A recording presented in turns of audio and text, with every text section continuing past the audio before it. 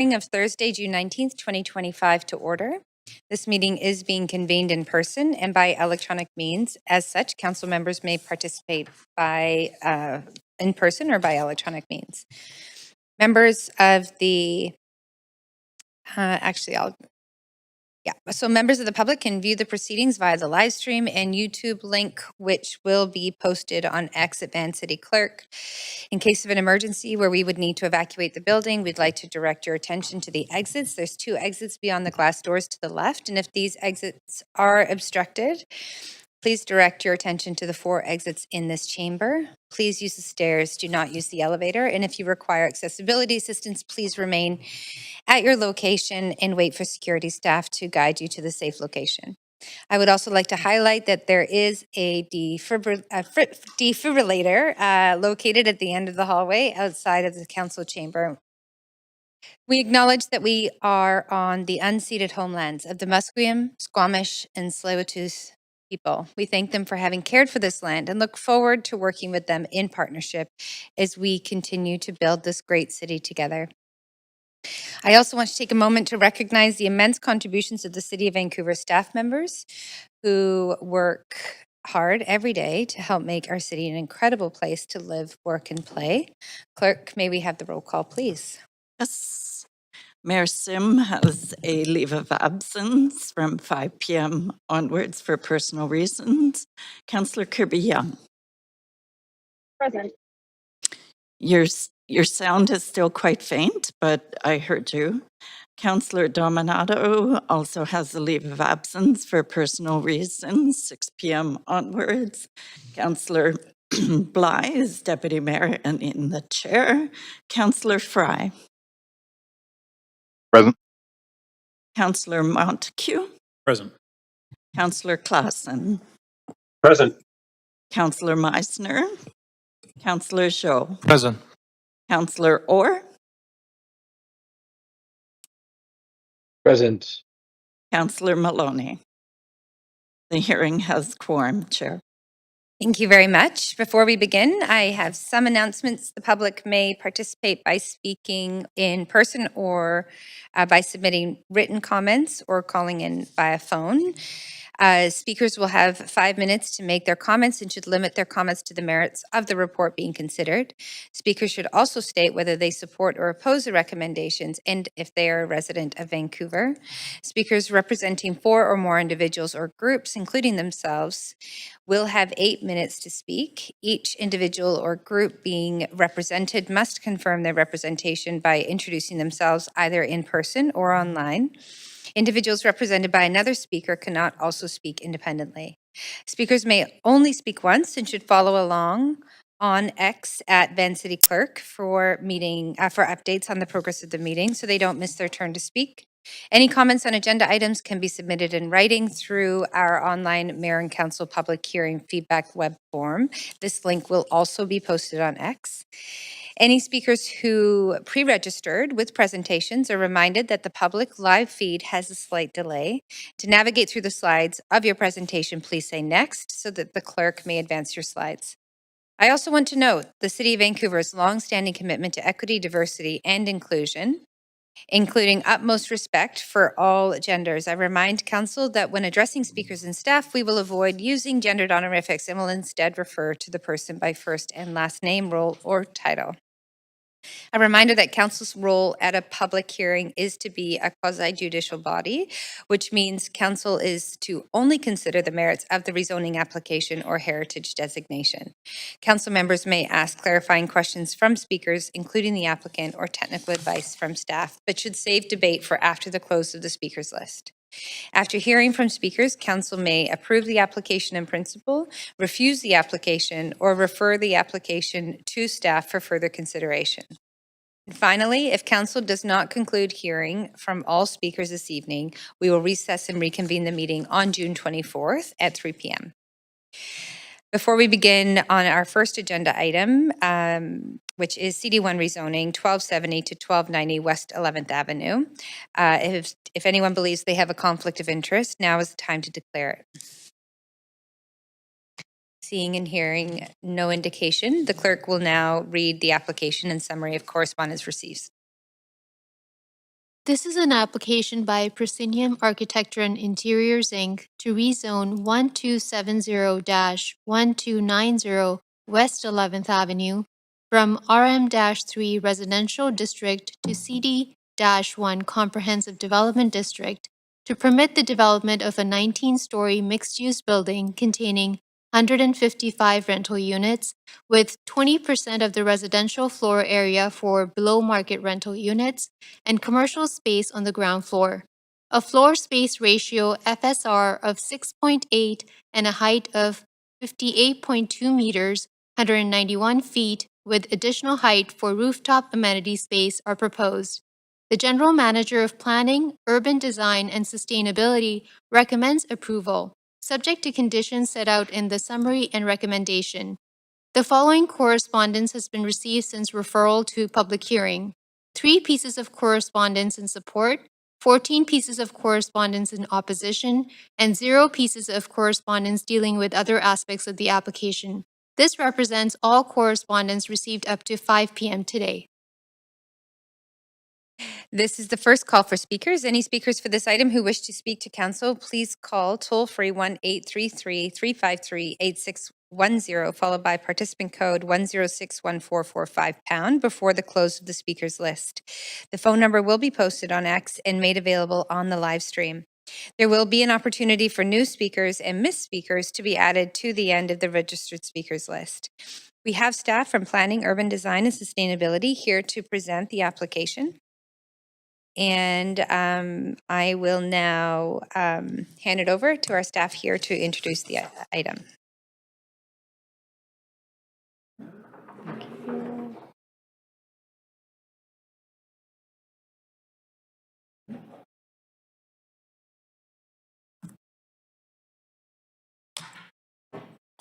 Just let me know when you can see that full screen.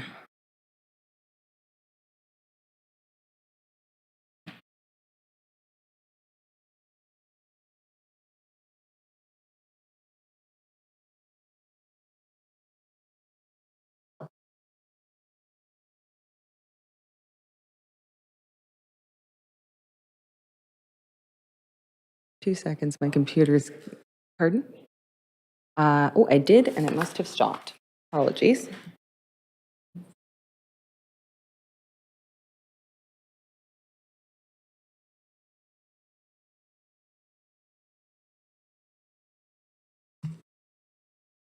So, it doesn't seem to be on my full screen, but does that work for you?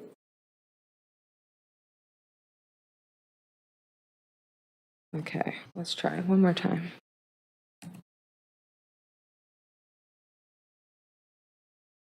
Oh my gosh, there we go, okay.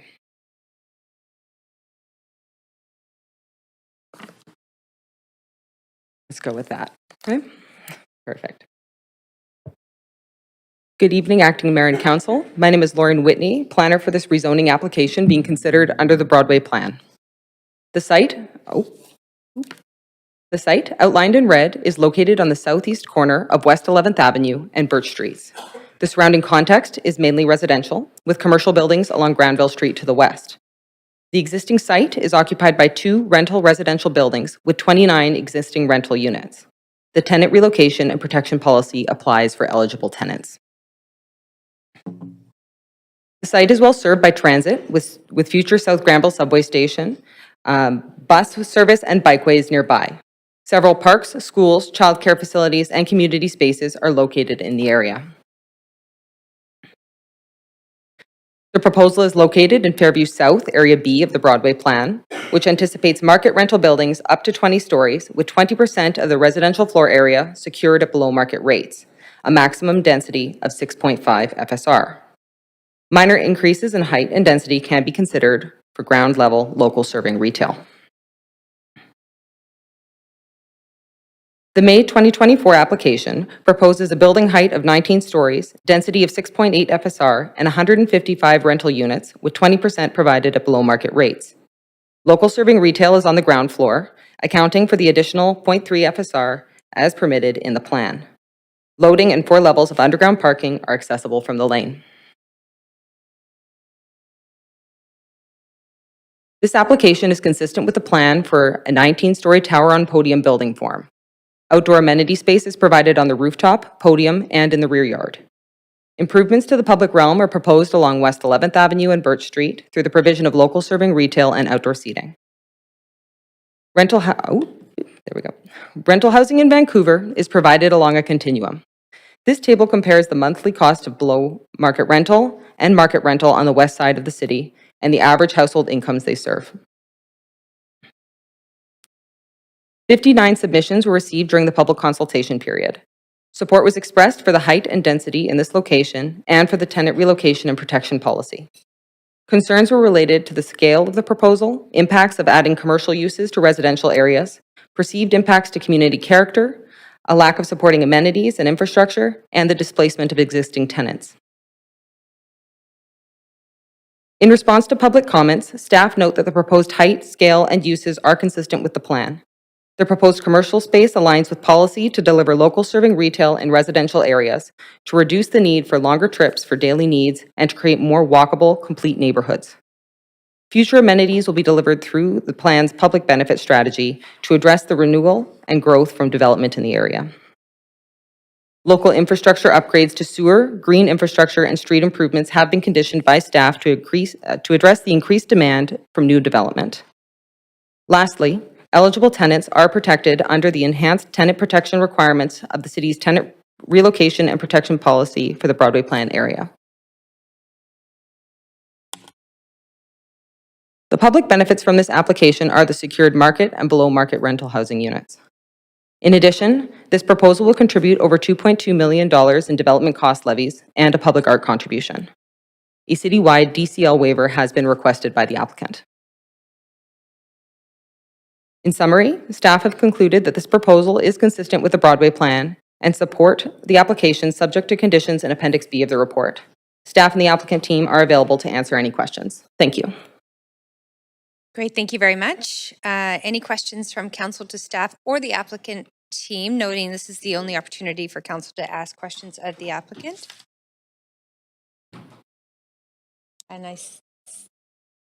Oh, yes, okay. Well, I will advance. Just might need to rearrange. There we go. Over to you, Councillor Montague. Great, thanks. Just one quick question. I noticed, and I may be totally wrong here, but the below market component is by floor area. Did it not used to be by unit number, like 20% of the units were below market?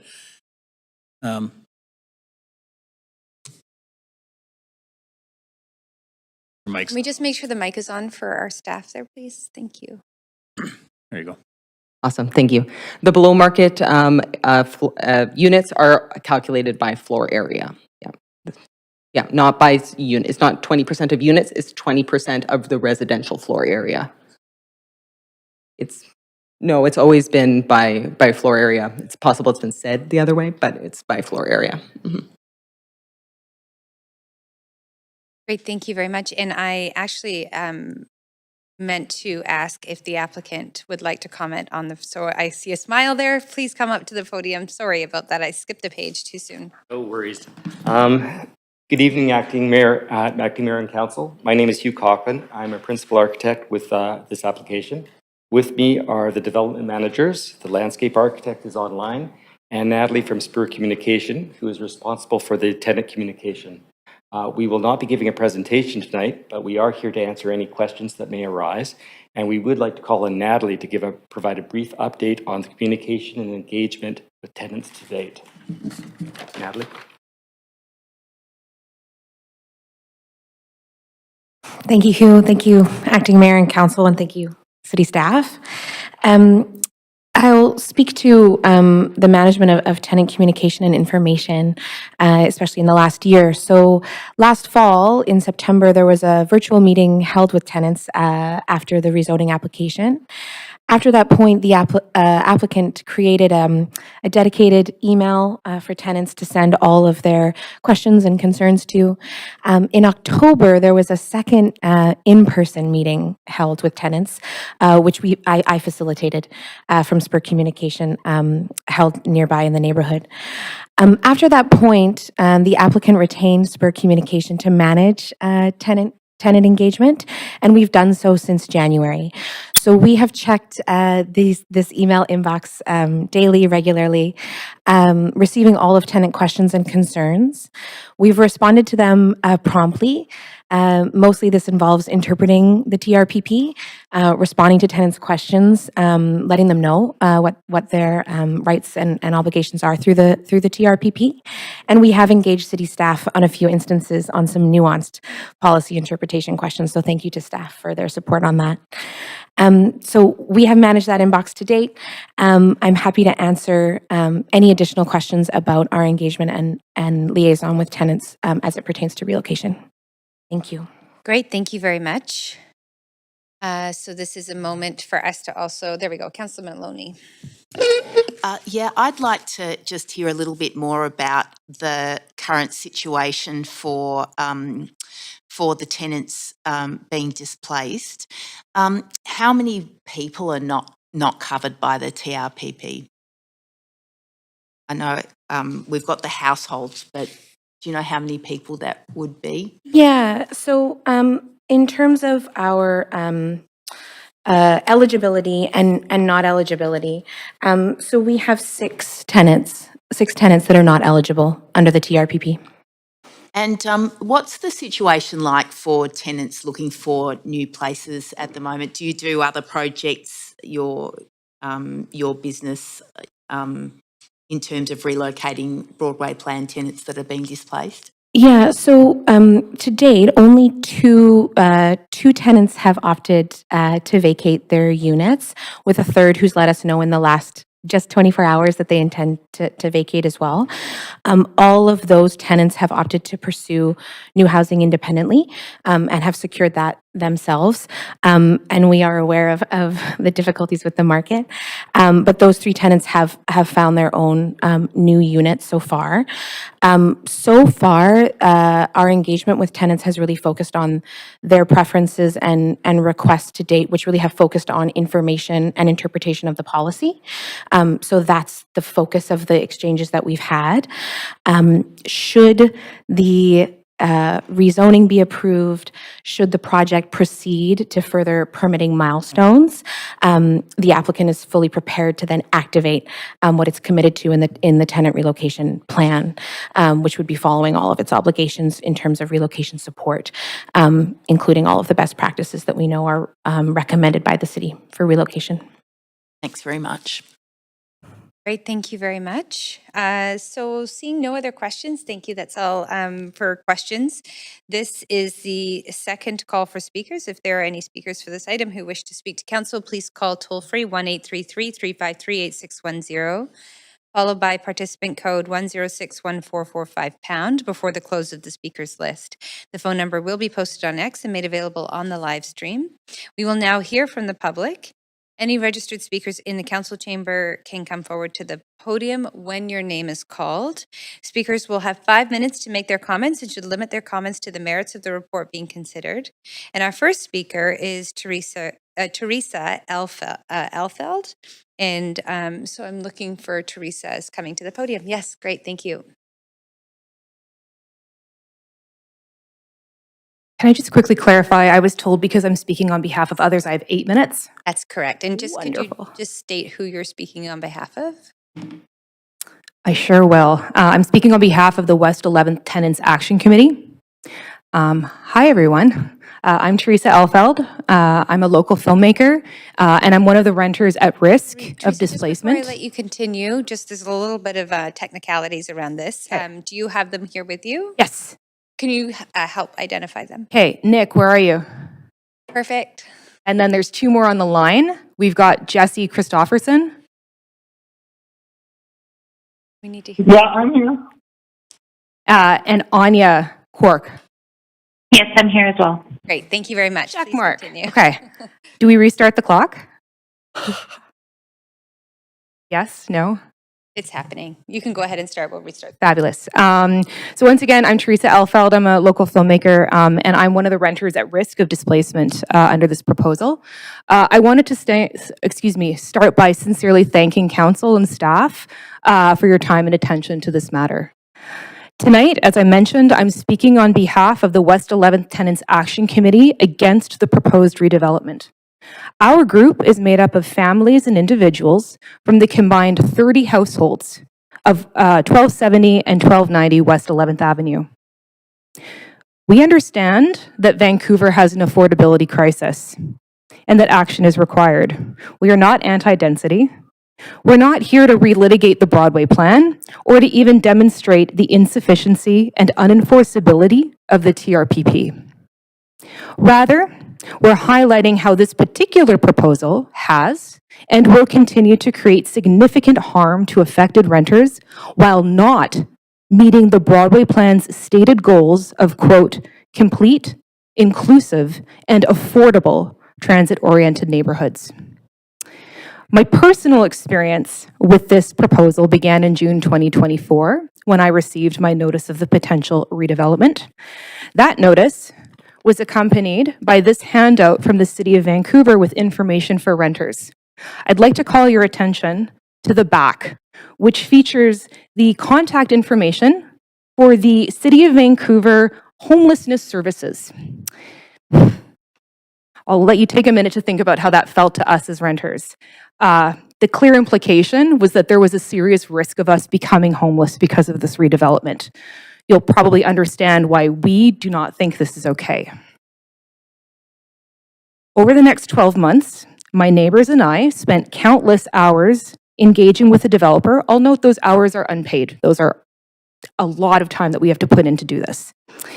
Some of the highlights included the aforementioned virtual meeting, wherein we were immediately told to turn off our cameras, turn off our microphones, and type any questions we have in the little chat box. Subsequently, we had an in-person tenant meeting that you also heard about, although we ended up with approximately 40 minutes to ask all of our questions. You can understand we didn't get through the majority of them.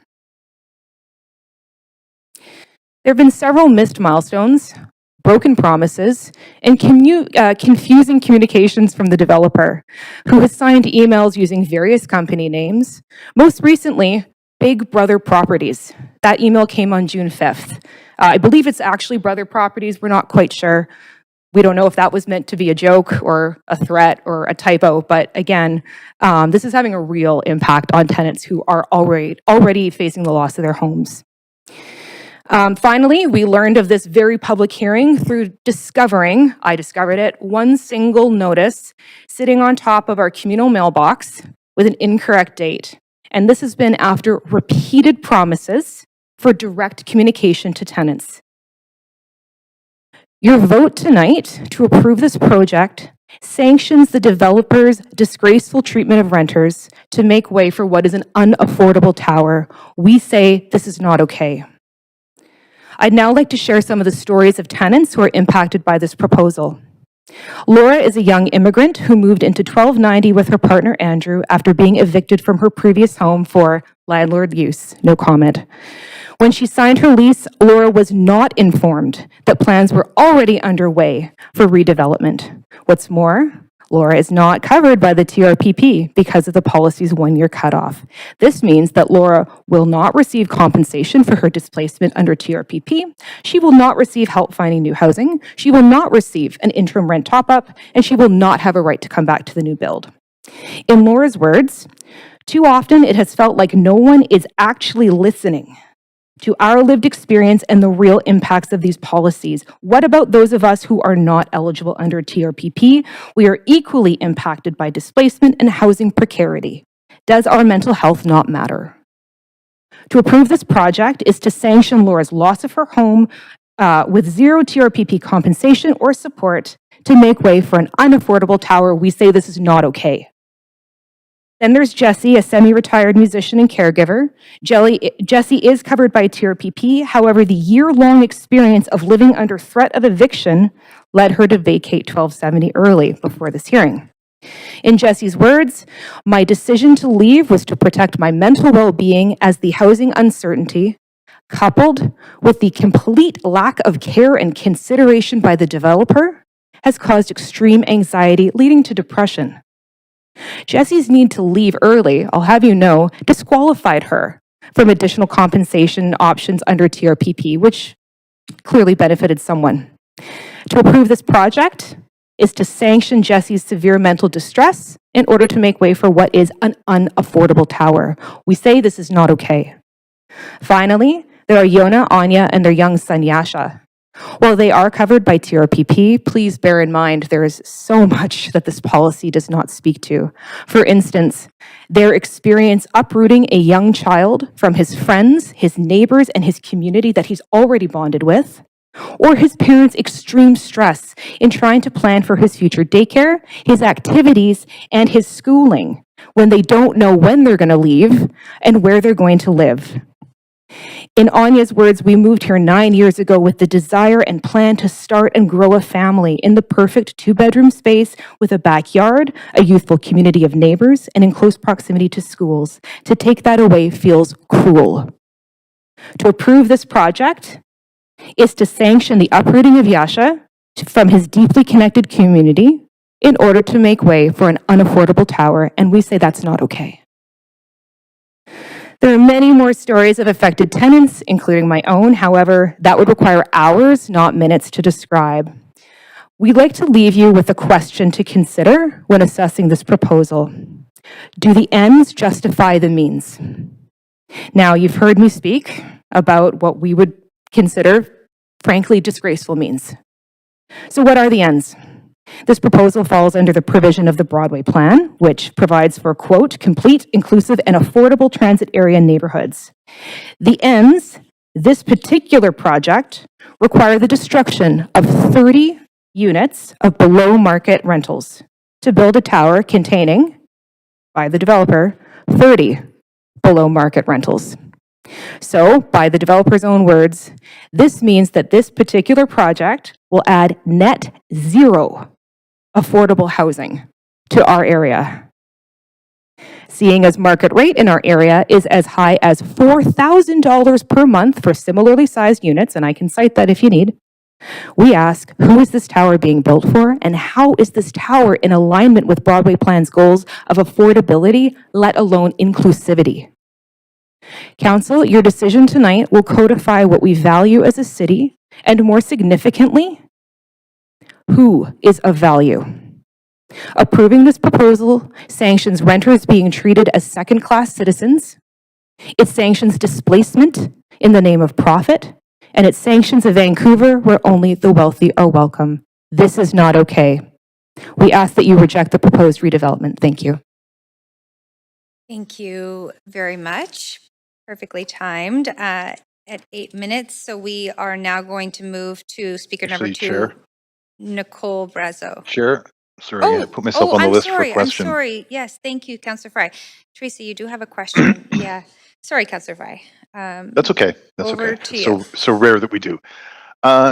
Teresa, thanks for representing the folks in your building. I just had a couple of technical questions about, buildings.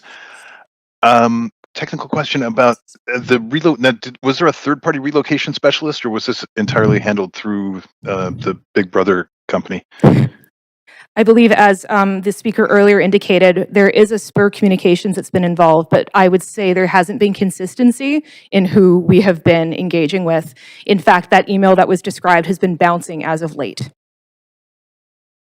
Okay, and we can follow up asking staff that. Have you had engagement with city staff? Has there been any kind of role for City of Vancouver staff in oversight in this, or has it been strictly the developer and relocation specialist? City staff attended the virtual meeting. They attended the in-person meeting. And we eventually received the tenant needs survey, from city staff. I will say that because there isn't a dedicated team or, God forbid, a renter's office, the individuals that we've engaged with have been rotating. I believe we're on our 4th staff member, and every time we have to get them up to speed. Okay. Thank you, Teresa. Appreciate that. Okay, those are your questions. Thank you. Thank you. Thank you, Councillor Fry. So we will now call on speaker number 2, Nicole Brazo.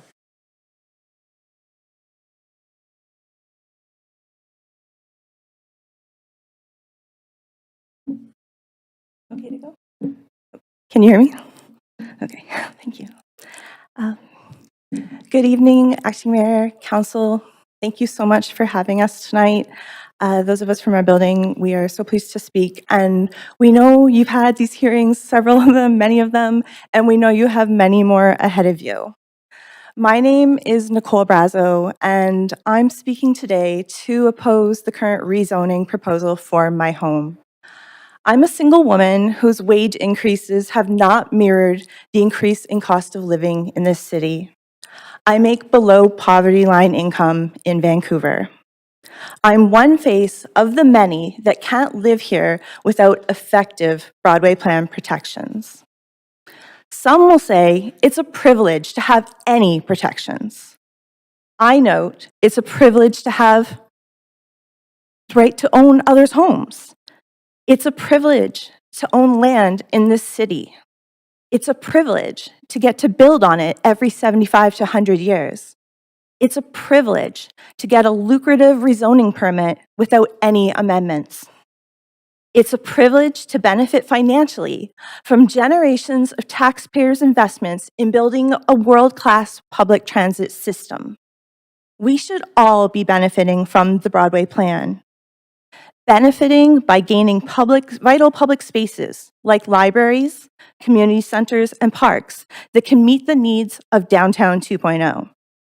Benefiting by creating a genuine increase in affordable housing, not just matching the status quo. Benefiting by ensuring that those forced to leave their homes due to redevelopment are truly protected. My neighbors and I know that the current protections, as is, are not sufficient for our community. Some will not be protected at all, their homes considered ineligible. Many will be right-sized into inadequate shoeboxes, and their rents will be modified to a mere discount on inevitably increasing rental rates. Most will be removed from our community for years due to the multitude of towers being built simultaneously in our neighborhood. We are not protected when we get offered 6 months rent payout for living here 17 years, while developers and landlords make millions. We are not protected if something goes awry during development, or if development takes longer than 33 months. Please help us in requesting a better deal than the bare minimum this current rezoning proposal offers us. Please help us in developing a city that benefits not only developers, but us all. Your votes on our homes matter. Thank you for your time. Thank you very much. There are no questions, but appreciate you coming to speak to council. We'll now move to speaker number 3, registered as a phone and calling in. Caller Rusaba Alam. Hi, can you hear me? Yes, we can hear you. Please go ahead. Okay. Good evening, Acting Mayor and Council. My name is Risaba. I'm a Vancouver resident. I'm calling to speak in opposition to this proposal for the rezoning at 1270, 1290 West 11th Avenue. And I am in strong support of the message that is being conveyed by the 11th Avenue tenants who are here tonight. So my understanding is that there are 2 purpose-built rental buildings already at this site that the project is being proposed for. And as far as I know, and from what the tenants living there are saying, those buildings make up around 30 households in total. Now, I don't know how many people that is. I do think that would be a good thing for the city to know for sure, but around 30 units. So if you think of that in terms of what is being proposed for this site, there is a proposal to build a tower that would add more units, but in terms of the below market housing that is being proposed, that would be 20% of the residential floor area in a building with 155 proposed units of different sizes. There was the question earlier about what that the 20% corresponding to the floor area in the building as opposed to the units. From the rezoning application booklet and looking at the proposal, I don't think I saw if it specifies exactly how many units that 20% floor area would be or what the distribution of the below market units would be among different unit types. So apologies if I'm missing that in the booklet itself. But just going off of that 20%, I'm guessing that that is probably, about 30 units, as has been said by the previous speaker. So 30 units of below market housing to replace buildings where 30 households will be uprooted. So, they might be able to build just enough below market housing at the site to house all of the people who already live in the existing apartment buildings here. But the takeaway for me is the project would not be adding any new affordable housing, and it would not be adding any new below-market housing to this site. And that's really a big issue that I have with this. So what are the possibilities here? I mean, I would hope that council would consider sending this proposal back to staff so that they can help the applicant to explore the possibility of adding more below-market housing to the proposal that they're making. Obviously, that would involve looking at the financial feasibility side of things for the developer who's proposing to actually build this. I have to wonder whether any of the changes that have been coming through council right now with regards to making things easier on the financing side of things for developers who are trying to build new projects, whether that could help to make that possible, to make more of the units more affordable. I understand, of course, that the Broadway plan includes certain requirements, like if you build in such and such zone of the Broadway plan area, you have to dedicate at least 20% of the residential floor space to those below market rates. In other areas, it doesn't have that requirement. But of course, there's nothing saying that they can't offer more than that.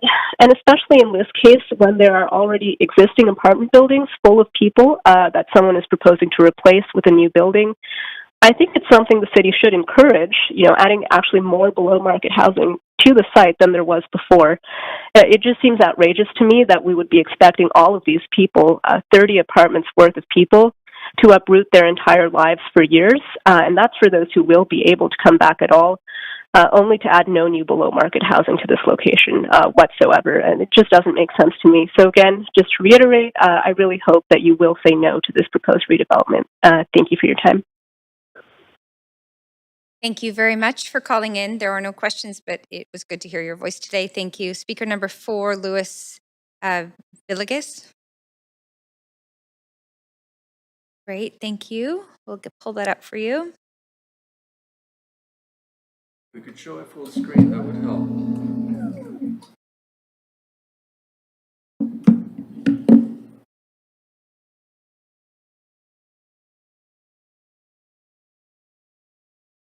And that's not the first slide.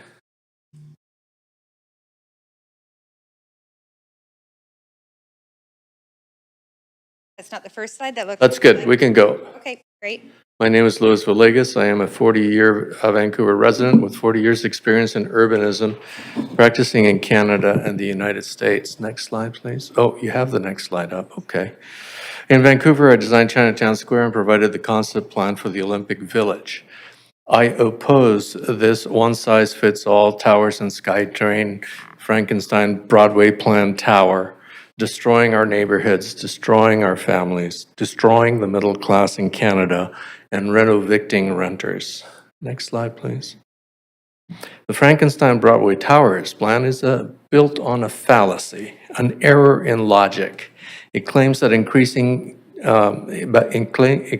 claims that adding towers will drive down the price of homes. Nothing is further from the truth. Adding density increases the value of land lift in the industry jargon.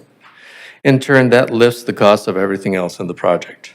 Land is a commodity that is in short supply in Vancouver, not towers.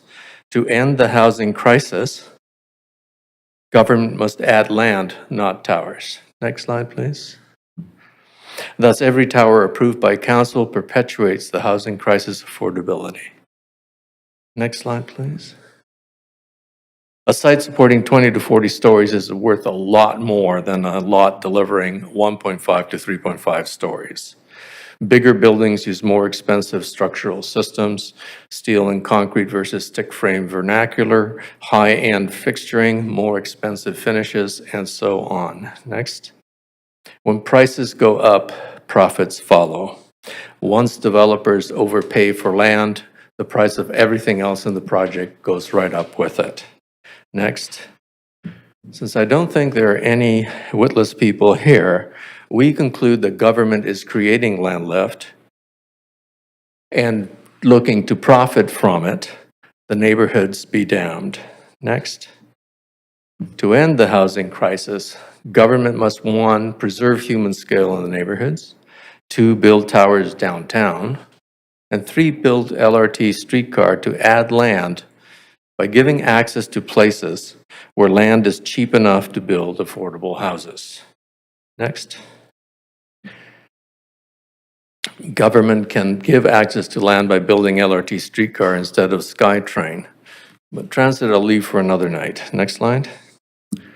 Government's 20% at 20% below market policy is not delivering affordability. Pegging rents 20% below market rate doesn't guarantee affordability in a market bubble. In fact, the condos are currently priced 75% above affordability, meaning that the 20% doesn't even get 1/3 of the way. And this makes a mockery of the 20% at 20% below market policy. Next. Clearly, the Frankenstein Broadway Tower plan cannot pass for good urbanism. The reason developers prefer to build next to cottages is that 1, the land is cheaper, and 2, they're going to generate more land lift. However, government is asleep at the switch when it comes to accounting for the cumulative ill effects of crowding on people in tower zones. Next. In laboratory experiments, crowding has been shown to degrade social behavior. The effect of population density on social behavior, or the behavioral pathology we observed, were most apparent among the females. Many were unable to carry pregnancy to full term or survive delivery of their litters. An even greater number fell short in their maternal functions. Among males, behavior disturbances ranged from sexual deviation to cannibalism, and from frenetic overactivity to pathological withdrawal or isolation. The social organization showed equal disruption, what we called the behavioral sink. Those are the results published in 1962 in Scientific American by John B. Calhoun, who was experimenting with laboratory mice and increasing their density by giving them lots of food and water, but starving them with space. Of course, this experiment was never carried over into the human side of things, and I think we know why.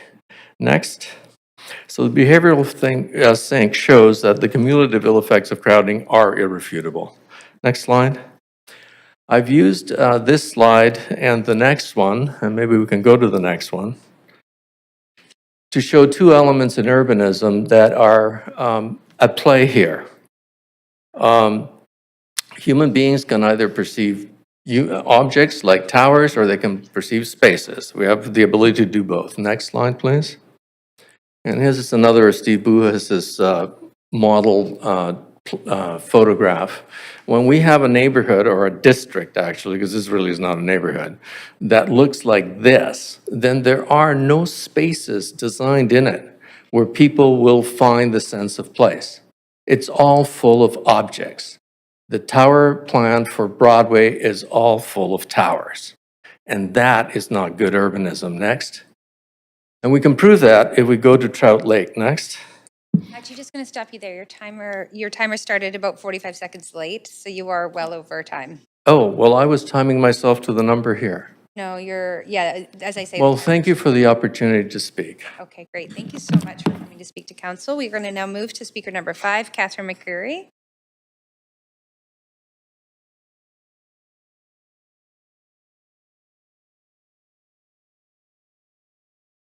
Okay, good evening. My name is Catherine McCreary. I live across from this development.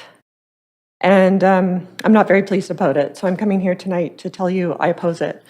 And I oppose it for several reasons. Luckily, I own my place, so I'm not being run evicted. So I'm not here from that position, but I do appreciate everyone's life experience that they've shared with everyone tonight.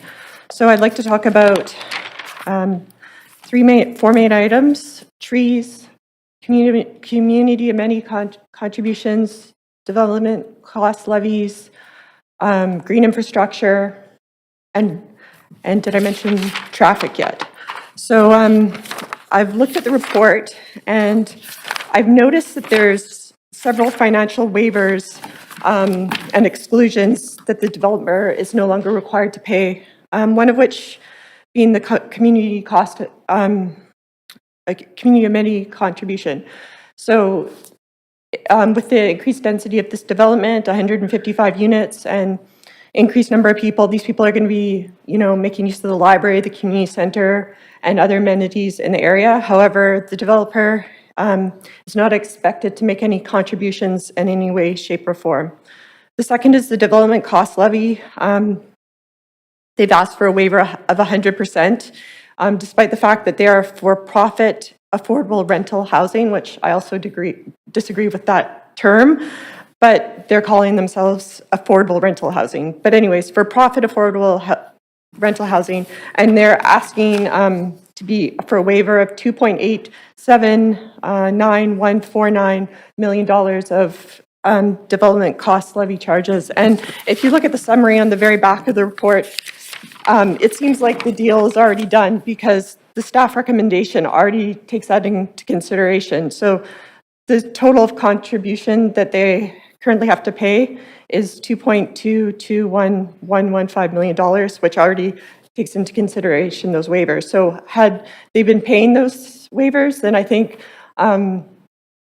there'd be less responsibility of the taxpayer to pick up what they're not paying. So going forward, I'm assuming other rental buildings within the Broadway plan are also going to get this deal. So then you're just going to have a cumulative effect of costs not being put into the city coffers, and someone's going to have to make up that difference eventually. In terms of trees, I'd like to talk about trees. I'm really disappointed.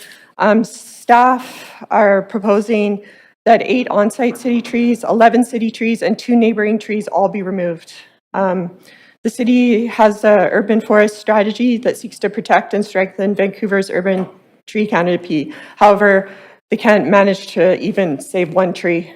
And the boulevard on Birch Street has 4 existing trees, and I'm not understanding why staff are saying that they can't be retained. In the report, they cite that the note to the applicant is that the boulevard and sidewalk improvements will require the removal and replacement of existing street trees. I challenge that statement, and I don't understand why they're saying that, because it's completely possible.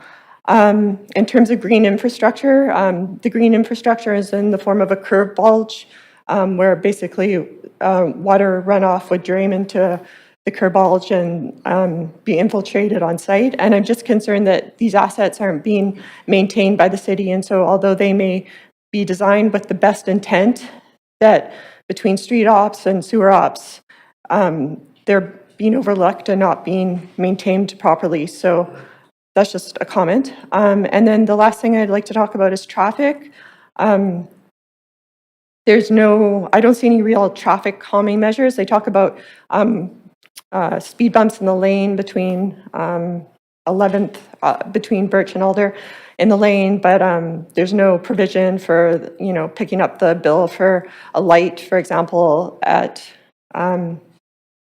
Birch and 12th Avenue, where lots of people would turn in and out, especially people accessing the retail facilities, which this proposal is highlighting. So, yeah, I mean, those are the majority of my comments, and I just hope that perhaps this is sent back and more evaluation is done from a financial perspective as to what the developer is contributing to the project and how trees are maintained, how traffic movements are assessed. It's your time. Okay, thank you very much. Great, thank you very much. Speaker number 6, Julie Mangat.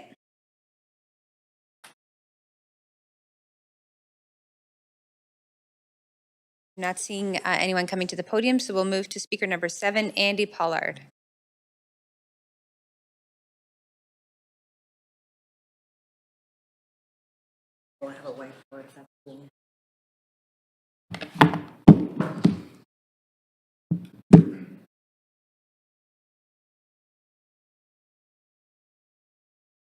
Alrighty, is that on? Ready to go. Alrighty, what up, big dogs? Okay, I am Andy Pollard.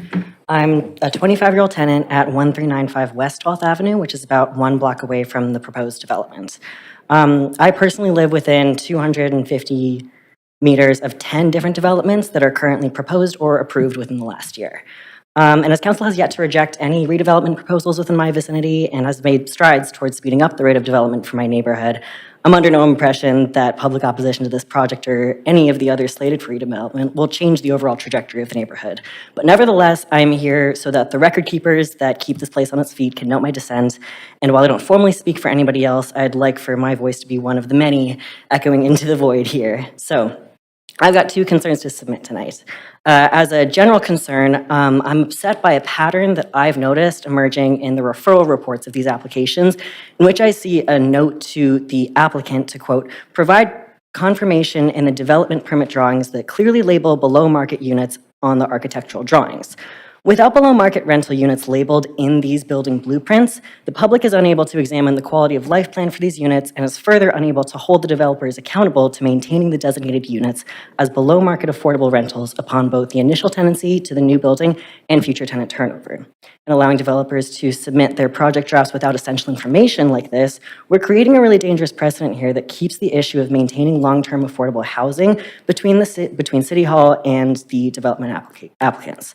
Outside of the checks and balances that public scrutiny can provide. So I do urge council to require that the identification of below market rental secured units be made public information before future redevelopment hearings like these. Second, I'd like to play a fun game, and it's called Get Andy Home Safe. In purple are the approved CD1 redevelopments, in pink are proposed CD1 redevelopments, and in orange are current active construction zones, mostly up here along Broadway. I live here. I have no car, and even if I did, I wouldn't have parking capacity. And I'm a cyclist, a jogger, and a transit user with 2 jobs. So I'm commuting during peak traffic hours, early morning, late nights, everything you'd expect of a 25-year-old living in a cool neighborhood. Already, I've personally experienced collisions with cyclists as a pedestrian. Here and here, I have... there have been multiple near collisions with vehicles as a pedestrian right here and right here. This is the redevelopment, just so you know. And I have also had a minor collision as a cyclist with a vehicle right here in front of the proposed development. Furthermore, I witnessed the aftermath of a hit and run fatality 3 months ago directly outside my building, right here, again, a block away from the proposed redevelopment. I'm concerned at which safe paths for my commutes are disappearing, especially as construction has yet to begin, and no doubt will deeply impact the pedestrian safety of the neighborhood in the coming years. So if we look at what my commute might look like as a cyclist, coming on 10th Avenue, we got all these developments. That's going to be its own issue, even though they haven't started. We've got a roundabout, which nobody knows how to use.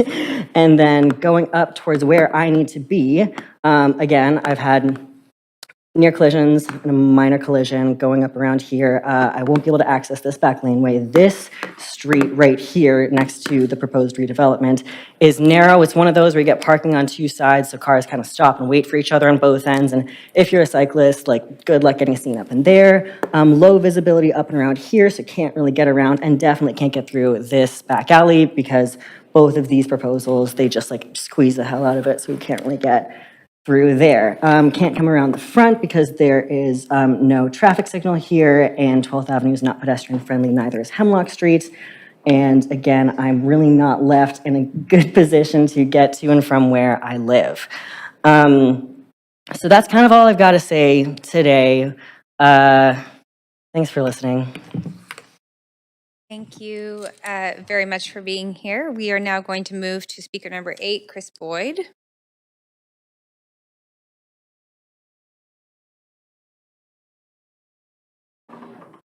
Hi there. Welcome. You can go ahead when you're ready. Thank you so much. Hello, councillors. My name is Christopher Boyd. I am a resident at 1290 West 11th, and I come here today as well just to raise some serious concerns with the proposal. I think, as have been mentioned by speakers before me, there's been definitely a lack of communication with the applicant in terms of residents. I mean, emails that are bouncing back. We were told that we received email communication, and then all of a sudden it was told that the email didn't send. We were asked for confirmation of the attempted email, and that was never provided to us. When we initially had the virtual meeting, as was mentioned, we were supposed to put questions in the chat. They were selected and chosen by the facilitators which questions they were going to answer and which questions they weren't going to answer. We then called for the in-person meeting after that. And again, there were time constraints there. There was a piece of paper where we were supposed to write our email address and the questions that we had on it so that they could then follow up with us. I submitted questions that way and never received a response. Then we were directed to email our building management company, and I sent questions to the building management company, received no response. That's when they implemented this centralized email address for everyone to use, and I was told that the questions would be forwarded along to there, and then we would be followed up with. That never happened. There are so many documents and you know, as a regular general member of the public, there is a lot of onus on us to go through all of these documents. We don't have legal background. We don't have necessarily the understanding that city councilors do, that applicants do. So it's really onerous for us to navigate through these documents and figure out what is applicable to us, the rights that we have, and so on. Referring to the TRPP, the best of my knowledge is that the last amendment to that was made in 2019. That predates the pandemic. Obviously, the pandemic has had a huge impact on the rental markets, affordability, et cetera, and so protections for tenants being reallocated hasn't been addressed since before the COVID pandemic, which I just think is something, if you're referring to those documents to make your decisions, it would maybe be useful to have some more updated information. As some other people have mentioned, in terms of safety in the neighborhood, I have lived in the building for almost 4 years now and have been on site to 5 accidents at the corner of West 12th and Birch. There is no traffic signal there. Vehicular accidents as well as accidents with cyclists. If you're proposing buildings and towers in this area, I would think that it would also be maybe a good idea to look at the traffic in the area and how that impacts, you know, potentially putting in a stoplight or something like that. If you're going to have additional units, additional people, we now have the commercial retail space there as well that people will be coming to the area for, so an increase in traffic there. My understanding is that there are 101 parking units available. I was trying to find information on that for 155 units. Obviously, that doesn't provide adequate parking. Not everyone will have a vehicle, but you know, you have that, and then I'm assuming that also some of that parking space is going to be used for the commercial retail space in there. So now you've got additional vehicle traffic in the area. And increased risk for pedestrians, vehicles, and cyclists in the area. And the last point I wanted to bring up was the environmental concerns. I think, you know, as mentioned, 10 proposed or approved redevelopments in, you know, less than a 210-meter radius or something like that of the area that you live in.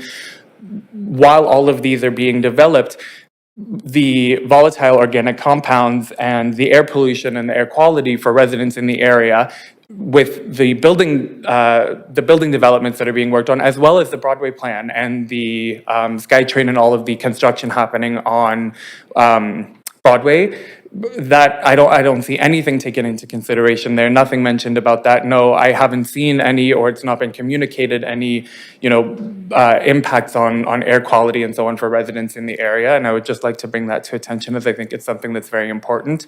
Also, as mentioned before, the lack of protection for, we have all of these developments happening. The whole Broadway plan is being redeveloped. There's obviously only a finite amount of resources, amount of, workers and so on. And so what happens if delays come in and all of a sudden then projects are not being completed in time, and what happens to the tenants, if that were to become the case. I think communication is definitely something that really needs to be improved. There's obviously a huge mental health aspect that's not addressed at all in any of these situations. Mental health, especially since the pandemic, in terms of housing security, as mentioned before, being, referred to the homelessness services is not a good way to start the process. And then from there, it's a 2 or 3 year process. So thank you very much for your time. Thank you. Sorry to cut you off. No problem. No, I appreciate it. Okay, thank you very much for coming to speak to council. Speaker 9, Layla Belcourt. Hello. Hi there, we can hear you. Please go ahead. Perfect. Awesome.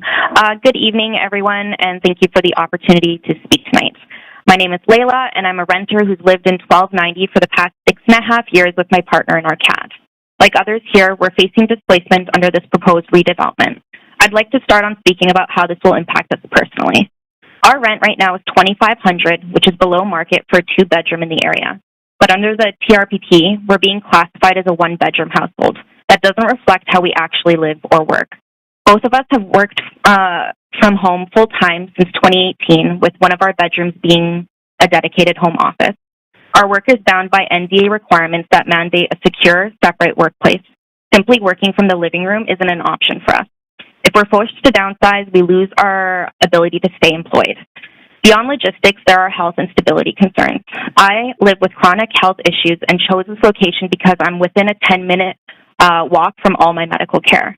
When we need to go into the office on short notice, it's also a quick 10-minute commute downtown. Uprooting us jeopardizes not just affordability, but access to care, continuity of work, and community. On the larger scale, I'd like to start with the housing math. As we've heard, this redevelopment would demolish 30 below-market homes like ours and replace them with 155 units, only 20% which are below market. That means we gain just 1 net new affordable unit. 1. It's hard to see that as real progress, as it feels like sleight of hand. On top of the human impact, there are environmental consequences. This project would remove mature trees that line our streets, trees that provide critical shade, help with stormwater drainage, and contribute to the character and livability of the neighborhood. Replacing them with concrete towers increases heat and creates wind tunnels at the street level, making the area less walkable and less welcoming. And with no plans for added green space, parking, or public amenities, we're densifying without any real plan for supporting that density.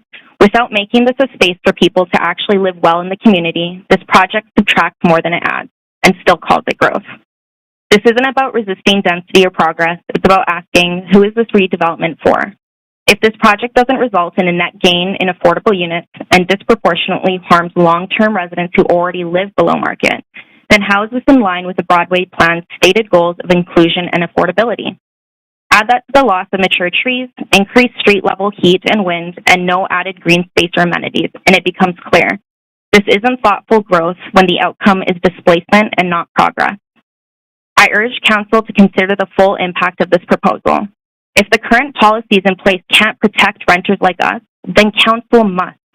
Please reject this proposal, or at the very least, delay approval until tenant protections are meaningfully enforced and the project truly aligns with the Broadway plan. Thank you for this time and for your listening. Great, thank you very much for calling in. I will now make our third and final call for speakers, and then we'll go back through the list. So if there are any speakers for this item who wish to speak to council, please call toll-free 1-833-353-8610, followed by participant code 1061445#. Before the close of the speakers list, phone number will be posted on X, and if there are any additional speakers in the council chamber, please come forward to the podium. And in the meantime, I will call on speaker number 6, Julie Mangat.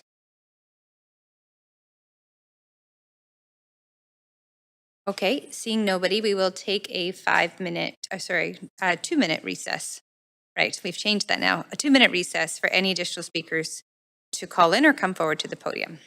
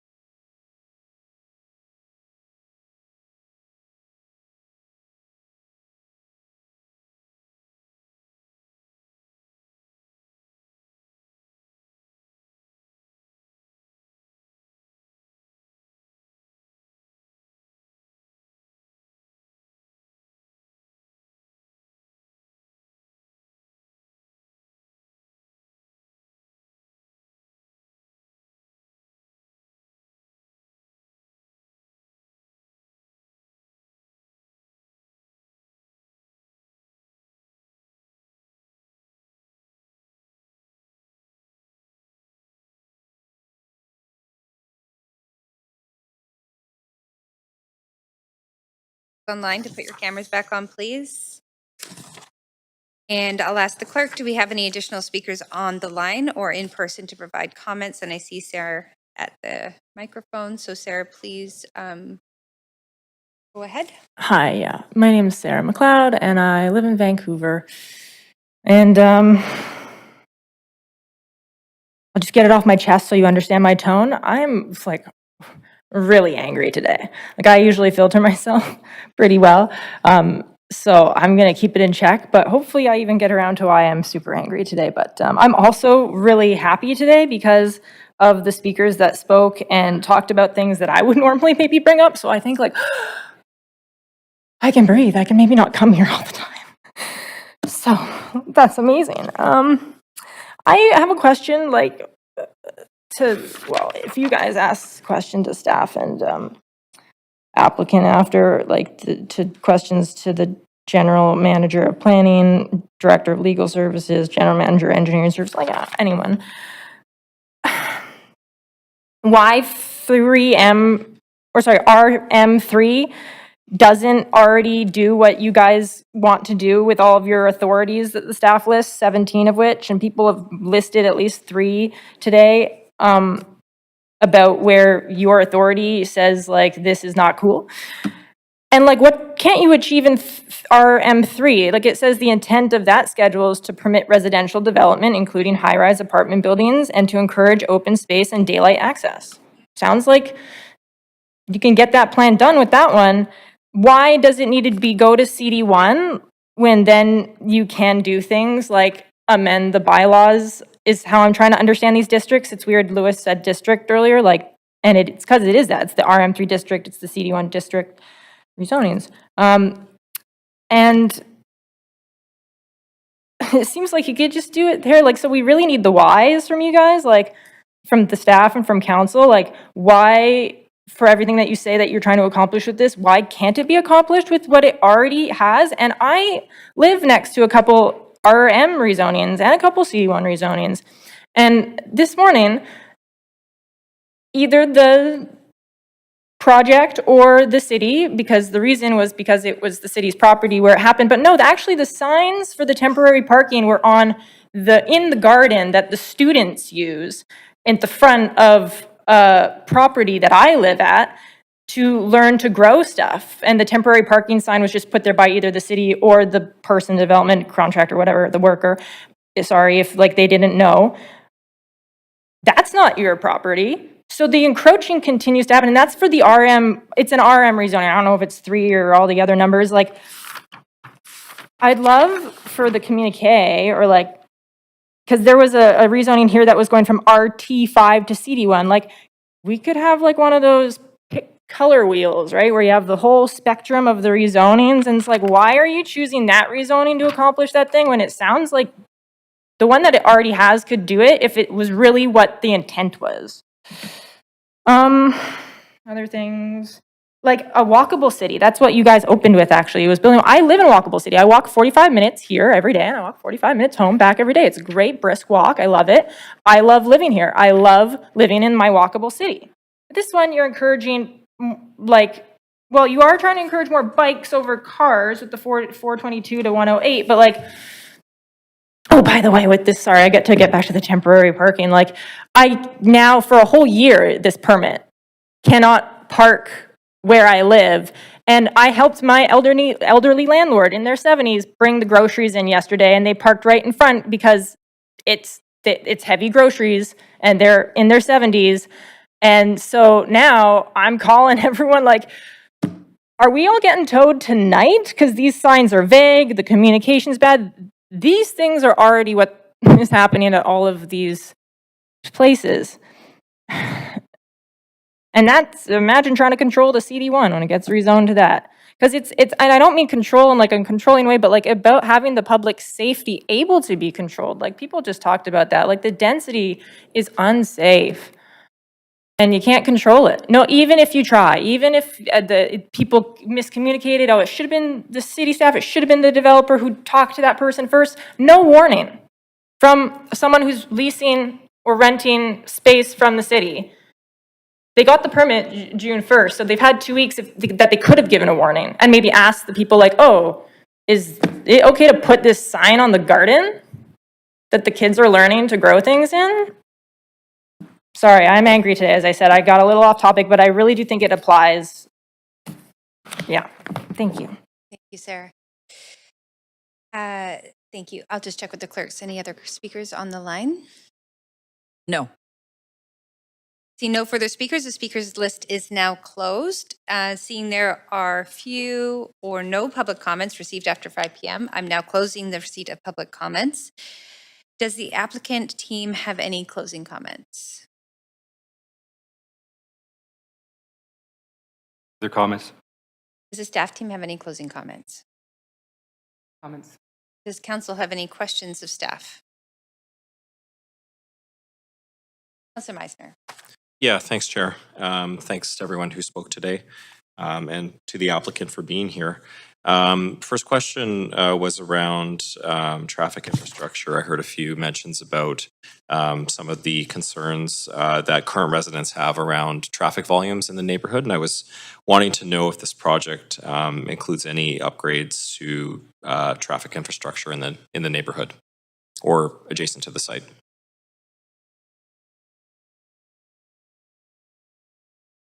Thank you. I'm going to ask my colleague from engineering to come up and answer that question. Thanks. For the question, Council Meisler, Charles Joseph, Engineering Development Services Associate Director. So the city, when doing our review, we look at requiring the applicant to meet the parking and loading bylaw requirements. And we have also conditioned improvements along the frontage for improved widened sidewalks and boulevard space. And there is traffic calming posed in the lane. And then the city also has programs that manage traffic calming over time. And so we look at things like traffic data counts that the city has, also information provided by ICPC, and we roll out those plans for our capital program based on that data. Okay, but no new signals or anything contemplated? No, but the Broadway plan did outline various signals and intersection improvements that would be delivered I don't mean to interrupt. I just wonder if you wouldn't mind just speaking up a little bit, just so that people online can hear as well. Thank you. Sorry, I was saying through the Broadway Public Realm Plan, I had identified intersection and signal improvements that would be provided through the city's capital program over time, but this specific project did not trigger the need for intersection improvements. Okay, thanks for that. Appreciate that answer. I also had a broader question around the TRPP, and I just wanted to refresh council's memory, including my own. If tenants have questions around the TRPP process, some of the speakers mentioned that they found it confusing with the amount of documents and emails weren't being responded to in a timely manner. Who should they contact at the city for help with that? We have Sarah from Housing on the line who can help with that question. Thank you very much for the question. Yes, in terms of contacts, there are letters that are sent out at the beginning of the development process, and they do include both the applicant contact as well as the city contact if tenants do have questions regarding either the development proposal or specifically the tenant relocation and protection policy. Okay. So there are contacts available. Okay, and that's a city staff person's contact information? Yes, I believe it is right to housing, so it would be someone who's familiar with tenant relocation. Okay, thanks for that. And then just another TRPP question. It's been mentioned that the TRPP for residents that it applies to is there was a mention by a couple of the speakers today saying that it was unenforceable. Can you speak to the enforcement mechanisms that the city has with the TRPP? Yes, of course. So there are different requirements at different stages of the process. And in terms of the tenant relocation plan, which is, of course, a requirement of the applicant, that is also secured through a covenant. So there's a legal agreement that does require both that plan to be completed as well as there are holds at various stages of the process. And the most significant ones are demolition permit, where there's an interim report that's required showing how the applicant is addressing the TRP requirements, and then a final hold on occupancy, which is the final report showing that the applicant has satisfied all of the requirements in terms of support and compensation for tenants. Okay, before occupancy will be granted. Yes. Okay, thanks for clarifying that. You're That's welcome. it for me. Thank you, Councilor Meisner. Councilor Fry. Yeah, also questions about the TRPP. I mean, predicating it by, of course, the TRPP is the cornerstone of the Broadway plan. And I mean, it's, I think, given us to a large part the confidence in the Broadway plan. when it comes to displacement stuff. So I'm a little concerned. This is the first public hearing I can recall that there's so much consternation around the process. So I'm curious. So in Appendix B, it talks about Section 2.6, C and D, respectively, that on demolition permit issuance and on occupancy permit issuance, there needs to be the provision of a tenant relocation report. Who provides that? Thank you for the question. Oh, Go ahead. sorry. Yes, the requirement for the reporting is it needs to be provided by the applicant. So in that case, this is the Bessian Holdings or Brother Properties Limited? Yes, or often they have someone representing them as well and working with them with the tenant, so they would have them provide that information on behalf of the applicant. So do we get do we, as the city, because this is to the satisfaction of the general manager of planning, urban design, and sustainability, do we connect with the tenants at all and get their perspective on the TRP? And do we do a rent roll or any kind of tenant registry? We do have an appendix that has information all on the tenants, including contact information as well. So that's all included with the submission as well, having a full list of tenants, which units they're living in, as well as contact information. So we do keep track of every unit. And in that reporting, it's each unit showing that all of that compensation and support has been provided. Okay, so I guess what I'm getting at, so we've heard some of the dissatisfaction from tenants around the TRPP process thus far, and I'm curious where their voice would be heard in this to the satisfaction of the general manager of planning on to the points of Appendix B. Yeah, I mean, I guess I would say that the tenants do have our contact information. So, we do encourage them to reach out with any questions at all if they have any concerns about, relocation, support, compensation. Already, we've received a number of emails just in terms of questions of how the compensation works. So we do, it's pretty much ongoing feedback and communication with tenants as they have questions through the process. And we do, of course, attend the meetings, the early meetings as well. So we're there in terms of city staff and available for follow-up, both through phone and email. But to be clear, at the issuance of the permit specifically, there's no follow-up with the tenants necessarily. That's not mandated in the. Yeah, in terms of at that stage in the process, there isn't kind of a direct communication that's required directly with tenants at that point.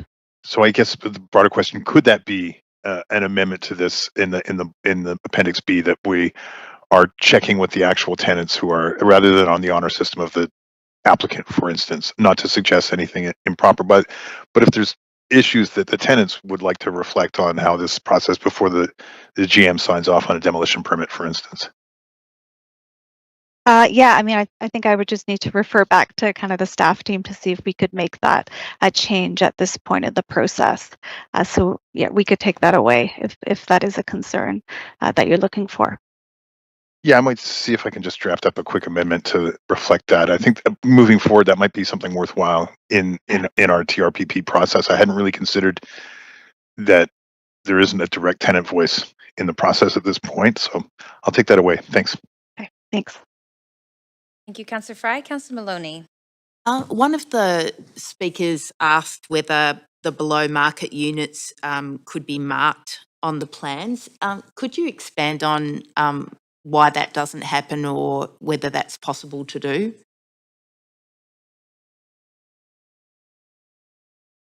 Thank you for the question, Sarah Robin in Housing.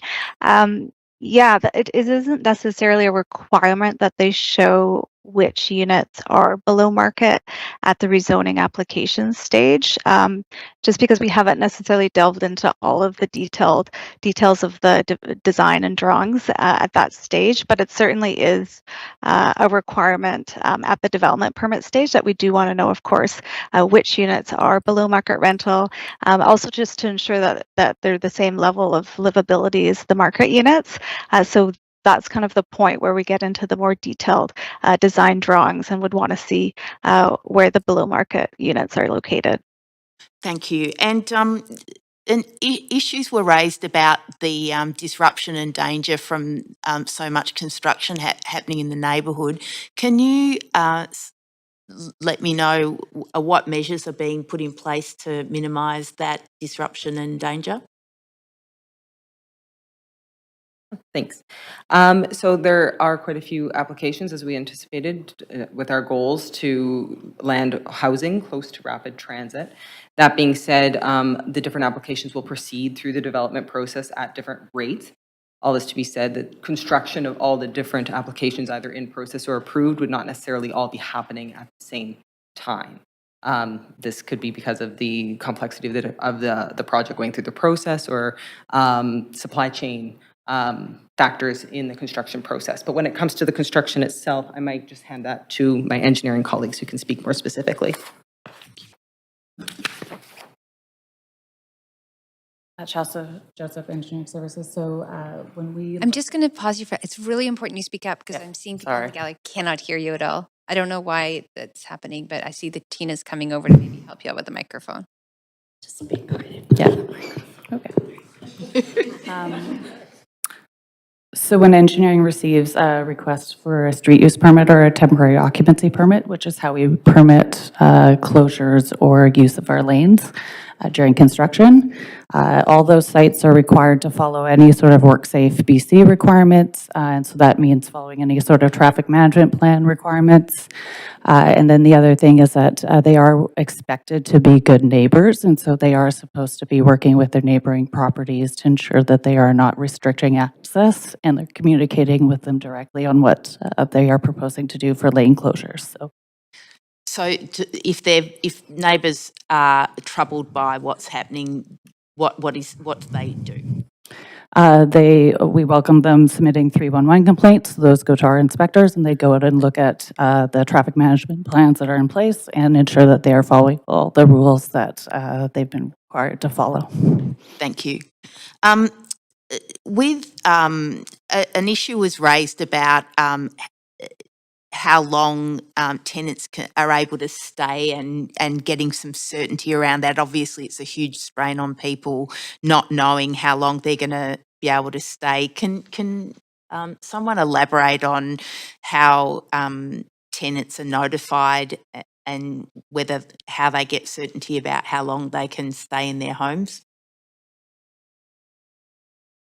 Thank you very much for the question, Sarah Robin in Housing. So one of the requirements of the TRP is that there is ongoing communication from the applicant.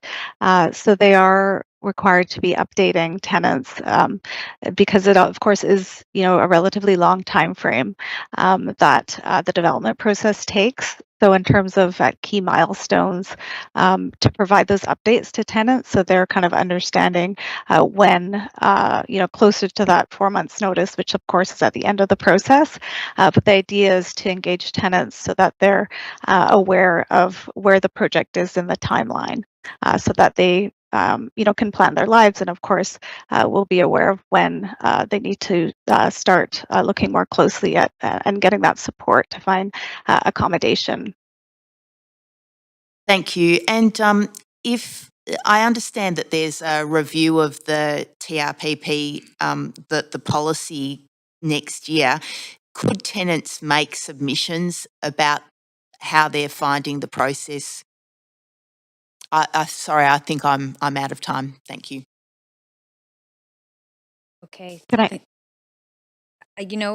I'm going to allow a very short answer because the microphone issue, we lost some time there from the previous. So if you can answer that quickly, please, staff, that'd be great. Yeah, sure. Just really quickly, certainly we're always open to hearing from tenants, and would certainly take that feedback and pass it along to our housing policy team as they move forward with reviewing the policy next year. Thank you. Thank you.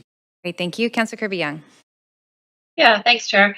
Thanks to staff. I also want to follow up on some of the feedback that we heard from tenants, and I pulled up the TRPP, so I had it at my fingertips, and I'm just looking for affirmations. I know the TRPP for Broadway plan is has a higher threshold or higher delivery benefits than the rest of the city. So I'm just looking if staff can affirm that all of those qualifying tenants have been offered the additional components, and what's what that I understand to be first of all the right of first refusal for existing tenants to return to the new building at either their current rent or a 20% discount on citywide average market rents, whichever is less.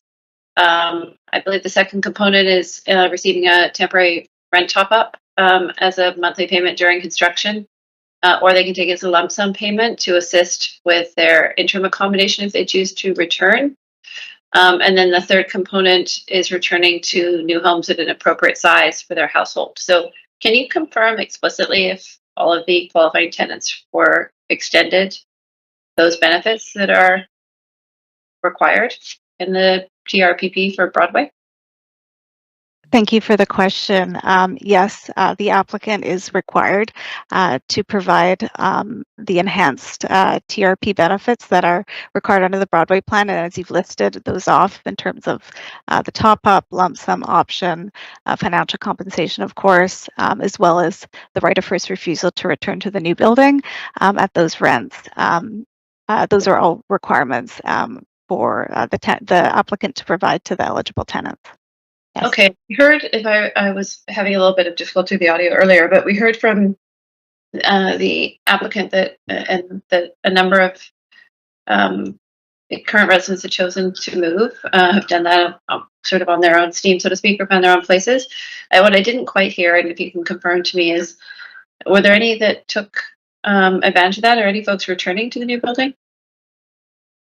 Yes, so those tenants would all be, of course, allowed to return to the new building as well, even if they've already moved out. So that we do start tracking that as part of the tenant needs survey. So I believe it's about 17 tenants already that have expressed interest in returning to the new building. But they don't need to even decide till very late in the process. So there'll be ongoing reporting on whether which tenants want to return to the new building. But they have so far they've indicated that many tenants have indicated they are interested, and we'll be tracking that as we go through the process. Okay, so 17, a little over half of the current 30 units that exist in the two buildings currently have indicated that they would like to come back, and they may potentially exercise that option. Is that right? Yes. Yeah, that's correct. Okay, thank you. I appreciate the clarification. Thank you. You're welcome. Thank you very much, Councillor Kirby-Young. And that does bring us to the end of the speakers and questions. So council will now make its decision on the application. I'm looking for a mover of the recommendations, please.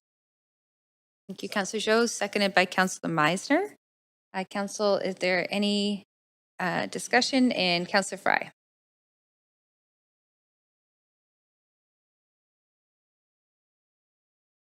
Oh, Councillor Fry, we can't hear you if you are, sorry, just a second. Of course. No, that was me. Okay, Sorry. there we go. Forgot there was a mute button on. I just submitted an amendment, and I realize this is a little bit unusual, but I do have concerns around the tenants reporting of concerns around this particular TRPP process. And so obviously, I literally just crafted it, and I think it's pretty light, but it's obviously the sort of thing that law would have to take a gander at. So I'm wondering if we would indulge a quick recess for that, or somebody else wants to get on the queue and ramble on. Okay, so I will move us to an amendment queue, Councillor Fry. And so just to clarify, have you put your amendment on the floor? Are you looking for a recess to get legal? I've submitted an amendment to the meeting amendment queue. and I think it's pretty light, and I can read it out to you just so everybody's aware before the So Councillor clerks Frye, I'm post it. just going to move us to an amendment Q1, and then I'm going to put you on and go ahead and introduce your amendment. Sure. I suspect it needs to be seconded, but You're able to introduce it if you have anything else to say. Otherwise, okay, we'll look for sure. a seconder. Sure. So it's just adding to the end of A, that to the clause, and further that the above proposals be subject to conditions of approval contained in Appendix B, comma, here's the addition, with additional considerations for city staff to directly survey tenants affected under the TRPP provisions of Section 2.6 to the satisfaction of the general manager. And for me, that's just giving a little bit more confidence in this process than having the applicants directly. I've looked up the applicants. I can't find very much on them specifically. And again, I given what we've heard from some of the tenants right now, I would like to see a little bit more surety in that these conditions are being met to the satisfaction of the general manager by surveying the tenants directly. Okay, so we will need a seconder. And I see Councillor Maloney is seconding that motion. And then because legal has not reviewed, I'm going to suggest we take a 5-minute recess to review this amendment language, and then we will come back. Great, thank you.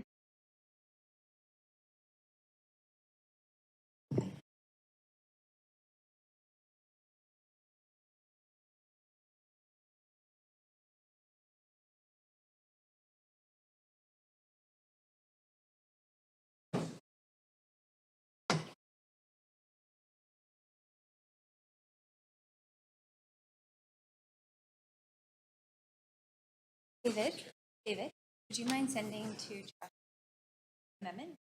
Yeah, Lisa. You'll let me know. Thank you.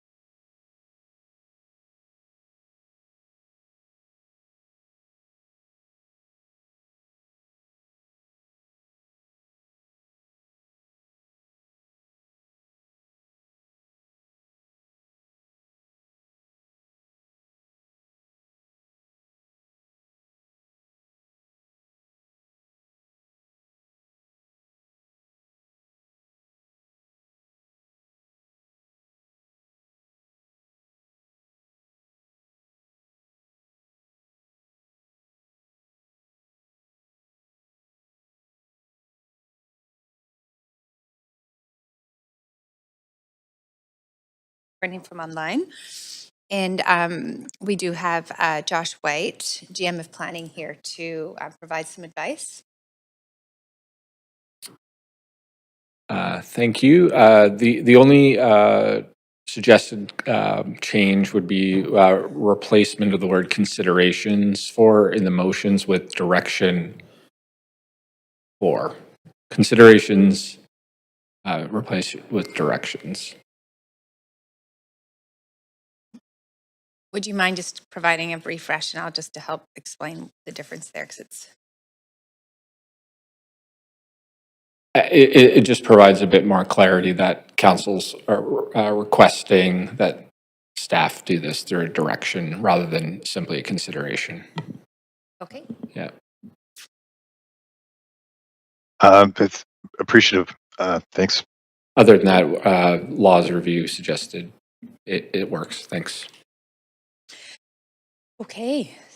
So given that, we now have legal advice. We've got a motion on the floor that has been vetted by legal in this hearing.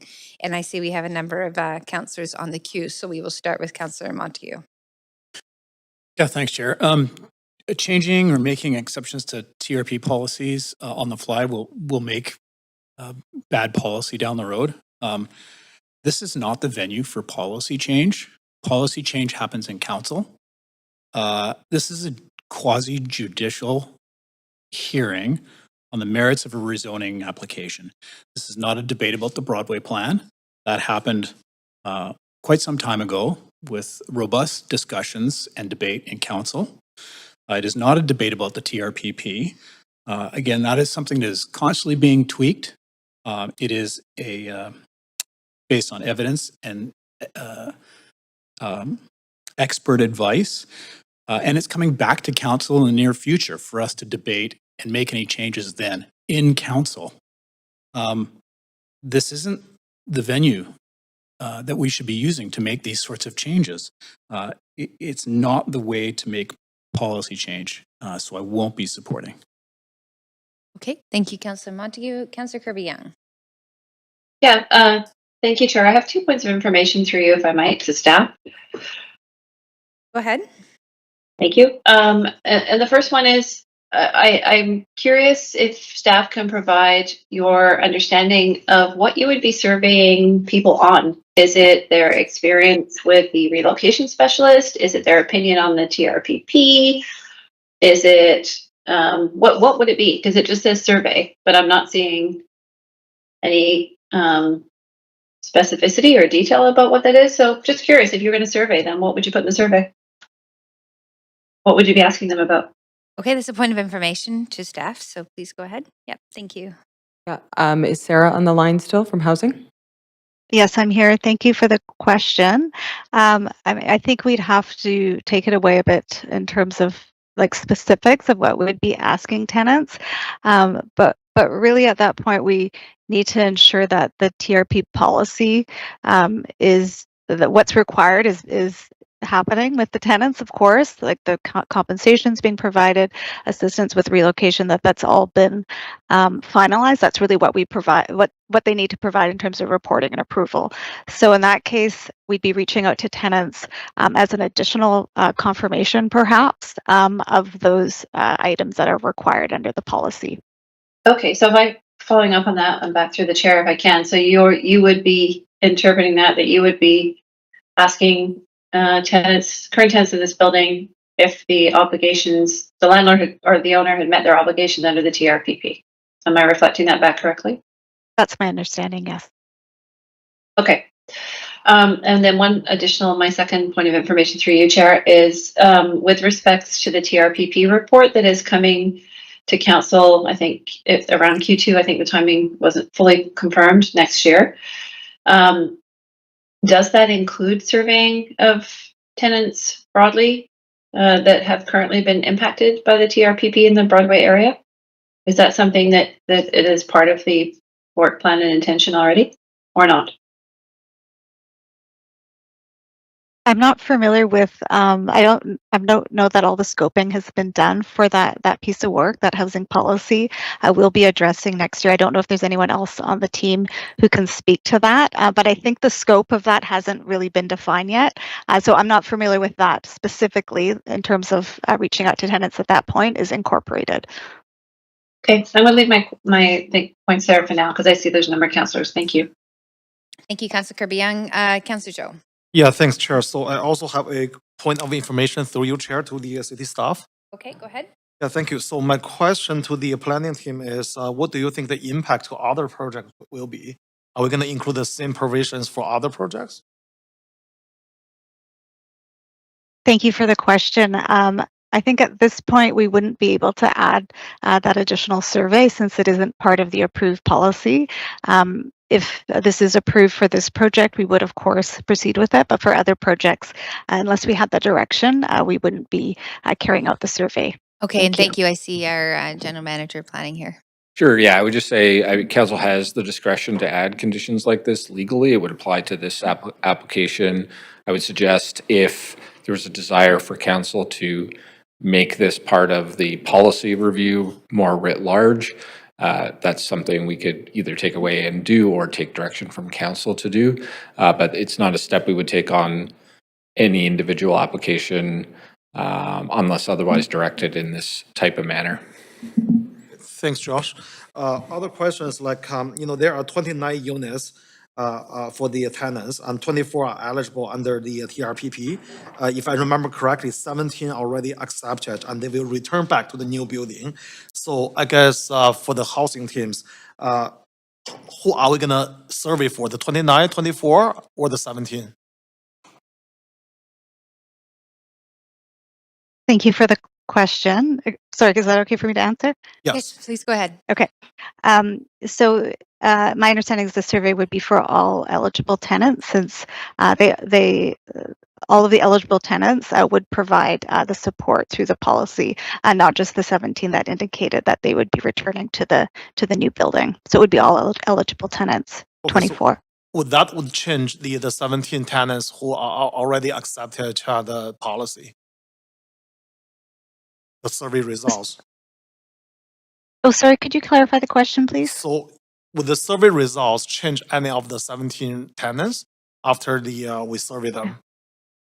Yeah, it shouldn't impact any of that. And of course, the 17 tenants who've indicated returning, that could change as well. By that stage, it's still really early in the process, so that can change, but it shouldn't have any impact on that number. Okay, my last question is this survey is going to slow down the overall approval process? I think that's the question to the planning team. Okay, so that's a question to staff. Point of information is, yes, would this amendment slow down the overall process for this application? And I see Josh White coming to the microphone, our GM of planning. On first blush, I don't believe it would slow it down. I don't think this would represent a critical path for the timing of the project. Okay, thanks, Josh. Thank you for that clarification. Yeah, thanks, Chair. That's all my question. Okay, great. Thank you. Councillor Klassen.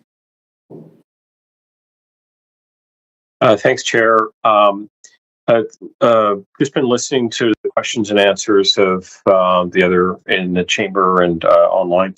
I have my sense from just hearing the general manager, the director of planning, talking about this being a policy that could be examined for a larger policy shift. That is the work that would have to happen in council and not as a one-off. And what I'm hearing is there's a lot of vagueness around actually who this would apply to. As Councillor Joe asked it, would it be every tenant? Would it be tenants that did not qualify? If it counted to qualify, if tenant to have accepted the deal. I think we have, unfortunately, this could produce potential chaos and that could really end up, kind of falling into project after project going forward. I think this deserves a longer examination that would involve the review of the TRPP, which is scheduled. And so therefore I will not be supporting this amendment. Thank you. Thank you. Councillor Meisner. Yeah, thanks, Chair. Would it be appropriate for me to ask a question of the mover of the motion? For point of For the amendment? information, yep. For a point of that's fine. information, yeah, if I may, thank you. To Councillor Fry, I'm just trying to understand your intention with the amendment. Is it because you're not satisfied that the TRPP provisions are being followed on this specific project, or are you trying to drive broader policy change around the TRPP? Thanks for the question, Councillor. Given the kind of comments that we've heard from the tenants, I have some concerns that what the applicant is describing as the TRPP process is not what the tenants are experiencing. Now, as we know from Appendix B, there are multiple steps through the TRPP process at the demolition permit stage, at the occupancy permit stage, and it hadn't occurred to me actually that the tenants wouldn't necessarily be surveyed, and that we would be taking this at the word of the applicants, who I am not familiar with. Many times we have applicants that I'm passingly familiar with, having been on council for 7 years and seen a number of these kind of things. I mean, this is not uncommon. I've been on, in fact, many of our colleagues on this call right now have made amendments to rezoning applications that are far more significant, as we've heard from the director, the general manager of planning. This isn't especially onerous or time consuming. And I think in this case, it gives me personally a little bit more satisfaction that we're doing right by the tenants, and should it subsequently inform a later policy consideration with the TRPP at staff's, perhaps staff will take this away and think, maybe we can do something we can do as part of our process. That's not germane to this particularly, but I think the concerns that I heard, which I haven't heard in any other application, warrant this kind of additional checks and balances. Okay, thanks, Councillor Fry. Appreciate that. Next question, point of information through the chair to staff, if I may. Go ahead. Thank you. So I'm just trying to get clarity on our process. I mean, I feel like I have a pretty good understanding of the TRPP, but are we already surveying tenants in terms of, that the TRPP is being followed? Like, we're engaging with them where there's several gates or steps along the process. I'm just trying to understand how this is something new versus what we're already doing. Thank you for the question. Another good one for housing. Thanks. Okay, thank you. Thank you for the question. Sarah Robin from Housing. Yeah, my understanding is this would be kind of at a later stage in the process. So there has been engagement with tenants through written correspondence, through 2 tenant meetings, as well as a needs assessment survey that's recently gone out to tenants as well, in terms of looking more specifically at what their needs are for interim housing, whether they want support in finding accommodation, and then whether they're interested in returning to the new building. So there has been kind of survey correspondence, as well as, of course, contacts provided to them in terms of city and applicant staff. My understanding with this, I guess, is that it's later in the process to check once things are closer to kind of completion in terms of the tenant support and compensation. But hopefully that helps kind of give a bit of a picture in terms of what the consultation has been to date. Okay, yep, that's helpful. Thank you. Really not sure about this. I feel that this is more of a broader policy change that I absolutely think should be part of the TRPP policy review. I'm a little bit concerned that we be attaching conditions similar to this to every single project that comes forward before council. So I'll just leave it there for now and let others speak. Councillor Montague? Yeah, thanks. I just wanted to add one thing, because it's been suggested that this, by Councillor Fry, the mover of the amendment here, that this isn't an attempt at a policy change. But I want to remind council that this is the last 2 applications we've had. This is the second amendment, and if that is very similar, asking about the TRPP issue. And if we get amendments for every application, it becomes a de facto policy change. So it may not be intended as a policy change, but that's what we're going to see here. So again, I'm going to oppose. Okay, thank you. Councillor Fry. Okay. Pardon me. Just to add some clarity, because apparently there's a great deal of misunderstanding here. This isn't a policy change. This is a very specific response to our role in a quasi-judicial setting to hear from the public in a public hearing. What we have heard from the public in this particular instance reflects that there are some concerns around the TRPP process. I think given that we have heard that, and given that it is very specific to this application, not the broader policy, this isn't a conversation about the Broadway plan or the TRPP in general. This is very specific to this application. This is well within our role and frankly our obligation to hear the public. And I've been listening. I'm not sure if anybody else has, but it seems fairly clear that there is some dissatisfaction and some concern again, a with how point the of, TRPPs. Sorry, a point of order, Chair. The suggestion by Councillor Fry that I'm not listening is pretty offensive. Okay. Gosh, Brian, I didn't really mention you, but now that you bring it up, I mean, Okay, I'm just going to pause this right there.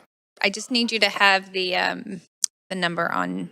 Just grab the procedure bylaw. So when you call a point of order, you've got the reference. Okay, let's just stick to the item on the floor right now. Councillor Fry, you still have 2.5 minutes. yeah, no, I mean, I think I'm just, again, reflecting what we've heard from the members of the public who have taken the time to speak to us in our role in the public hearing capacity. This is our job. So the suggestion that this somehow is not our job or somehow this is a policy change is frankly not grounded in the reality of what this is actually addressing. Okay, thank you, Councillor Fry, and I see Councillor Meisner's on. Thank you. No, it is our job to consider these rezoning applications carefully, absolutely. And I'm just trying to get clarity on the impact of this amendment. So if I may, in my last 40 seconds through the chair, if I may ask a point of information to staff, please. Thank you. I would like our GM of planning to answer this if possible. Is this a precedent-setting amendment in terms of policy? No individual motion attached to an application is precedence, and we'd be under no obligation to do it for any others. Okay. And just to reconfirm, this is not a significant amount of time to just do this outreach and survey? We believe the work would be manageable. Okay, thank you. Time. Yeah. Okay, thank you. Councillor Klassen.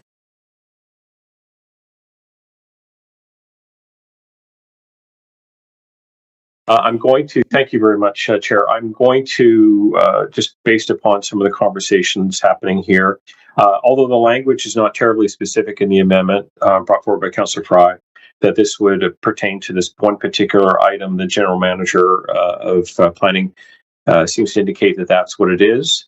And if there are people who are being affected by the TRPP, being able to speak to them and ask more other questions.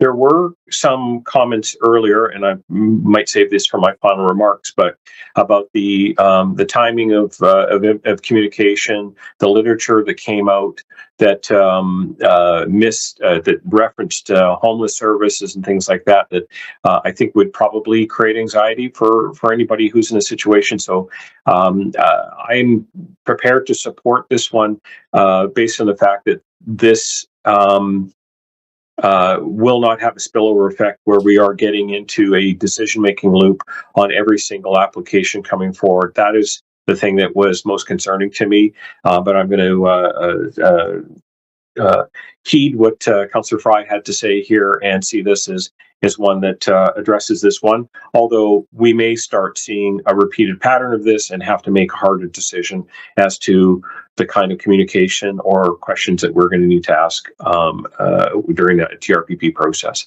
Thanks. Okay, thank you very much, Councillor Klassen. And I will just say that while just the sequencing of how the amendment came forward and then the language was vetted by legal and staff after, we actually will need to move an amendment to the amendment to make sure that staff's recommended word change is applied to what's on the floor right now. So that will be the will of council to do that. So I would just leave that for Councillor Fry. Go ahead. Yeah, Chair, thank you. Amendment to the amendment, please, to change to the direct change considerations to direction.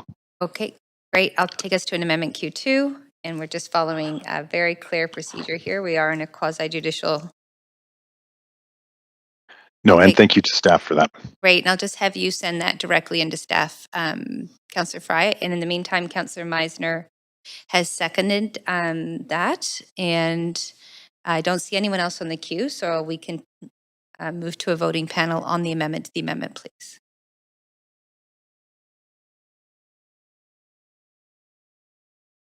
And this is basically for the word as directed up on the screen there. And that passes with Councillor Montague in opposition. So we are now going back to Amendment Q1, which we have the amendment as amended on the screen. We have no more speakers on the queue, so I believe we can go to a vote on the amended amendment.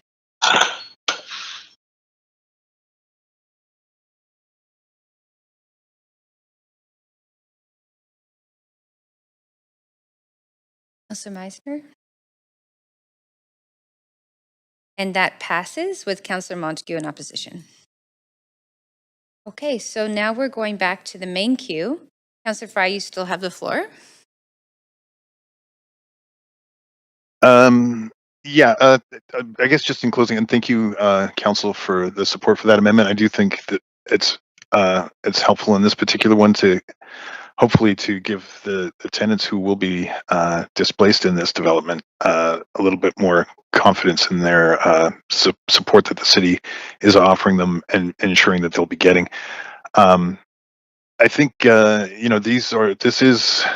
I know it's a difficult one, and certainly for folks losing their home and who have spoken to us, it's frustrating and just reflecting that this is completely otherwise consistent with the Broadway plan and transit-oriented development has been articulated by the province, and this is, an opportunity to create. I think it's 115 new homes, and certainly they won't be the same kind of affordability, but this is the policy that we have set out, and so I'll be supporting it as amended.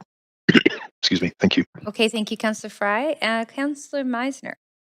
Yeah, thank you. I think it's important to go through that process and clarify all of the provisions of the TRPP. I mean, council is really needs to feel confident in the decisions we're making here that have big impacts on people's lives, but in the service of a longer term outcome of creating more housing supply. But absolutely, we and myself, I need to be 100% confident that TRPP is doing what it's intended and that people are getting the support that they need.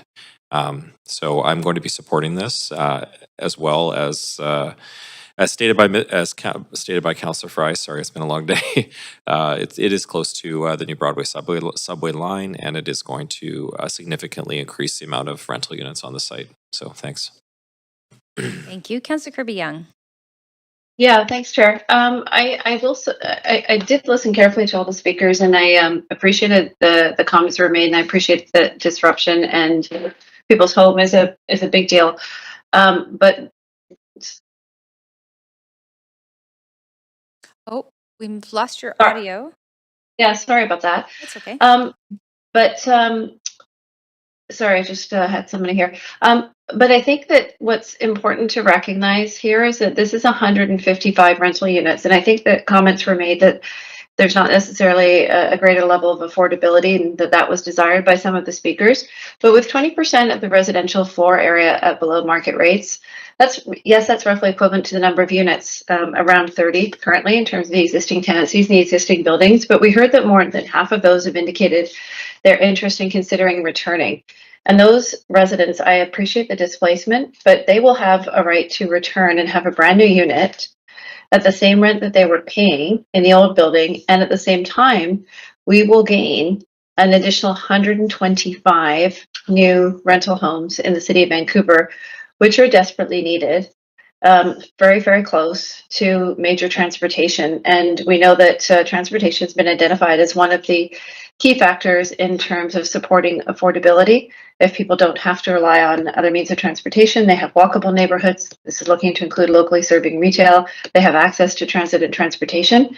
And I think that that's a really important piece in consideration here. So for me, it's I think the fact that we're able to deliver a brand new building at today's construction costs, still take care of the existing tenants by providing them with newer homes. Again, I appreciate that there's disruption, but these are very robust tenant protections for a reason, because the plan anticipated that as these buildings age out, there was going to be some new development and new building, but we wanted to ensure that tenants were taken care of. And that's why these are the strongest tenant protections that we have in the city that only apply now to this area and to Grandview Woodland, because that's where we expected a lot of the change to happen. Given the transit and given sort of the age of some of the buildings. So I look at it in terms of the net positive. Here, I do think that the extensions and the benefits are there. I think it's important to ensure that people think that they're getting the information that they need and the responsiveness from the tenant relocation specialist.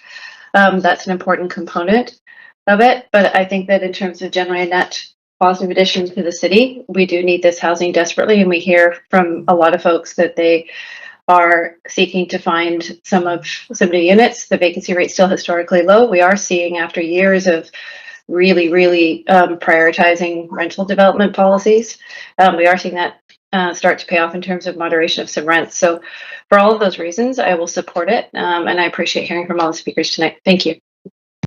Thank you, Councillor Kirby-Young. Councillor Klassen. Yeah, thank you, Chair. I'll be really brief. It's been a couple of hours here since we've been on this item. I just want to, I actually want to thank Councillors Fry-Meisner and Kirby-Young. I think they sort of summarized some of the key points and why I will also be supporting this application. I do know from listening to our speakers tonight that there were some areas of frustration, and those are to be respected. And I do believe that the process of the TRPP, which is still very a new and fairly novel kind of policy in terms of how we develop our cities, is a definitely a learning experience. And as we are going to be reviewing it in early next year, I think it'll be some good takeaways here. I was a little surprised to hear about the literature that was followed up. The one piece of literature identifying the public hearing timing, the piece talking about homelessness services on the back. Those things might, certainly trigger a reaction to people who are concerned about their housing. And so I want our staff, and I know they will have heard all of those comments tonight, and maybe sort of take those away as part of our review and our lessons from this experience. But for the most part, 155 new homes in a transit-oriented area in a city that desperately needs new housing, with a significant portion of below market, and plus the tenant relocation policy being in place, allow me to feel comfortable with this choice tonight. So thanks very much, and we'll be pleased to be supporting this. Okay, thank you very much, Councillor Klassen. And we are going to move to a vote. But before we do, I just want to say thank you for the thoughtful debate. And also, I know this has been an item that has taken a good chunk of our time tonight, but it's important. And so I just want to appreciate all those that contributed to it. And we'll move to a vote now. Thank you.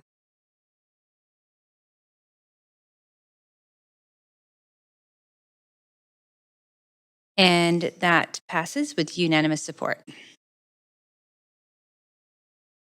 Okay, thank you very much. So we will now move to item 2, and we'll just give a moment for our staff to switch over to our next application, which is item 2 on the agenda, CD1 rezoning 325 East 6th Avenue.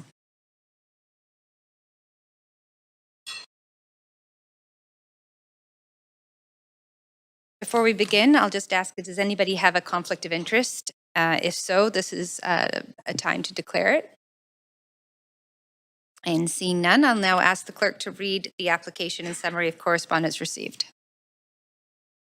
This is an application by Arcadis Architects Canada, Inc. to rezone 325 East 6th Avenue from RM-4 Residential District to CD-1 Comprehensive Development District to permit the development of a 19-story residential building containing 109 strata titled units with 20% of the residential floor area for social housing, a floor space ratio FSR of 6.0, and a building height of 61.0 meters, 200 feet, with additional height for rooftop amenity space are proposed.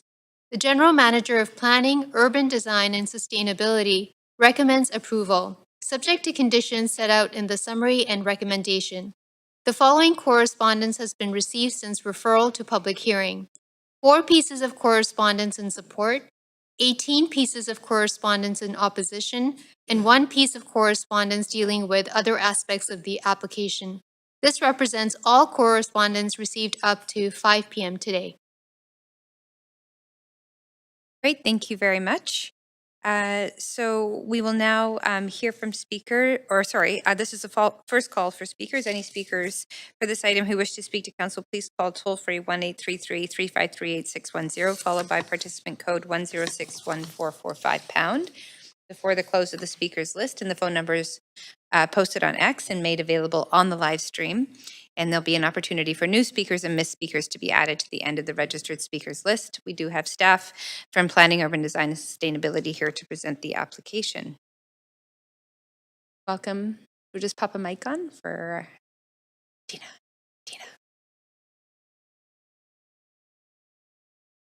Okay, please go ahead. Great. I'll wait for the public feed. Right. Okay. There we go. Great. Good evening, Mayor, Acting Mayor, and Council. My name is Brian Wong, and I'm the rezoning planner for this application for the Broadway plan. The site outlined in red is located on the north side of East 6th Avenue between Scotia and Brunswick Streets. It is currently developed with a 2-story, 36-unit social housing building. The building is vacant, and the previous tenants being relocated next door to a newly constructed social housing building. The site is well served by transit and amenities, with the future Great Northern Way Emily Carr subway station 300 meters to the northeast, bus service along Main Street, and nearby bikeways and parks. This proposal is being considered under the Broadway plan. Redevelopment anticipates a residential building up to 20 stories and 6 FSR for a development containing strata-titled units. A minimum of 20% of the residential floor area is required to be delivered as turnkey social housing units to the city.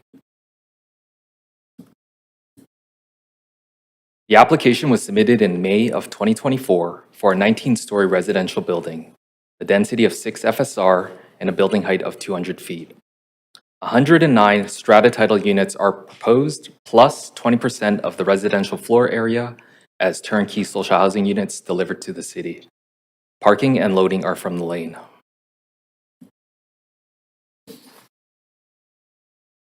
The rental housing stock official development plan requires the replacement of rental units to be on-site or onto another site of the same zoning district. The 36 units on-site have been replaced with a new social housing building next door, shown here in red, satisfying the rental replacement requirement in the official development plan. The new building next door contains 82 social housing units for seniors, families, and people living with disabilities, and received occupancy in April of 2024. The social housing units will meet the city's definition of social housing as defined by the Zoning and Development Bylaw. A minimum of 30% of the social housing units will be rented to households with incomes below the BC housing income limits. Staff intend to work with senior levels of government to look for opportunities to deepen the affordability of the social housing units. 200 submissions were received during the public engagement period. Support was for the additional housing options and location near the future Broadway subway stations.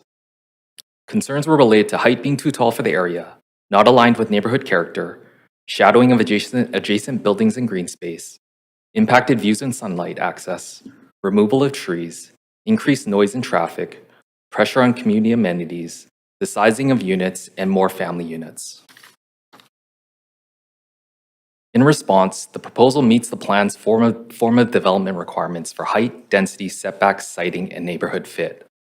The building setbacks and siting meet the plan's solar access expectations, which aim to improve open space and privacy. 32 new trees are proposed with the removal of trees subject to a landscape plan and arborist report at the development permit stage. The proposal meets the plan's requirements for common indoor and outdoor amenities and is to promote a sense of community. For traffic and parking, improvements are sought that will address safety for all road users with new street lighting, sidewalks, curbs, lane repaving, speed humps, and parking signage. Lastly, the CD1 bylaw and conditions include provisions ensuring 35% of the units are family units, addressing the concern of too many undersized units. Approximately 22 turnkey social housing units are proposed. Staff have valued the social housing to be approximately $14.5 million and have concluded that the CAC offered is appropriate. The expected DCL contribution is approximately $3.3 million, generating a total public benefit of $17.8 million. This proposal meets the Broadway plan and staff support the application subject to conditions. Staff and the applicant team are available to answer questions. Thank you. Great, thank you very much. Would the applicant team like to present the application? I don't know if we have the applicant team here. Okay, sorry, go ahead. Are you the applicant? I'm Mark Brooke, the architect. Oh, Here as well. you're welcome to take the podium if you'd like to make any comments. We are here basically to answer any questions that members of council may have. Wonderful. Thank you very much. Okay, great. Thank you for being here. We do have questions, and a reminder, councillors, this is your chance to ask questions of the applicant and also staff, the only chance to ask questions of the applicant. And Councillor Meisner, you have the floor. Yeah, thanks, Chair. I just wanted to clarify with city staff. There was mention that there was an apartment unit on the site and those units were replaced next door. If somebody could approach the microphone, because there's probably like several questions in my question. Is that correct? All the units that were in the apartment building that were on the site were replaced next door? That's correct. Okay. And then is it true, or am I understanding it correctly, that there's also an additional 22 social housing units in the new building as well? Yes, 109 strata titled units with 20% of the residential floor area for turnkey social housing delivered to the city. Okay, so this is significantly better than what we usually see, or is that because it's strata?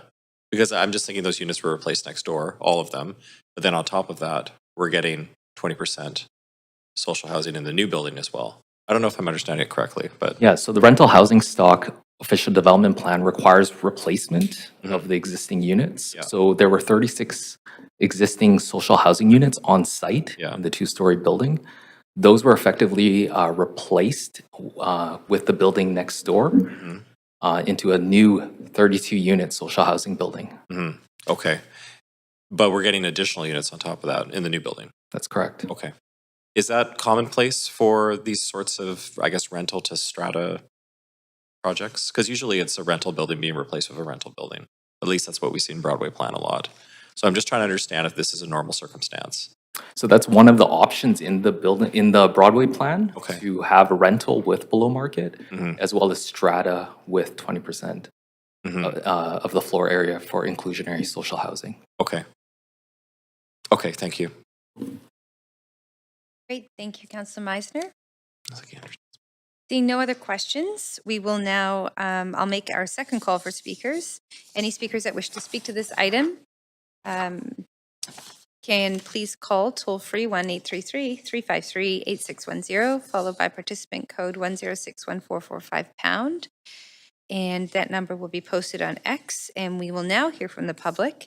And any registered speakers in the council chamber, please come forward to the podium when your name is called. Speakers have 5 minutes to make their comments. And our first speaker is Janice Reed. Is Janice on the line, please? Hi. Hi, we can hear you. You're welcome. Okay. Okay, good evening, Acting Mayor and Council. My name is Janice Reed. I'm a resident of the building adjacent to the proposed tower at 311 East 6. It's called the Whole Side. I would like to speak tonight about the impact of the proposed project on the residents of the Whole Side, especially those living on the east side of the building.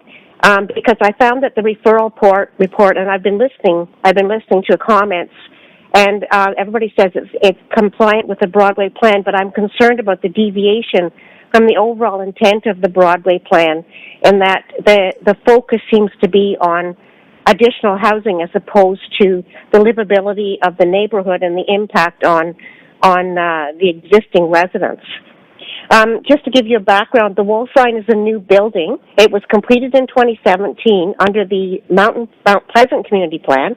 It was designed to reduce environmental footprint and to fit into the historical character of the neighborhood. It includes social housing as an airspace owned by the city. All units have balconies and windows facing out so that the residents on the east side look east. There is no central heating or cooling system. The sixth-floor apartments include staircases to rooftop patios. The rooftop patio is also used for communal gardens. The overall design of the building assumes access to sun and airflow rather than closed spaces. On page 70 of the Broadway plan, it states, in all instances, the overall height, density, and form of development should be sensitive to the surrounding context. This would include consideration of street character, views, shadowing topography, access, circulation, and privacy. The proposed project contravenes these objectives for the residents of the whole sign. Specifically, unlike the whole sign, the modern architecture and height is not consistent with the historical character of the neighborhood. The views enjoyed by the east side residents will be blocked. They will look out onto a wall. The 37-foot distance from the new building is not sufficient to mitigate this impact. Although the new building will not have balconies on the visible side, the balconies on the north side and the windows on the west side nevertheless invade privacy. The applicant's proposal acknowledges, by their shadowing analysis, that the sun will be blocked 100% of the time to the east side of the whole sign. The prevailing wind comes from the east. The new building will interfere with the airflow that residents of the wall sign rely on for cooling. The new building will include 8 to 10 air source heat pumps mounted on the roof. The average predicted decibel level is projected to be over 80. Noise exceeding 70 decibels is considered disturbing. So please explain the justification for ignoring this part of the plan, which if not honored will result in damages to those residents on the east side of the whole sign in the form of devaluation of their condos. Chapter 11 of the Broadway plan sets out key urban design performance objectives and parameters to be considered in the review of rezoning applications. Guiding principle number 1 is livable neighborhoods, which includes limiting the number of towers per block and optimizing tower separation to allow adequate sunlight and fresh air to adjacent homes, gardens, and outdoor spaces. The most egregious part of this proposal, aside from the height, is the placement of the building on the site. I understand the plan allows for 2 or 3 towers on the block and that there must be a distance of 80 feet between towers, which is the reason the proposed building is placed 80 feet from the existing tower, leaving by default 37 feet for a distance to the whole sign. The plan is silent on the distance between a tower and a 6-story building, placing reliance for guidance on the key urban design performance objectives and parameters in the plan.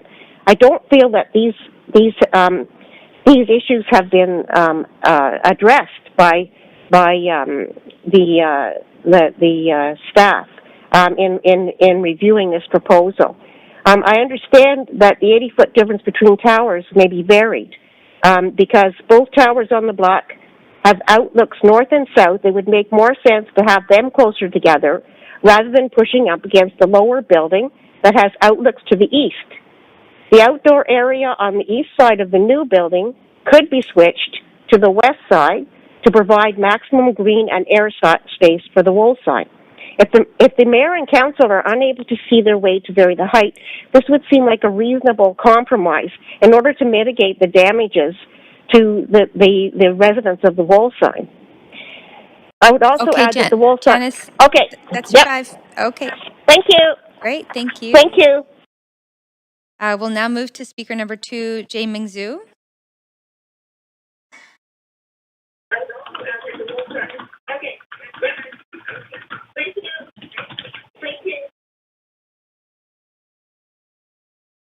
Okay, I'll just have you turn down your live stream there. You're ready to go. Are you on the line there? Hi, are you able to hear me? Hello? Hi there, we can hear you. Please go ahead. Oh, thank you. Thank you to the council, acting mayor, the people working on the proposed building, and also co-residents and the previous speakers. I have about 3 points. My first point is I have been concerned about the feasibility of parking and additional traffic. As East 6th Avenue and Scotia Street forms an intersection that's very busy with many bicycles, delivery vehicles, healthcare workers, and visitors to the former Lions Manor building and the seniors living in the Royal Legion building across the street. I wish to ask if there has been a feasibility study done on vehicle capacity, as well with East 6th Avenue being a major bicycle throughway. May there be upgrades planned to bicycle infrastructure, traffic slowing, etc. One intersection over at East 6th and Main, there have been several traffic accidents over the past year, and discussion of improving the safety of that intersection design as well.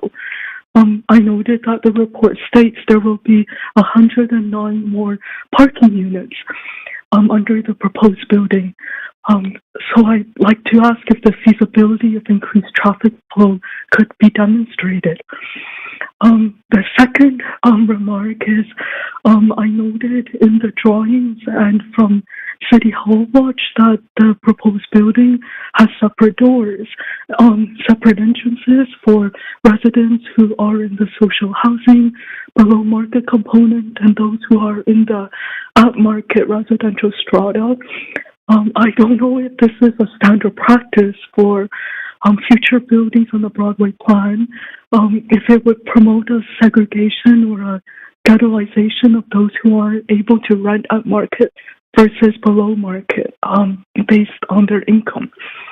And going on to my third point, which is the largest one, I have been wondering if co-op housing could be considered for the lot in question. There is quite a need for this kind in Vancouver, and I have friends who live in this model who have only had positive things to say. It might also fit well in this neighborhood, being attractive for families, as there are elementary schools and daycare nearby. A few months ago, I attended the open house for the Vancouver Social Housing Initiative. There, I heard a staff member of a nonprofit housing organization explain that the Astor, which is at 349 East 6th Avenue, had a land swap agreement between the developer and the former Lions Society Manor, which occupies the current middle lot. The middle lot was social housing, the corner lot was for private development, and the land swap agreement offered the additional incentive of a greater height for that building on the corner. Hearing this at the open house, I couldn't help but wonder if a similar land swap could occur once more for the middle lot that is now being proposed to have more social housing here. A swap would be very welcome and fit into the needs of the missing middle type of housing for families in Vancouver. Although our area isn't included in one of the villages or neighborhood centers currently marked under the Vancouver social housing geography, the built environment changes markedly crossing from Main Street, as though Main Street, to borrow an image, is a watershed between two different ecosystems. West of Main Street at the levels of 5th to 7th Avenue, there are currently industrial and corporate spaces with very little residential density. But as we go east, it's predominantly residential, and the population density is actually already quite high. So to conclude, I'd like to borrow the ecological image of the intertidal zone, a transitional zone between the shore and the deeper parts of the ocean, to say that, like an intertidal zone, has its own distinct characteristics. The Broadway plan might not be, as a previous speaker said, a fits all imposed on the proposed lot, which is actually a transitional neighborhood, perhaps best suited for a different configuration. Thank you very much. And I do, in conclusion, oppose the current proposition, but hoping for amendments to be considered. Thank you for your time. Thank you very much for calling in. There are no questions. We're going to move to the next speaker, Speaker 3, Louis Legas.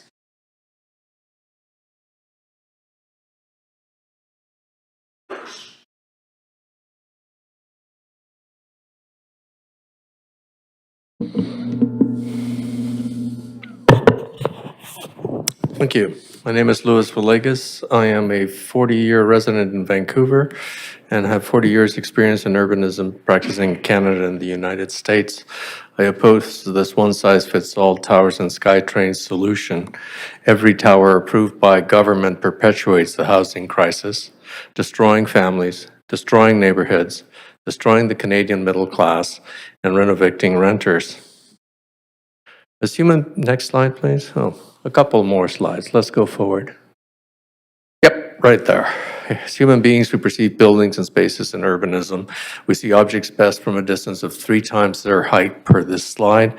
That means a 40-story tower is best seen from the next neighborhood, and a 20-story tower like this one from a distance of about a 3-minute walk away. Next slide, please. The other element perceived by human vision are spaces. When these are designed in human scale with continuity of the street wall and the ground plane, we experience these urban spaces as having the sense of place. Unfortunately, on the project site, as everywhere else in the Frankenstein Broadway Towers plan, the towers destroy all urban spaces, and I can find no place where there will be a sense of place. Next. Thus, I cannot, City Hall is actually a good example of this, presents a kind of a case study. The plan shows us why towers and public open spaces don't mix. The tower will shadow Broadway, block the views of the mountains, block views of the Sky Dome, and block the morning sun. In the afternoon, when the sun comes around the City Hall tower, the sun reflecting from the glass on the towers will roast anyone sitting in that square and melt the pavements. Next. To end the housing crisis, government must 1, preserve human scale in the neighborhoods, 2, build the towers downtown where they belong, and 3, build fast and efficient transit to add land to the public or the population. Next slide, please. This is another of Stephen Bohas's models for the Broadway plan. Nobody believes this is good urbanism. Next. The density fallacy alerts us to a mistake in logical reasoning contained in the very heart of the Broadway plan and in this application by extension. By increasing density and height, we are perpetuating the crisis in housing affordability. High density, high buildings lift land prices, and that takes housing out of the area where most people can afford it. Next slide, please. Government is destroying our neighborhoods in the name of generating more revenues. Next. Here, a Broadway plan illustration shows towers circling cottages. More bad urbanism. Imagine the effect of the towers on the views out of the windows of those houses. All they will see is a wall of towers. Next. This is how land lift works on this site and throughout the plan area. In commercial zones, the Frankenstein plan grants between 2.5 to 7 times more density. Next slide. On neighborhood lots, 10 times to 29 times more density, which explains why this tower is going up on 6th Avenue instead of Broadway, Main Street, Granville Street, or some other arterial. Developers achieve more land lift when they buy into the neighborhoods than when they build on arterials. Next slide, please. This result is also not good urbanism. It is very clear that government really doesn't give a damn. Next slide. A vote for this tower by council is a vote to perpetuate the crisis in housing affordability. Next. What will end the housing crisis is to preserve human scale, build towers downtown, and build fast and efficient transit. Next. Let's close by looking at 2 effects being perpetuated by this tower. The top row shows housing costs at 30% of household income per CMHC. Oh, next slide, please. Yeah, there we go. Sorry about that. Top row. So 30% of household income is taken up by housing costs. On the bottom slide, we see what is happening on this side and on the Broadway plan, which is that housing costs have doubled, so the available income for the household is cut in half. As a result, the local businesses close and jobs go begging. Next. The other feature of this application and other applications like it in the Broadway plan is unit size shrinkage. It's a quote, "Not just the poor, but even the well-to-do find themselves squeezed by high-rise speculative builders who shave 6 inches here and a foot there to lower costs and increase profits." Thank you, Louis. Thank you, ma'am. Okay, we'll now move to speaker number 4, Lindsay Smith.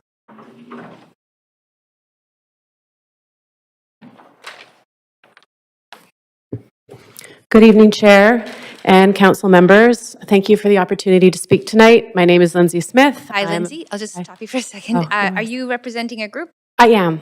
Okay, just make sure that you identify who's with you. Yes, thank you. I would definitely. I have Renee Thomas. I have Trevor Bradley. I have Angelica Query. Janice Fernandez, I believe, is online. Melissa Graff had to leave. She had a physical ailment, so she had to go, but she waited for an hour and a half. I also have Jennifer Gervin on the phone and Jessica McDaniel. You just had 3, but that's excellent. Okay, thank you. Go ahead. No worries. Thank you for the opportunity to speak tonight. I'm a Vancouver resident and a local small business owner. I'm here on behalf of several residents from 311 East 6th Avenue. They've asked me to speak here today for collective concerns, most of them related to the positioning of the building, the canopy, the sunshade. You've heard it this evening. I guess our question is related to what sort of opportunity do we have to increase the setback between 311 East 6th and 325? What opportunities do we have to reduce the height of the building if possible? And what opportunities do we have to I'm not a tree hugger, but save our trees. To clarify, I appreciate all the work that the city and the applicant and the developers put into the application. 32 tree replacement. The trees that are on our streets right now, there's probably around 8 to 10 of them. They're 8 stories high. It will significantly change the landscape of the block. And again, we realize and appreciate that this transformation within the Broadway plan needs to happen, but we are asking for considerations along that, whether or not it's a full proposal or just it's the ability for us to not look out. Everybody on the east side of the building will literally be looking out, I don't know how many feet it is, 37 feet out of our bedroom windows, out of our bathrooms, and out of our living rooms, whereas right now, we are very fortunate to look at trees and the social housing that is placed on the other side of the property. I guess I'm not allowed to ask questions. I guess I just speak. Is that correct? Okay. In terms of what we're asking for, again, it's consideration of the repositioning of the footprint. Actually, can we go to the next slide? Because that will help me explain. Maybe. The visuals that we saw from the developer this evening underrepresent, we feel, the space between our side of the building and not. There is more space between the Brunswick building and 311. There is also, again, the tree height differentiation, as well as the fact that this, again, the sunlight, I don't think was represented as well in terms of shade throughout the entire day, which is a livability issue. One thing we'd also like to request is whether or not, if the building does get approved, if there could be any sort of compensation from the developers to install a smart glass window or separation, because a lot of us do feel like we would probably have to live with our blinds down all the time, which is obviously not something we want to do. We love our home, we love our community, and we want to stay there. I'm just going to check and make sure. Oh, I do want to also point out that the building next door that nice gentleman here who said that it was vacant. I appreciate that they have given people the opportunity to move into the building on the corner of 6th and Brunswick, but it is not currently vacant at this time. And noise levels. I also want to point out that since the social housing building went in on the corner of Brunswick and 6th, noise levels are already an issue. You can hear full conversations from the top of the 14th floor building throughout our homes and our windows, and that's just people talking at a regular rate. But we also do have people calling down to us regularly. So you can imagine we're also a little uncomfortable with what that will look like with another building closer. So one of our other requests is if there could be some sort of bylaw, strata bylaw put in place that would ensure that patios are clean and noise levels are kept at a minimum. So in closing, we support housing. We appreciate that our city is in crisis, and we want to just make sure that our own livability in 311 and the seniors' home across the street is considered. If all of the trees are going to be torn out, it will literally take 10 years to grow those trees again. There is a summary of how we win together between units, between 311 and 325 and the rest of the people on our block. So repositioning the building footprint, reducing the height, stepping back upper floors, privacy enhancing greenery, protect our privacy with either switchable smart windows or some other solution, and enforce the use of the standards of the public areas. Actually, and one thing I didn't touch on here was we're also curious why a park is going in on a busy street of 7th and Main, which you would think that would be where a large tower would go, whereas 2 blocks in off of the main street, we are now putting in another tower. So that's all I have to say. I really appreciate you listening and your patience this evening. Great, and thank you very much for coming to speak and on behalf of your group. We'll now move to speaker number 5, Duncan Saunders.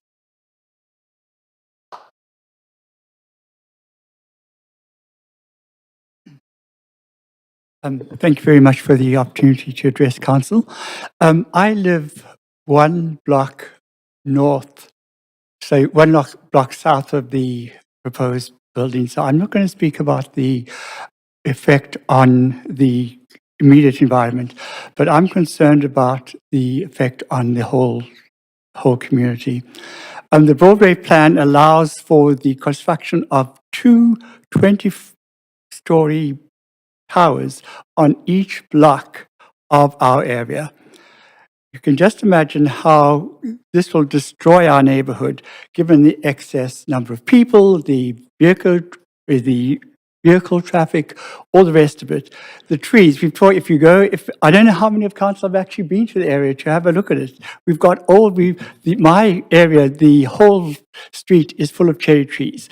My building has got 80-foot, hemlocks in front of it. So once you start doing all this new construction, we're going to be decimating the neighborhood, not only socially, but also environmentally. So what I see this applicant or application as the tip of the iceberg, and I'm concerned about a slew of new applications for these huge megalith behemoth buildings all over our neighborhood and just destroying it. Now, obviously, the affordable rental housing and social housing is a big issue for all of us in Vancouver. And certainly our neighborhood needs to also, take part of that. So what I'm not proposing is no development, but I would like to support one of the recommendations of the previous speaker, that we limit the height of these buildings away from 20 stories to maybe 10 stories to actually mitigate the effects on the community. The last point I just want to make is that the Broadway plan is something that you're allowed to do this, but you don't have to do it. You don't have to approve 2 20-story buildings on each block. And in closing, I just want to say that there seems to be no consideration for existing people in the area. When there was public consultation about that, I actually spoke to the planners and I said, okay, you're going to be making these huge big buildings and destroying the neighborhood. What are the benefits to us who have already lived there. And the answer was, without any irony, oh, there'll be a traffic hub on Fraser Street, which is nowhere near our neighborhood. The other thing with the chief planner was asked whether consideration was given to people who owned houses in the Broadway plan, and he just said no. So I just want to say, I think I'm concerned about this application both in and of itself, but I'm also concerned about it being the tip of the iceberg. And I'd just like to request council to balance the needs of established communities with the need for increased affordable rental housing and social housing. Thank you. Thank you very much. That does bring us to the end of the registered speakers list. This is the third and final call for speakers. If there are any speakers for this item who wish to speak to council, please call toll-free 1-833-353-8610, followed by participant code 1061445# before the close of the speakers list. It's also posted on X and available on the live stream. And if there are any additional speakers in the council chamber, please come forward to the podium. Okay, so we will, the 2-minute break. We can make this part of the 2-minute break. Go ahead. I like it. Changing stuff up, diversifying. Yeah, this one is already an RM4, which would have been cool to see an applicant RM4 because it's the villages, proponent of the Vancouver plan. And we just see so many towers. I just want to see something new, sorry. So the same question, like, why, if the goals are to provide social housing, and I know it's all about the maximizing of the numbers here, maybe that is the why, but I looked up RM4. Again, it specifically is 4 to 6 stories, and it highlights the social housing aspect. Like it's already part of what it currently is zoned as. And this report, I don't know what they're called, but this paper document report, it doesn't follow the Vancouver plan or the urban forest strategy. Like I know the Vancouver plan, you guys are going to be changing it into an ODP and all that, and it will no longer be guidelines, but it was 18 stories for social housing. And even that, like, you could tell that then the social housing was being loaded into the towers as opposed to the villages, even though, because they're just guidelines, applicants and builders and developers could have been creative and just read the policies and read the public realm part of it and just like actually wanted to, if they have the means to build and make money, like maybe just give their neighbors some livable breathing air space. Like there's the whole section about making it. Yeah, so I won't go into it.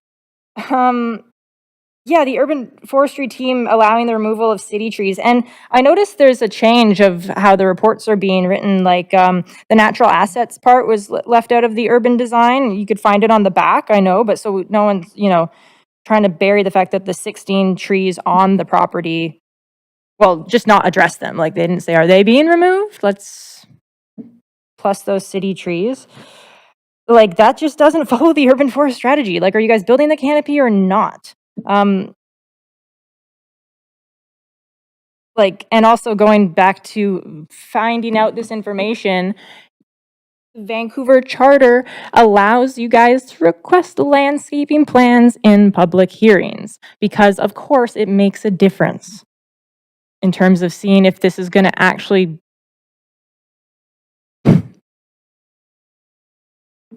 actually want to live in Vancouver. Is that weird to say? Like that the building even wants to live in Vancouver? It's like actually want to talk to the people next door. You're cutting away the living and you're putting up stuff that I've called a few people building towers, and they have not gotten back to me. So then I've called the staff, and the staff have gotten back to me. It's slow. It's a slow process, and I really do appreciate staff. I've talked to dozens and dozens of staff members, and I really appreciate the support and direction that they could provide to help me understand.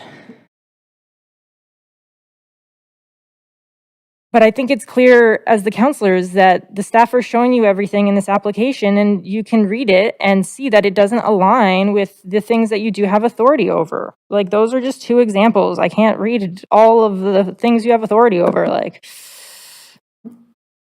so it would just be super, I think, irresponsible to do this. Like I said,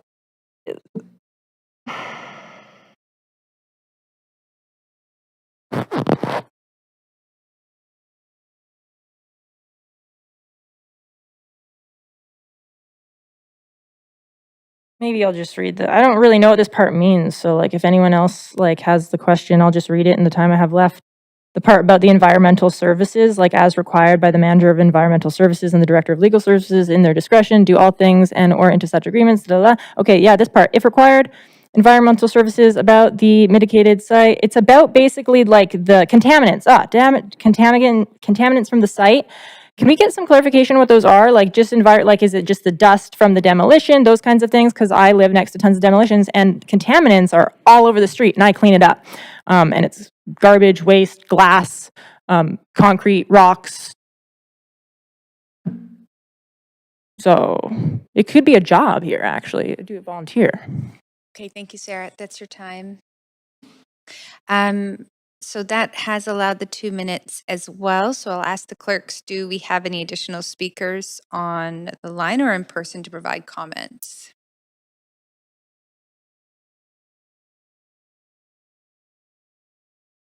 Okay. No. Okay, thank you very much. So seeing no further speakers, the speakers list is now closed. And seeing there are there are few or no public comments received after 5 p.m. Now closing the receipt of public comments. Does the applicant team have any closing comments? Okay, does staff have any closing comments?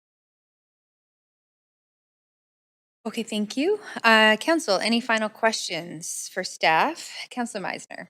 Yeah, thanks. Could either the applicant, the architect, or staff speak to the relationship between the new building and this existing building that we had several speakers out tonight from? In terms Councilor of, Meisner, I'm really sorry, but it can only be addressed to staff. oh, okay, I'll take staff. I'd like to know what is considered in terms of the placement of the buildings and how they relate to one another, and the windows and privacy. What is taken into consideration and what are the guidelines? Hi, everybody. Paul Chang, Assistant Director of Development Planning.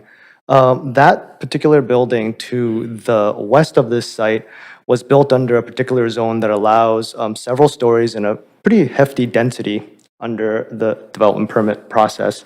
It was built with a whole bunch of living rooms facing the side yard, which is a little bit unusual because typically staff would actually advise against doing that. This is because there is always a possibility that the next door neighbor may build a building through redevelopment as well. And it's usually best to only have bedrooms facing side yards instead of living rooms. When you're living in a living room, you look outside, you don't necessarily want to see a building 16 feet away or something like that, which might have happened. When the Broadway plan was adopted, it meant that there were going to be bigger buildings than the RM4 zoning, which was only a 35-foot zone. Maybe an assumption was made that it was going to stay RM4 forever. The siting of this particular tower has been made such that it prioritizes the tower separation between this proposal and the next tower to the east. So 80 feet is what's actually being established between there. The distance between this tower and the building to the west is about 37 feet, 39 feet, I believe that's what it is. So there's been a prioritization to make sure that there's lots of openness to sky between the tower elements for the public realm to enjoy. However, what it does mean is that this tower is closer to the building to the west, much more than the tower to the east as a result. keeping in mind that there is kind of like a psychological understanding that when people see other people, there's a critical distance from which they actually cannot see other people's facial expressions anymore. And that actually represents a certain amount of privacy, basically. So when people are looking out of their living rooms out of this particular building to the west, 39 feet, they'll be able to see other people's facial expressions. So that's going to be a bit of a challenge there. But that is kind of like prioritizing the tower separation. Oh, okay. Don't know if that gives residents much comfort on the facial expressions piece. Yeah. Just so I understand, like the tower separation guidelines are different between towers versus a low rise at a tower. Is that also what's going on here? Or is that building that the residents are from on the corner also considered a tower? I think it's like 8 stories or something, or 6 stories. I think it's about 6 stories. Is that Yes. considered a tower? No, Yeah. it isn't. Okay. The tower separation for 80 feet is basically made for a couple of reasons. To ensure that people don't see each other's facial expressions across towers, and also to ensure that there is a good amount of openness to sky between those tall tower elements. Lower elements, such as like 5 to 6 story buildings, are considered just basic kind of like, they already provide openness to sky because there's a lot of sky above them. Right. So they could be closer, is what you're saying, if it was like 2 6-story buildings beside each other. Yes, but we would also typically not allow the 6 stories to be designed in a way where there would be living rooms facing a side yard on the assumption that the next door neighbor would never redevelop. That one was unfortunately permitted to do so. Is that a unique situation? It's pretty unique. We try to avoid that most of the time. For most zones, there's a particular regulation called the horizontal angle of daylight regulation that requires, at the time, all rooms to be able to see 80 feet out of their window. However, this zone that this particular building was built under doesn't have that regulation, so it was allowed to have those windows facing the side yard. Okay. And just to clarify, like the design of this new tower is considerate of that unique situation. Like there's efforts made to mitigate the overlook. So there has been efforts to mitigate the overlook. That's a really great question. The way the units have been laid out is such that there are no new living rooms that will be directly facing toward the building to the west. Instead, at worst, it'll be people's bedrooms. And bedroom behavior is a lot different from living room behavior. A lot of the time, the curtains are drawn anyways.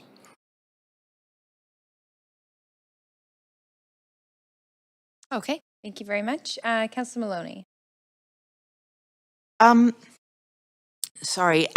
So there were questions asked about incorporating smart glass or other barriers for privacy. Is that something that generally happens during the development permit process? Is that possible to incorporate?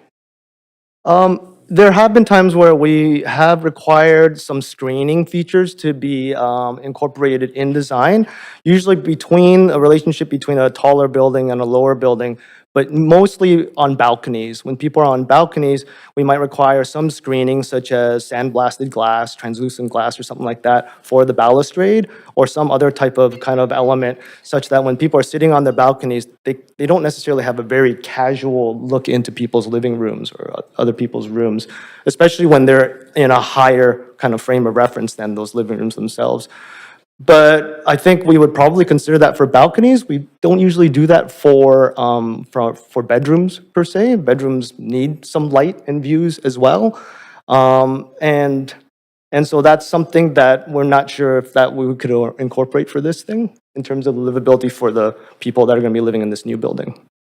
Okay, thanks for clarifying that. And what about the issues that were raised about noise in relation to the building, the development next door? Is that something that really needs to be mitigated through management, or No. situation there? Yeah, I'd say noise being created by people's behavior is not something that the planning department can actually have a whole lot of control over.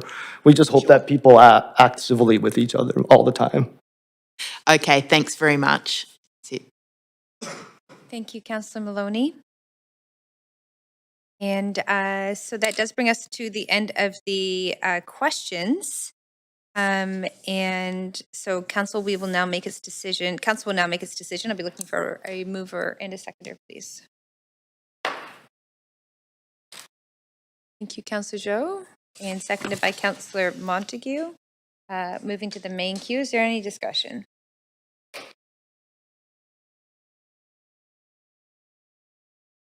Councillor Meisner. Yeah, thanks. This is a bit of a difficult situation because clearly this is a unique situation in terms of buildings' proximity to one another due to two different plans. And obviously the Broadway plan coming into place was probably not anticipated when this building was designed and built.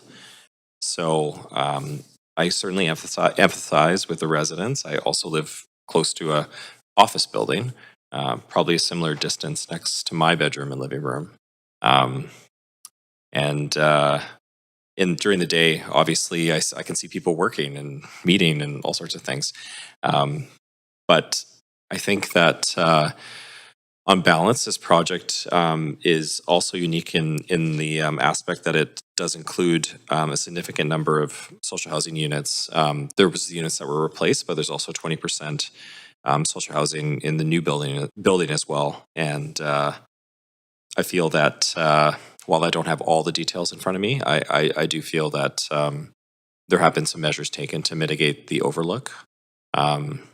So I'm hopeful that that will make a difference for residents. But totally understand where they're coming from, and I can relate to that situation. Thanks. Thank you, Councillor Meisner. Seeing no other speakers on the queue, we'll move to a vote.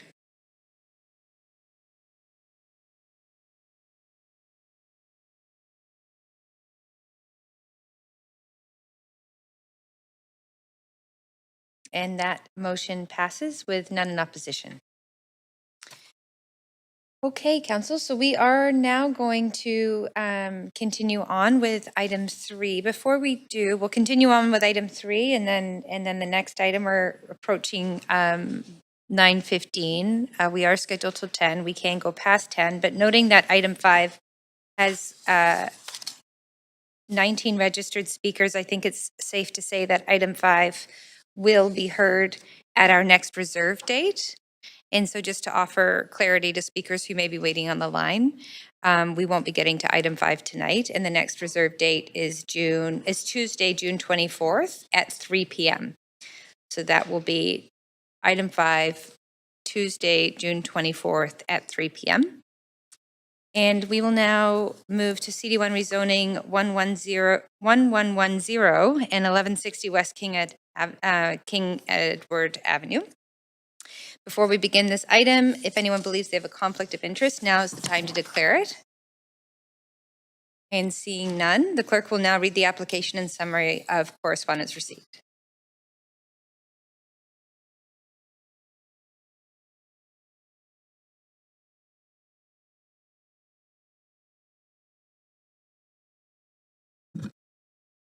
This is an application by Marcon Developments Limited to rezone 1110-1160 West King Edward Avenue from R1-1 Residential Inclusive District to CD1 Comprehensive Development District to permit the development of a 6-story community care facility Class B containing 169 care facility units, a floor space ratio FSR of 3.4 and a height of 28 meters, 91.9 feet are proposed.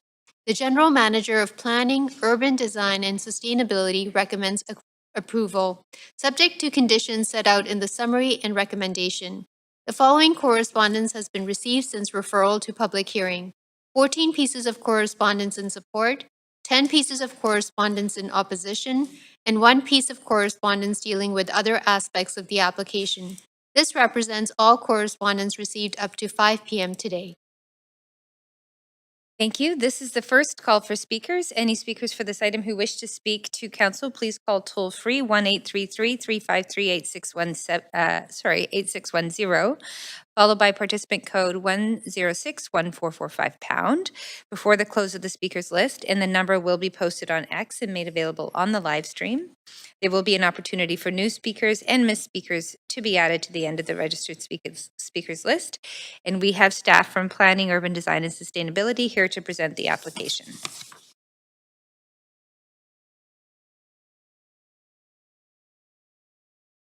Good evening, Acting Mayor and Council. My name is Kathy Joe, and I'm the rezoning planner for this application for a community care facility in the Shaughnessy neighborhood.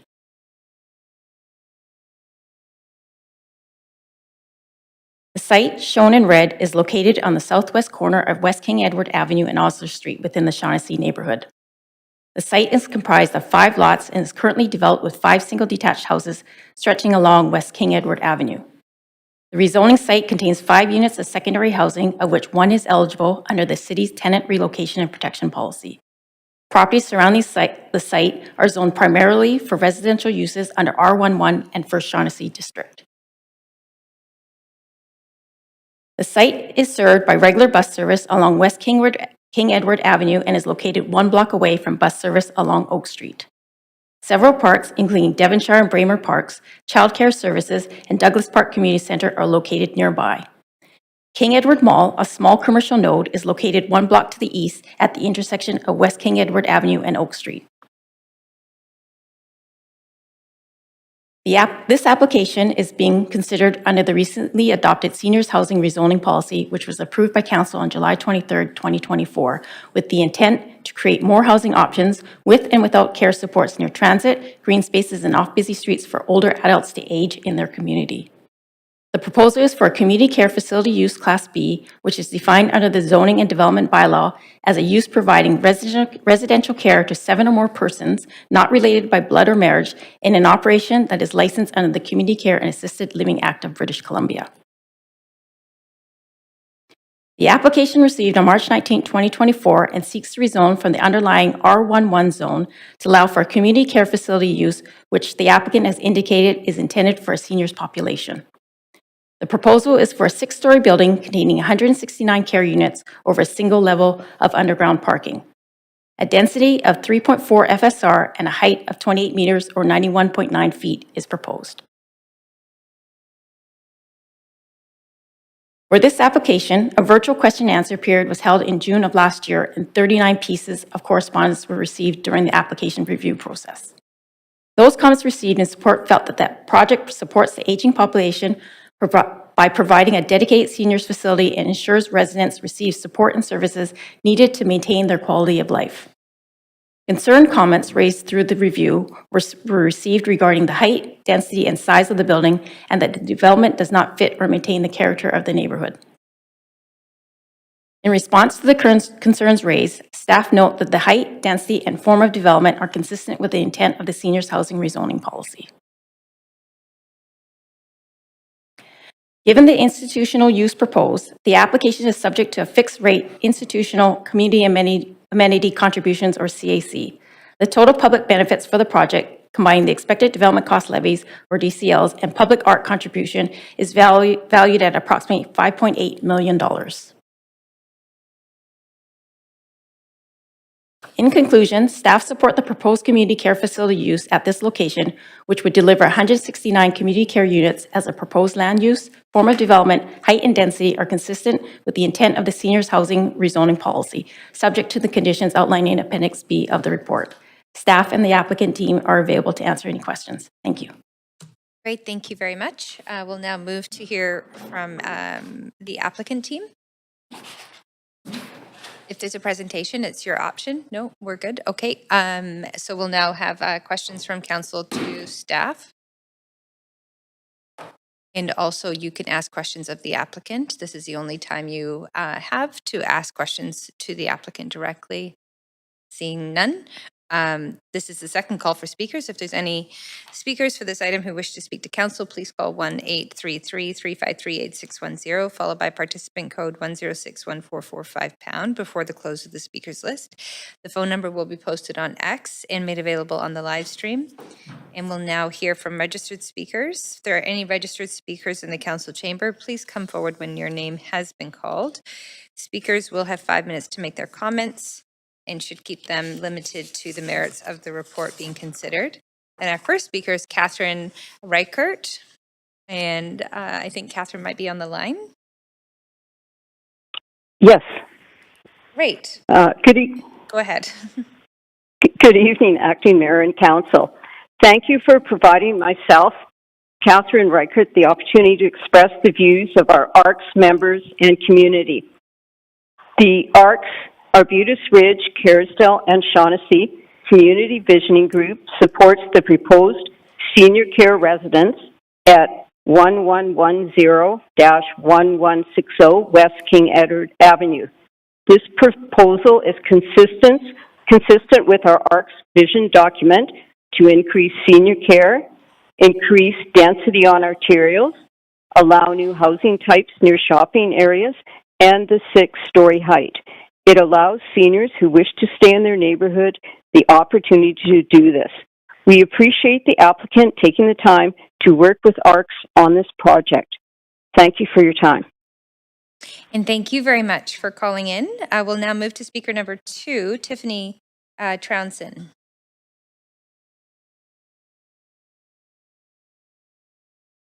Good evening, Acting Mayor and Council. My name is Tiffany Trounson, and while I'm not a resident of Vancouver, I'm here today on behalf of the BC Care Providers Association, the industry voice for BC's seniors living, wellness, and care sector. We represent over 500 members across the province, including for-profit, not-for-profit, long-term care, assisted living, independent living, home health, and commercial members. First, I want to thank the city for taking the lead in developing the first municipal seniors housing strategy in BC. Your work acknowledges the critical and growing needs of older adults in our communities. BC Care Providers Association was proud to support this initiative last July and is pleased to see the city continuing to make this a priority. In 2024, the provincial government committed to expanding long-term care capacity over the next decade, a positive step. However, despite this, the demand is already outpacing the supply. Experts continue to warn that without greater and sustained action, the gap will widen dramatically. Today, too many seniors are waiting for access to publicly subsidized care. Many are stuck in hospital beds, not because they require acute care, but because there's no appropriate spaces in the community. By 2036, over 1 in 5 British Columbians will be 65 or older. According to the Conference Board of Canada, BC alone will need 30,000 net new long-term care beds by 2035. The Ministry of Health's projections estimate that we need at least 16,300 net new beds, even accounting for those who can remain at home with support.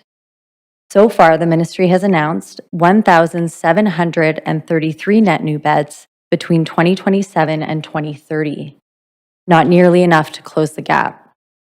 Waitlists are growing. 3,430 seniors are currently waiting for a publicly funded long-term care space. That's double the number to 5 years ago. Another 1,200 are waiting for assisted living. That's up 37%. Access to publicly subsidized home support has declined by 7%, and that is also over 5 years. This week, we heard on the news that the Cranbrook Long-Term Care Project costs have increased by $75 million. That's $1.3 million a bed. As a result, local taxpayers are now being asked to fund 40% of that project as if it's a local hospital being built. We're in a housing crisis. All governments need to alleviate the financial burden on taxpayers. So we need private developers to invest in BC. We need to look beyond the type of ownership and instead focus on the benefits to the senior community. We can do better and we must do better. Seniors housing has been left too long and it can no longer be tomorrow's problem. The government cannot do this alone. That means working closely with non-government sector, including private developers like Amica Senior Lifestyles, to build housing and care infrastructure that we need. In closing, the need is urgent and growing. Vancouver's leadership truly matters. We encourage continued collaboration across all levels of government, sectors, and communities to ensure our seniors live with dignity, safety, and support. Thank you for your time and for your commitment to seniors in Vancouver and across the province.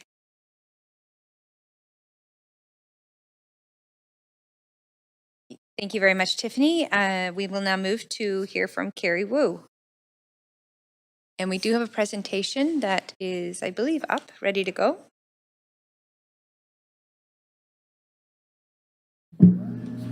Welcome. Go ahead. Hi, my name is Carrie Wu. My wife, my 4 children, and 2 elderly adults, myself, 8 of us, we all live in a house just adjacent around the corner behind the proposed development. We've been there for over 40 years. Not my children, they're not that old, but I've been there for over 40 years. Next slide, please. Next slide. Thanks. One back. So I really believe in the care facility. I think it's a great concept. It's really good intentions. It's commendable that someone's doing this. I have 3 major concerns I want to raise. The first concern is the height of the building. The building is going to be 6 stories, almost a whole city block. It's huge. It's massive. The problem with that is there's going to be loss of light. Like, it's going to be dark for the houses south of it. It's going to be like the dark days of winter all year round. The privacy of the houses behind the south of it, there's be no privacy because the 6 stories high, the windows on the south of that care facility, they're going to be staring into the houses to the south of it, into the backyards, the kitchens, the bathrooms, anything. So there'll be no privacy.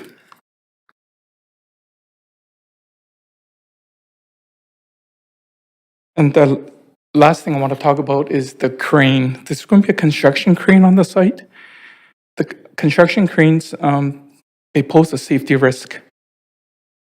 The chances of an incident are very low. However, when there is an incident, the impact is very severe, causing severe injury and or possibly death. Next slide, please. So I just want to explain how big this building is. So on the left picture, that's an existing tree with an existing house. So you can see the size of the house right there is just tiny compared to the size of the tree. On the right picture, same tree, you can see the same tree, but this new building, it's going to be the same size of that tree. So you can just imagine the size of that building and all the houses behind it. It's just going to have no view. It's going to lose all the lighting as well.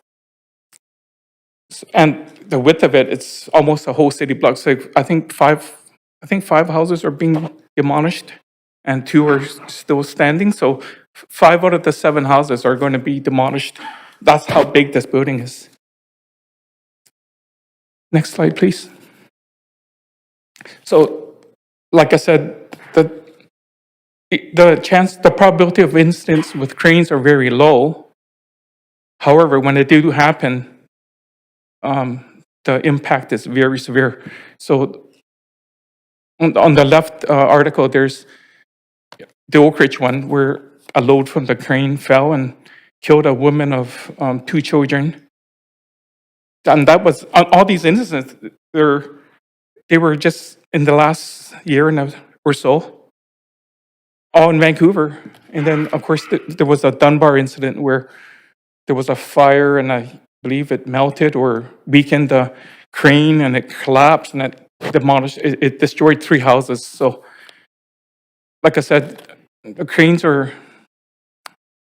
it causes undue stress and anxiety to everyone around, to all the neighbors around it.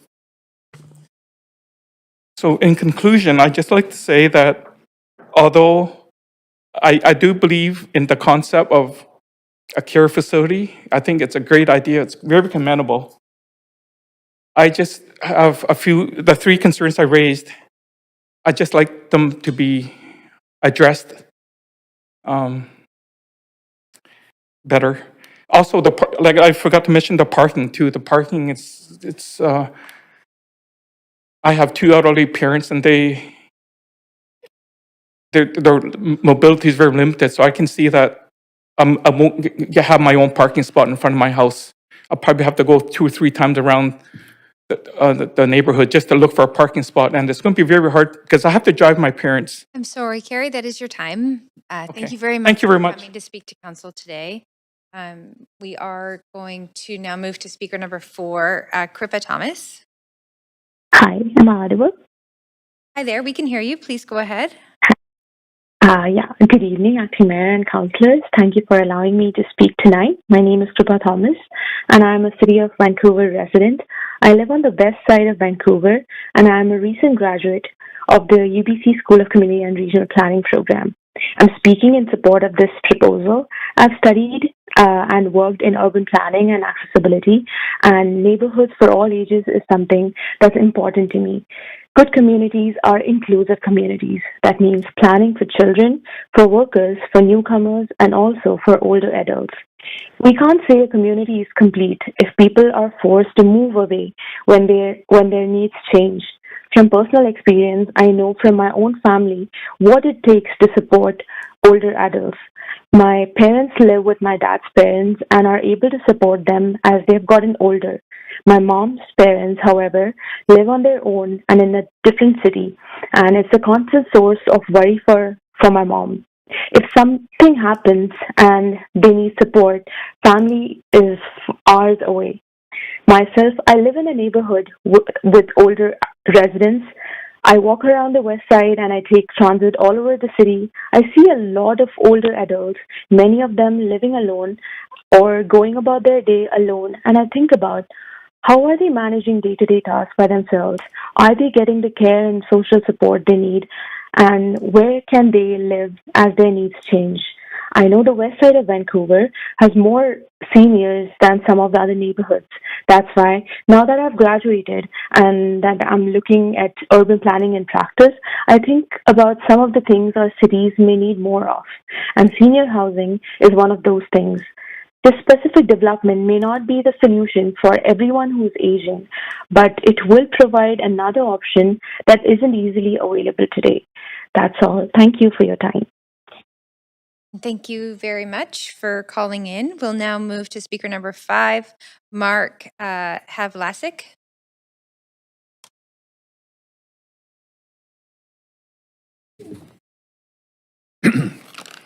Good evening, Acting Mayor and Council, and thank you for the opportunity to speak.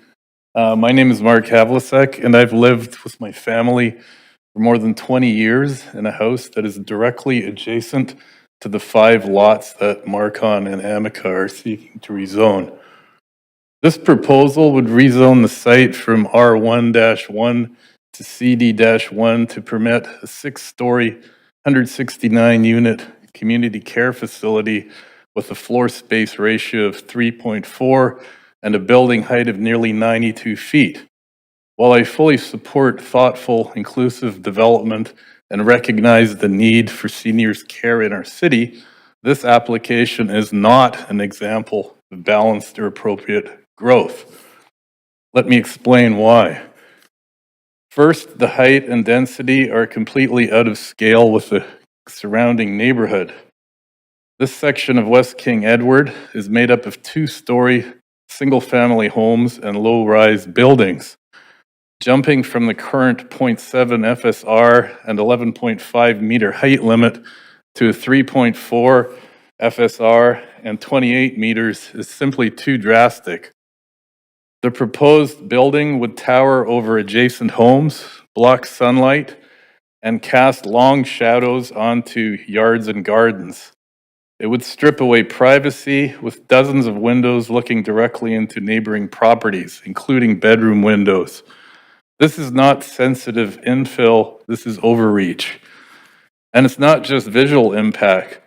This development would result in the removal of 29 mature trees, which currently provide shade, cooling, and ecological value. Their loss would significantly disrupt the microclimate in the immediate area, worsening the heat island effect and making our homes less livable, especially during extreme heat events. There will also be light pollution from security and hallway lighting, building exhaust, and vehicle fumes from the underground parkade, just feet from family homes. Second, traffic and parking impacts have been grossly underestimated. A facility of this size will generate heavy volumes of traffic from staff, visitors, delivery trucks, ambulances, and ride services. West King Edward is already a busy arterial with frequent congestion. This will worsen safety risks for pedestrians, cyclists, and school children in surrounding blocks. The underground parking provided is insufficient, which will force overflow parking into nearby residential streets.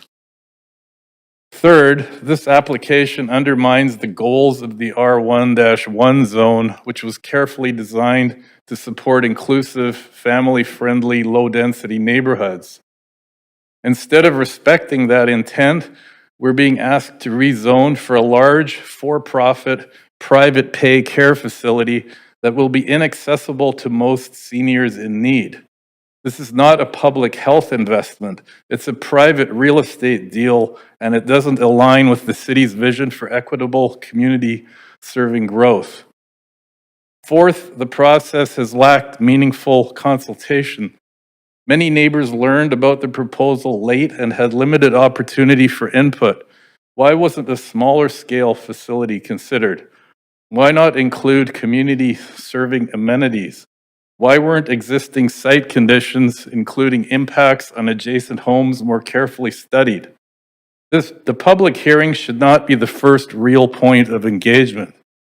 And finally, we must consider the precedent this sets. If this rezoning is approved, it opens the door for similar oversized developments all along this corridor. This is not gentle density, it's overdevelopment camouflaged as care. We need to be smart and strategic, not reactive. Vancouver can build housing for seniors and families, but it must respect neighborhood context, protect livability, and serve the public interest, not private profit. I respectfully ask Council to reject this rezoning and send a clear message that good planning includes community voices, balances growth with livability, and leaves no one behind. Thank you. Thank you very much, Mark. That was perfectly timed. We are now going to move to speaker number 6, Valerie Tolma.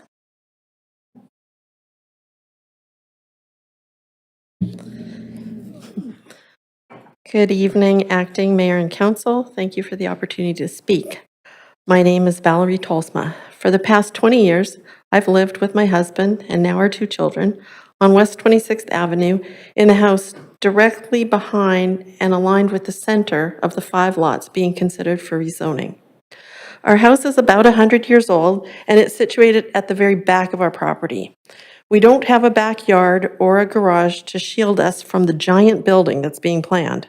It will be right next to us, with only the width of the alley between us.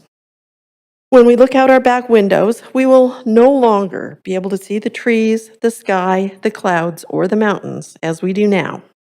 Instead, we will see a wall of windows with people staring down on us. As you can imagine, this will greatly diminish our privacy and peaceful enjoyment of our home. This is not something that we can live with, and we've unfortunately had to make the difficult decision to move out if this development goes ahead. My kids are terribly anxious and upset about this. They've lived their entire lives in our house and can't imagine living anywhere else. They also can't fathom a 6-story building only a few feet away from their bedroom windows. This project's excessive height, inappropriate density, negative impact on our neighborhood, and displacement of my family is not actually my primary concern. We're already planning to move, so I'm here tonight to speak in strong opposition to this rezoning application because I care about our seniors. This proposal claims to address the needs of older adults in our community, but I can tell you from painful firsthand experience, this is not the kind of care our seniors actually need. My mother is 84 years old. She's currently on Vancouver Coastal's waitlist for long-term care. For the past 2 months, she's been in the hospital, not in a room, but on a bed in the hallway on the 7th floor of the Blackmore Pavilion at VGH. She's being forced to live in a hallway because there are simply no beds available in the public system. Earlier this year, in January, my siblings and I arranged for my mom to move into Arbutus Manor, a private assisted living residence operated by Amica, the same company behind this proposal. Arbutus Manor is a beautiful 2-story facility surrounded by lovely gardens, unlike the monolithic structure being proposed here. Sadly, my mother spent only 1 night there. She wandered out the next morning in her pajamas and was found at the nearby Safeway. Amica wasn't willing to give her a second chance. Despite my mother having been welcomed to move in after having been assessed as meeting their criteria, Amica's director of care informed me apologetically that they could not meet her needs and my mother was evicted. That 1 night cost my family about $14,000. Incidentally, there was no wait list to get into Amica Arbutus. None. We were shown several suites to choose from. So when the applicant says that this development is urgently needed to meet demand, ask yourselves, demand from whom? Because there is no shortage of luxury options for affluent seniors. What's lacking, what families and seniors are desperate for, are publicly subsidized care beds that are accessible, stable, and humane. Amica and Marcon have applied for rezoning to build this same structure in several locations throughout the city. They have recycled the exact same generic proposal along with misleading renderings without even modifying the design to respond to the individual neighborhoods. This is a real estate investment disguised as care. It's enriching shareholders and developers at the expense of our communities. If we approve this rezoning, we're endorsing a vision of elder care based on exclusivity and profit, not dignity and equity. And if this site isn't going to serve seniors in a real equitable way, then it should serve families. These 5 lots could become affordable townhomes, co-ops, or rental apartments for the missing middle. Nurses, teachers, tradespeople, people who are being priced out of our city. We need housing that helps people stay rooted in Vancouver across generations. We want our elected officials to support intergenerational residences that respond to the needs of all members of our community. If you approve this rezoning, you're not just allowing a height and density increase, you're setting a precedent that we're willing to give up livability and zoning protections to build facilities that do not serve the public, but benefit private investors. Council, I urge you to reject this application.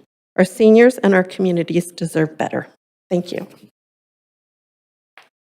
Thank you very much. We will now hear from speaker number 7, Fraser Blanchflower. Hi, good evening, Acting Mayor and members of Council. My name is Fraser Blanchflower, and I appreciate the opportunity to speak this evening. Before you start, would you mind just letting us know if you're a resident of Vancouver or not? Yes, I'm a resident of Vancouver. Great, thank you. I'm compelled to ask. I appreciate that. Great, Go ahead. thank you. I appreciate the opportunity to speak this evening, and I'd like to offer some brief remarks in support of the proposed seniors care residence on West King Edward Avenue, operated by Amica. Simply put, we need more seniors care residences. We don't have sufficient public or private care beds to meet the current demand, and this will only get worse as the population increases and ages. I personally have had an immediate family member who was one of the first residents to move into the Amica residence in North Vancouver's Edgemont Village location when it opened in 2020, and can attest to the experience and the care that Amica team provides. So once again, I support this proposed seniors care residence, which will deliver critical support for seniors who require access to assisted living and memory care. Thank you. Thank you very much for calling in. And so this does bring us to the end of our speakers list.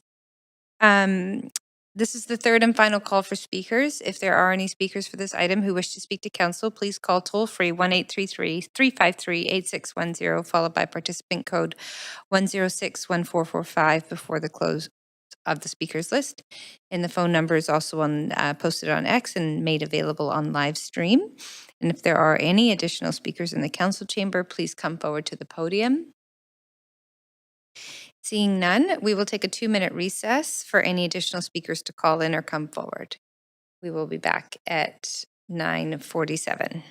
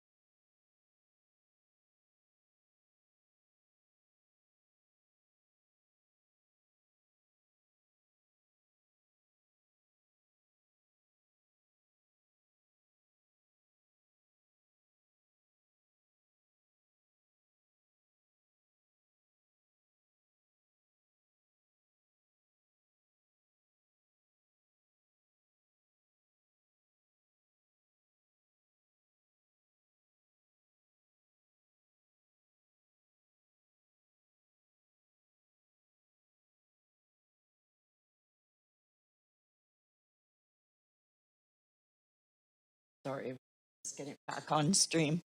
I'm just checking.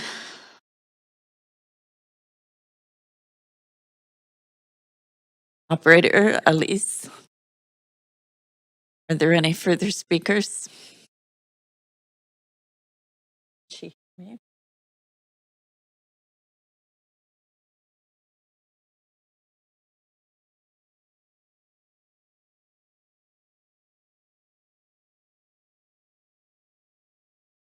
Okay. No. Okay, so there are no further speakers. The speakers list is now closed. And seeing that there are few or no public comments.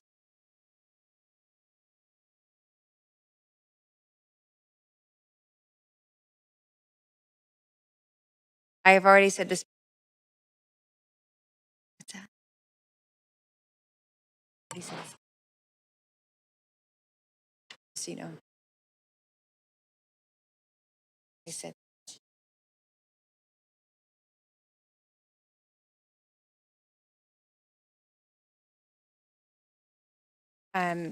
Let me just confer with the clerk. Just give me 1 second, Sarah, to make sure that this is legal.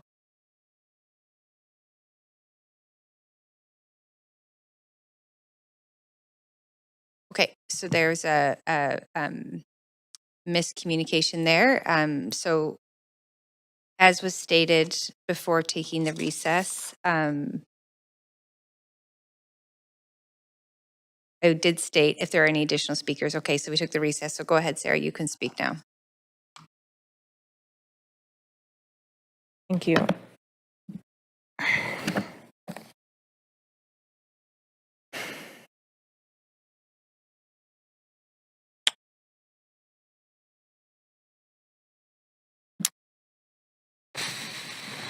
I mean, I had those words ready because I even find the report is more efficient than usual at the cost of transparency.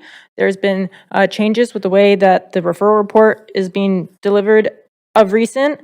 And I know in a mayor's budget task force meeting, I know that some departments for report building are starting to introduce some AI tools. So maybe people are changing things up that way.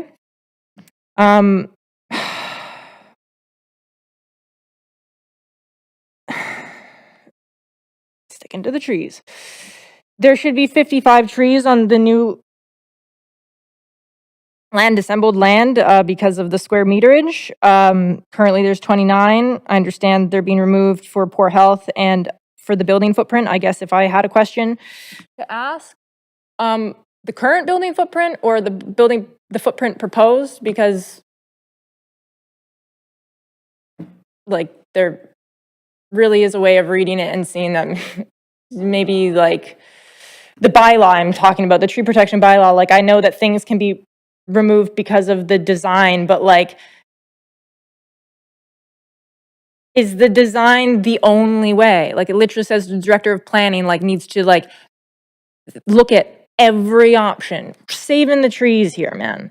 And then if you look at the drawing or the renderings by maybe a designer or maybe a computer, like the trees, which they don't talk about their plan for what it will be, which is also different from previous or different referral reports. I know there's, anyways. Actually, talking about the ice tip of the iceberg, like my area had a bunch of rezonings where they had, I can't remember what the word was, but it wasn't like, it was a different type of referral report. It was like where you don't have to put all the information and now everything's a mess. Come on down to my place. And you guys can ask for that information, so I don't know why it's missing all of a sudden, but the ones that have to be removed for the building footprint, like that's clearly, well, anyways, that's the question. Is it for the CD1 design? Is it for an R11 design? And to say that it's going to come up at the development permit stage, I follow things, and there was a project close to me that got some permits, potentially did more than the permits allowed, but the application hadn't even really been approved yet. but because they were getting different permits in different stages, salvage and abatement, demolition. And so by the time people actually, there's things happening before the paper is signed, basically. In that one instance, I will say, and that is right next door to me. I will testify to that, to be honest, my whole story with that one. Maybe it's not the case everywhere, but it's definitely happening where there's not everything is actually getting reviewed before they do a stage of it, right? So it's like, but the first stage is to completely flatten everything. So the trees are gone before you're saying even either what are they proposing? Based on those designs, the trees are like right next to the building. This also is a place, on King Ed, east of Canby, there's a new, project that's there, and a new tree, because I guess they wiped all the other ones off of it before, a little baby tree about to start growing a foot from the wall. Grow into what? And the drawings, I just want to say renderings, because I don't believe a person drew them, show that there's no space for whatever like little spots they put all around the thing, for any of those spots to grow into a tree, which are supposed to be the things standing 66 feet in the air. It's not our air, although I know we've really, well, it is our air, but it's like, it's not our air to sell, to pollute, to like, it's our air to share amongst the neighbors that already are living there and are trying to live in a walkable, so far livable city. Like, I live next to a lot of construction. I still love it here. I'm still ready to live here. I'm not moving. There's a 19-story going up right next to me. It's not going to make me move. I'm just going to have to actually work and communicate. Okay, that's your time, Sarah. Thank you. Chair, I'm on the queue for point of procedure. Okay, go ahead, Councillor Kirby-Young. Yeah, I was hoping to move to complete this item and item 4 this evening. Sure. That is seconded by Councillor Zhou. Is there any discussion? Okay, seeing none. All those in favor say yay. Yay. Any opposed?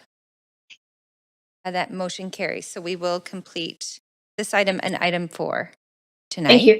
Thank you. Appreciate that.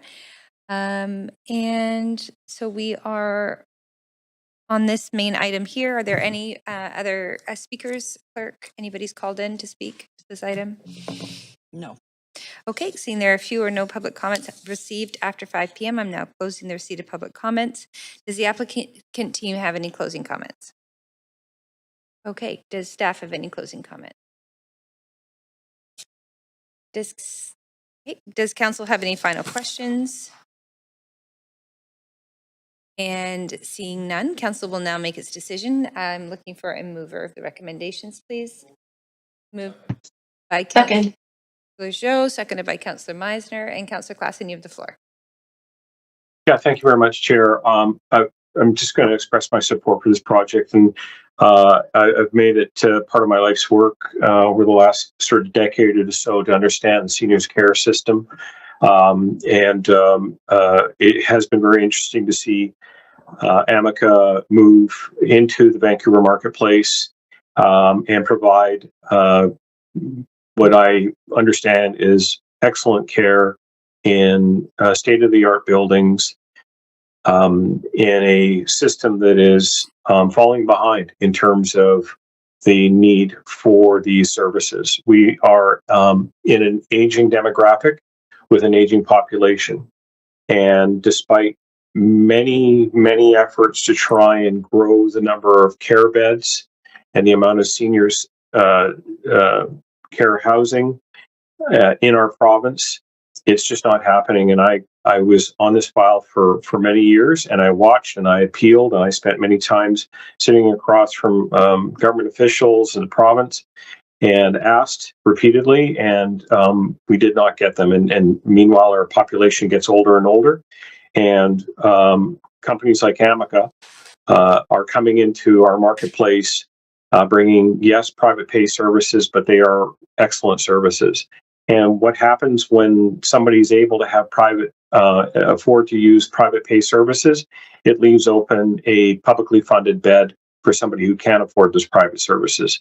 So I just want to sort of make it clear that the care continuum includes all hands on deck, so to speak, which means all sorts of different providers. And I tell you, we are getting very close to being about 25% of this city in the coming years being 65 plus. And that just means that over the coming 2 decades, we're going to have a lot of elderly people who are going to need a lot of support and a lot of housing. So I don't think we can afford to turn down an opportunity to create more housing of that kind in a city that desperately needs it. And again, we've now, I think, in the time of this term, I think I've supported and approved 2, if not 3, Amica-related projects in our city. I've had the chance to visit their sites outside of the city, such as in the Park Royal area. And those places are not only well staffed, but they're have a waiting list for people to get onto them, and such is the case of other sites that I'm aware of. So clearly, there's a high demand for it, and families are needing this in our city right now. And so I'm glad that they're here, and I'm glad that they're providing this service. But at the same time, I continue to work and appeal for the province to step up and support more publicly funded beds and care across our city, because as our recent seniors housing strategy indicated, we're way behind. So I'll leave it there. Thank you. Thank you very much. And seeing no one else on the queue, we can go to a vote on this item.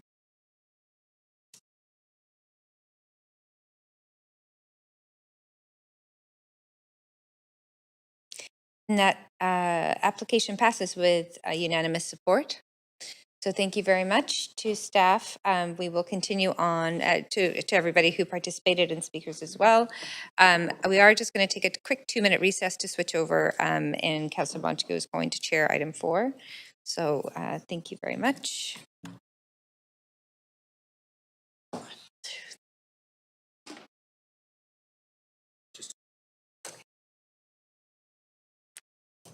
Good job.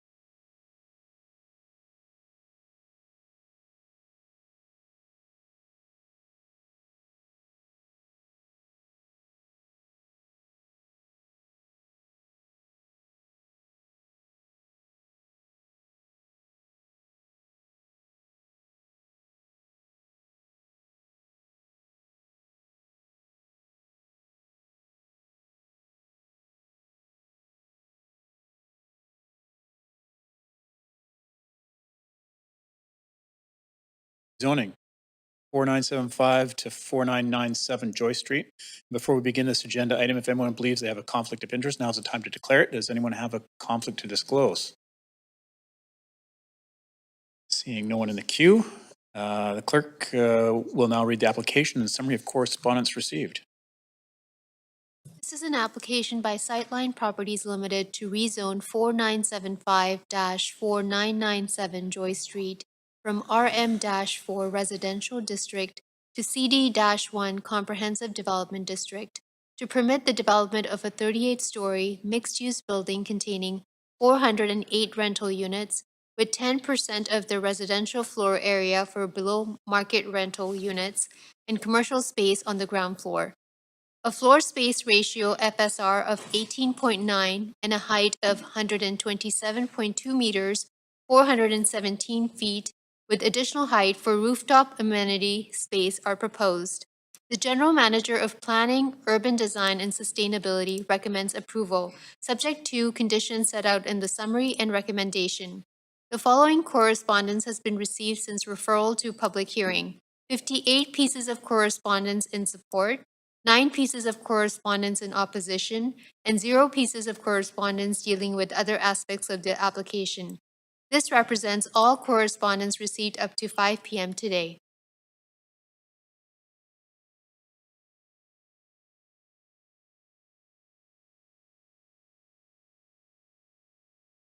This is the first call for speakers. Any speakers for this item who wish to speak to council, please call toll-free 1-833-353-8610, followed by participant code 106-1445 before the close of the speakers list. That phone number will be posted on X and made available on the live stream. There will be an opportunity for new speakers and missed speakers to be added to the end of the registered speakers list. We do have staff from Planning, Urban Design, and Sustainability here to present the application. Great. Good evening, Council. I'm Nick Danford, the rezoning planner for the file.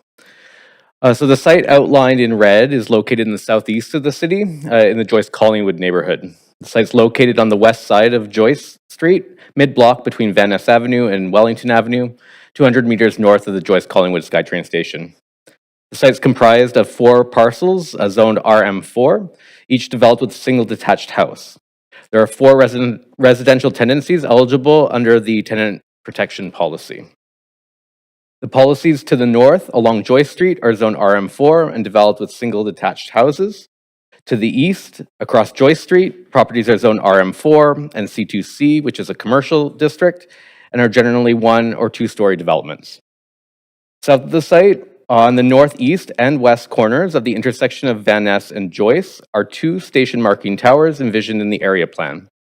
Labeled CD1662 and CD1768 on the map on the screen, these towers are 30 and 35 stories respectively.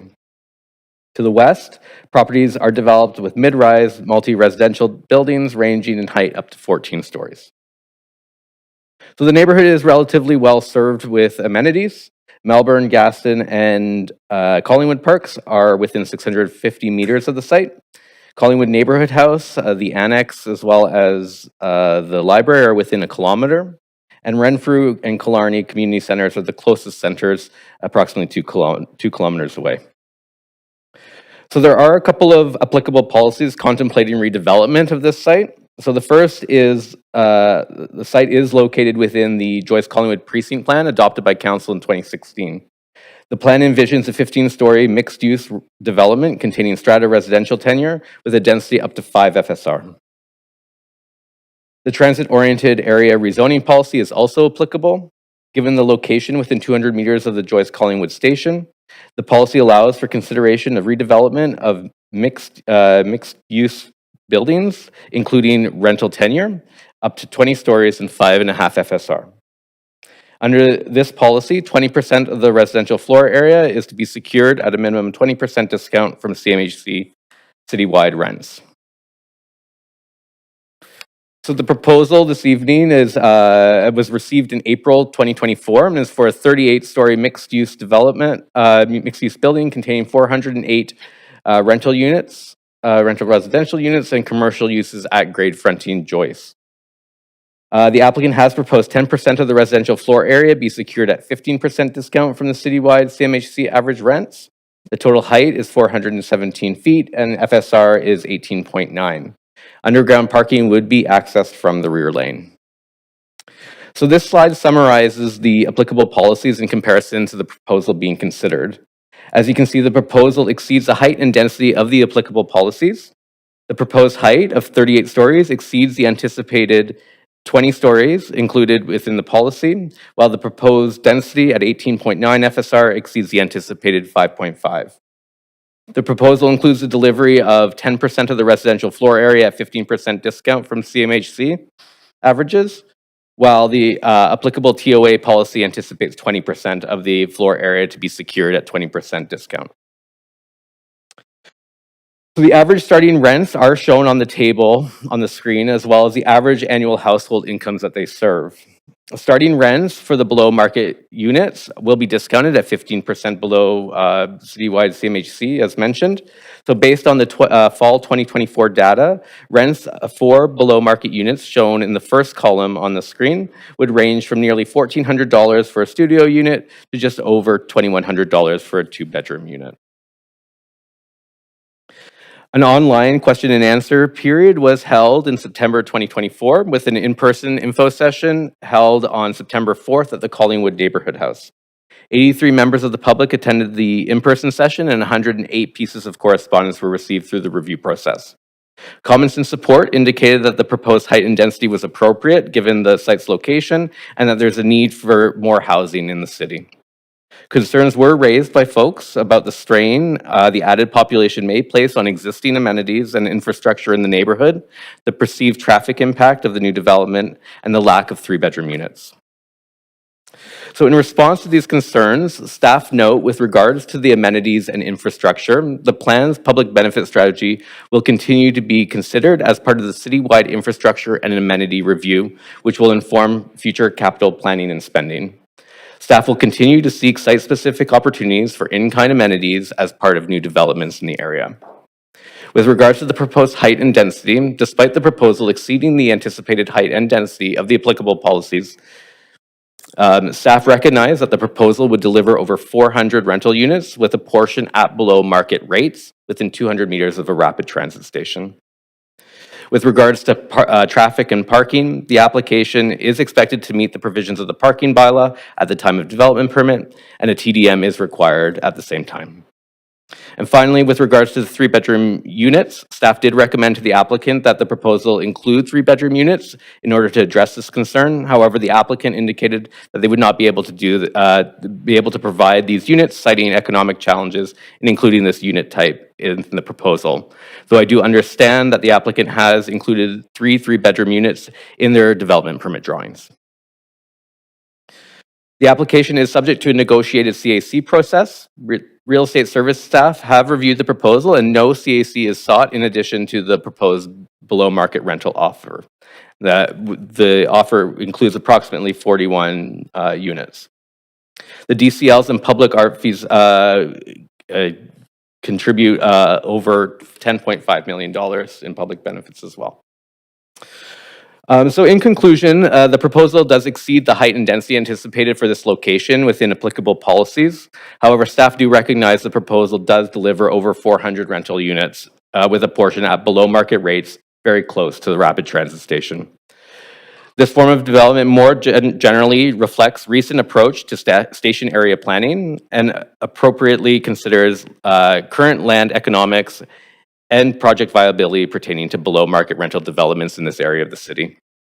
Given this, staff support the application subject to conditions outlined in Appendix B and are available for questions. Thank you. Okay, thanks. Does the applicant wish to make a presentation? Hi, everyone. Can you hear me? Yes. That's Jamie. All right. Hi, Acting Mayor Montague and Council. My name is Jamie Vaughn. I'm the owner and president of Sightline Properties. I appreciate you guys extending tonight's public hearing to kind of get us in there. I know it's late, so I will scrap any opening statements. I think a lot of you know my stance on a lot of things. So I am happy to answer any questions. My architects are here, and I believe my traffic consultant is also online, so happy to answer any questions you may have on this application. Okay, great, thanks. And if there are any questions from council, this is the only opportunity council has to ask questions of the applicant. I do see questions. Councillor Kirby-Young, go ahead. Yeah, thanks, Chair. I have a question, and I'll probably direct this to the applicant first, and I may ask staff to follow up on the same question. And it's with respects to recognizing the policy context with the TOA, transit-oriented area allowing up to the 20 stories, and this one coming in at 38. And the affordability piece, unlike a lot of rental proposals we see, which is 20% BMR, the below market, we're seeing 10% here, and at a 15% discount, typically off of citywide rents versus the sometimes we secure in the past 20%. Given the doubling of sort of the height, if you will, in this context, can you provide context as to why that was the level of affordability that was reached and why it's coming in lower? Sure, than I can start. other proposals? Yeah. Yeah. So when we looked at the site initially, we kind of took a two-pronged approach in terms of height and density. We first looked at it from a contextual standpoint and said, okay, like what are other projects in the area building? And so as Nick kind of outlined, there's towers ranging in the low 30s to the mid 30 stories. And so we kind of took that as a baseline, and then we kind of worked backwards and said, from a financial standpoint, how big do we need to go to make this financially feasible? Obviously, you guys are all very aware of the economic condition of these projects, and I would dare say that 95% of them are basically to the point where they don't make any sense. And so we kind of worked backwards and said, okay, let's provide some level of affordability. Being on the east side, we knew that 20% was just not going to happen. It's a huge commitment, and the rents in this location are not where you're kind of seeing them in other Broadway plan applications that you guys have approved. So the 10% is something that we felt comfortable with. This project was heavily vetted by real estate services. I personally think that there was more taken on this project than really the pro forma allowed for. We were not at a 15% discount. That was not our initial response. Can I jump in, just ask a clarifying question on that, just because we're limited for time? Yep. When you're saying being on the east side and the rents aren't the same, I just want to be explicitly clear. So are you suggesting that in other buildings, like if it was a west side building, maybe it yields higher rents, the remainder of those rents units in the building, the 80%, 90%, whatever it is, help to offset the provision of the below market rents and some of that cost, and the east side rents do not yield as high? Is that why? Yes and no. Yes, west side is going to generate higher rents. Do I think that the west side can handle the 20% inclusionary zoning with the 20% discount? No, I do not. But yes, the fact of having a project on Broadway and Burrard is absolutely going to render higher rents than we're going to achieve in the southeast part of the city. And your land cost, would it also be because your land cost on the inside is lower, so you have less in terms of making that pro forma work? Yep, that definitely plays into it. Okay, because the reason I ask these questions is they're natural ones that I think a lot of people have when they're looking at the projects, right? They see a lot of units there, and so I think it's helpful to hear from your perspective what's really happening. I'm going to switch this question because I have a minute, 20 seconds left to staff. I'd ask if you have any further comments on that with your review of this application and the pro forma. Thanks for the question. I'll hand it over to Zoeb, my colleague in real estate. Hi, this is Zoeb Ahmed from Real Estate Services. Yes, so it was a negotiated CAC. We analyzed the land lift, and generally the rents are lower in the east side. That is true. That was one of the factors. Other factors were the applicant indicated they needed to go a lot deeper into the ground in terms of the parking due to their site configuration. And then they're also doing bicycle parking on the second level, which is typically like rentable area. So it's not below the ground. So Given the rents and these extraordinary costs, that's what the land lift worked out to. And it was 10%, but we were able to secure a deeper level of affordability at the 15% below CMHC, which works out to about 35 to like 43% below actual new market rent. So it is a significant impact on the pro forma. Can I quickly add something, Councillor Kirby-Young? I think I'm running out of time unless another Okay, council. sorry. I'm sorry, yeah, question. you are at time, Counselor, and Yeah. maybe it'll get asked later. Counselor Maloney, go ahead. I'd like some more information about why there are no 3-bedroom units included in this development, considering how many units there are overall. I think, Councillor Maloney, I think two things on that. First of all, building 3 beds is a huge financial strain on a pro forma.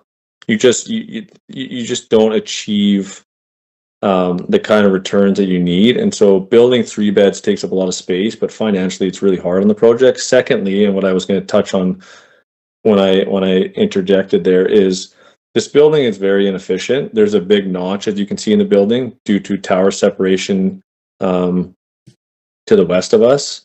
So this building, from a CAC perspective, this is not achieving an 85% efficiency, which is what a typical tower would achieve. This is at 80%. So your rentable area is significantly less in this instance. So that also hurts the ability to put in 3 beds. As Nick did say, as we've worked through our development permit, we've heard staff and the public. We have put in 3 beds in the project. But it is, for policy moving forward, having a 10% 3-bed commitment is a big ask.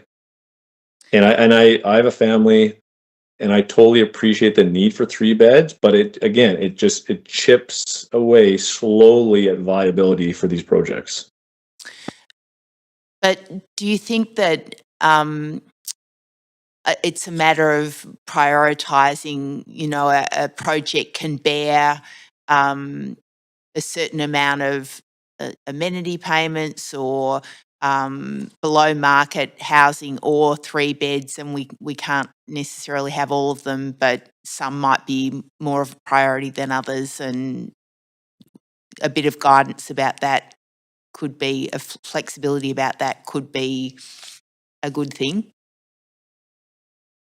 Yeah, I mean, I think you can't. Yeah, you're right. I mean, you can't have everything. I think we understand the importance of 3 beds, and like I said, we've heard the community. But again, it's inclusionary zoning as a foundation is very challenging, and it's going to become a big challenge in the next 10 to 15 years as these projects refinance and these units, as I can't remember if it was Nick alluded to, that these are not a 15% discount. That is a 15% discount to the citywide average. It is not a 15% discount to the new units that are being built. It's a 40% discount. So in 10 to 15 years, financing is going to be really challenging on these units. So I think there needs to be a holistic approach of how are we going to deal with this stuff. But Councillor Maloney, to answer your question, yeah, I mean, it's really hard to include all these different wants into these projects. Thanks for that. And I've got a bit of time if you want to make the point that you were going to make when you were answering Councillor Kirby-Young. Yeah, I kind of already said it, but it was just around the efficiency of the building. When Real Estate Services assesses this project from a performance standpoint, one of the big inputs is, okay, forget the gross buildable area. That's a number we need to understand, because that will dictate the hard cost number. But the important number is, what's the leasable area? So if you have 85% leasable, great.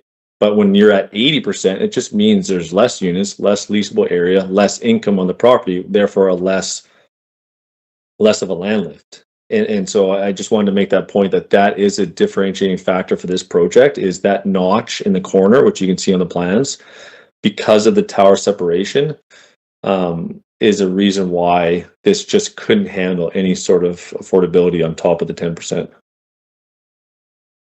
Thanks. Okay, thank you. Councillor Clausen, you're up. You know,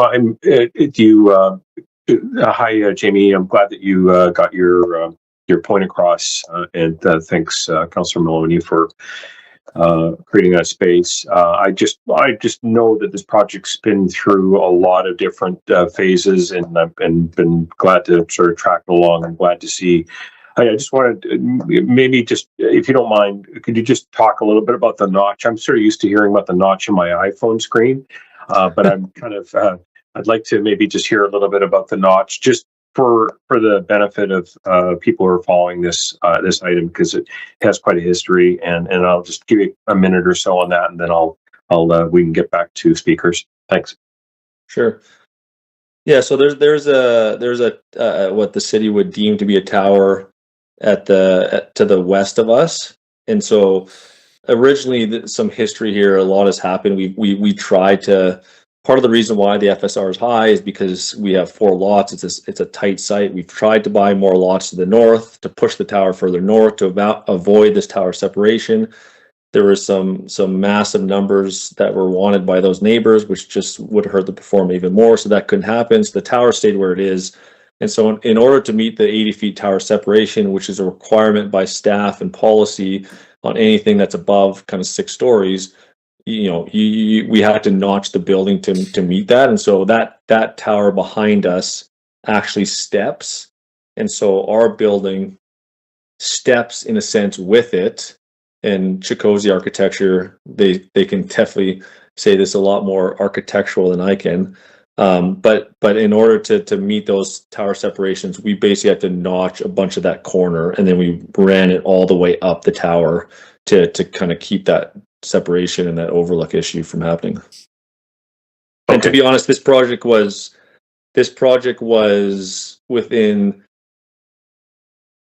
milliseconds of being curved because of this issue, and we just couldn't get to the point where we could resolve it. And the inefficiency of a tower floor plate is always a challenge. You never really want to build an inefficient tower, and so working with staff, we found a creative way to figure it out, and here we are. So okay, perfect. All right, thanks a lot, Jamie. I look forward to hearing from speakers. Okay, thank you, Councillor Clausen. This will be the second call for speakers. If there are any speakers for this item who wish to speak to council, please call toll free 1-833-353-8610, followed by the participant code 1061445 # before the close of the speakers list. That phone number will be posted on X and made available on the live stream. We'll now hear from the public. Can any registered speakers and council chamber please come forward to the podium when your name is called? Speakers will have 5 minutes to make their comments and should limit their comments to the merits of the report being considered. Clerk, do we have speakers online? Okay, we'll go to speaker number 1, Sebastian Petkow. Are you there?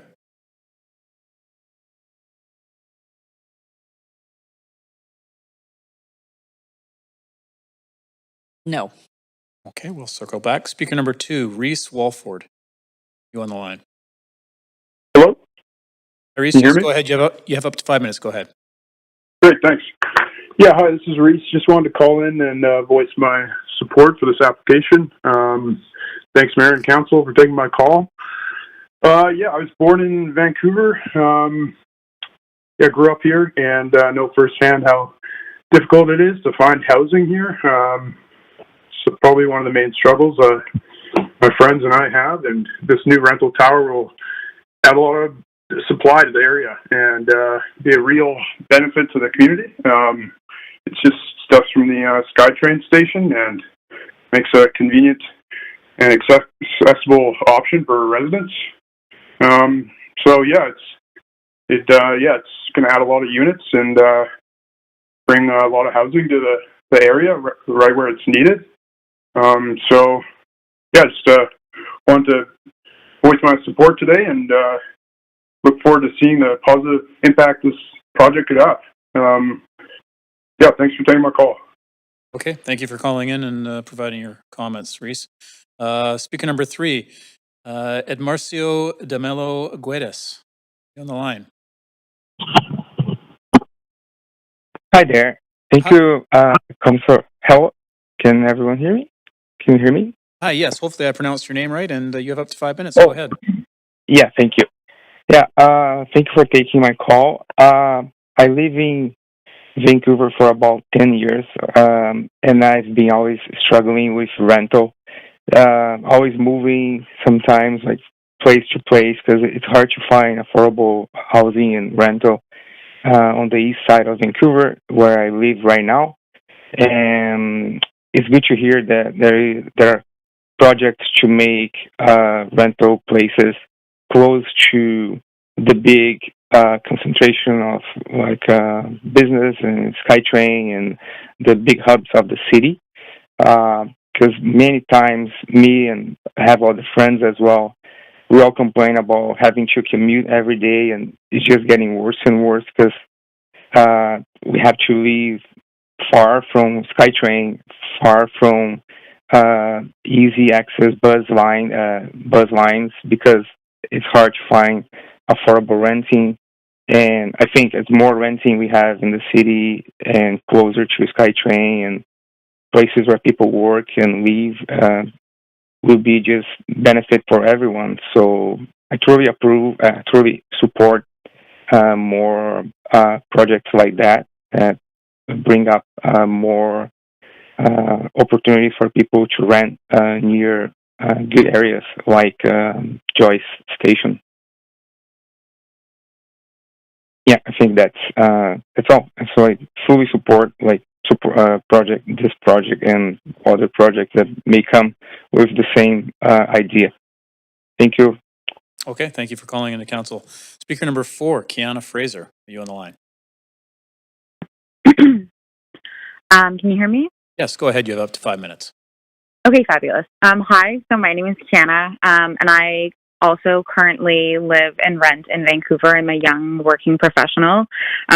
So I feel that I definitely understand how expensive and challenging it can be within the Vancouver rental market and all of the realities that come with it.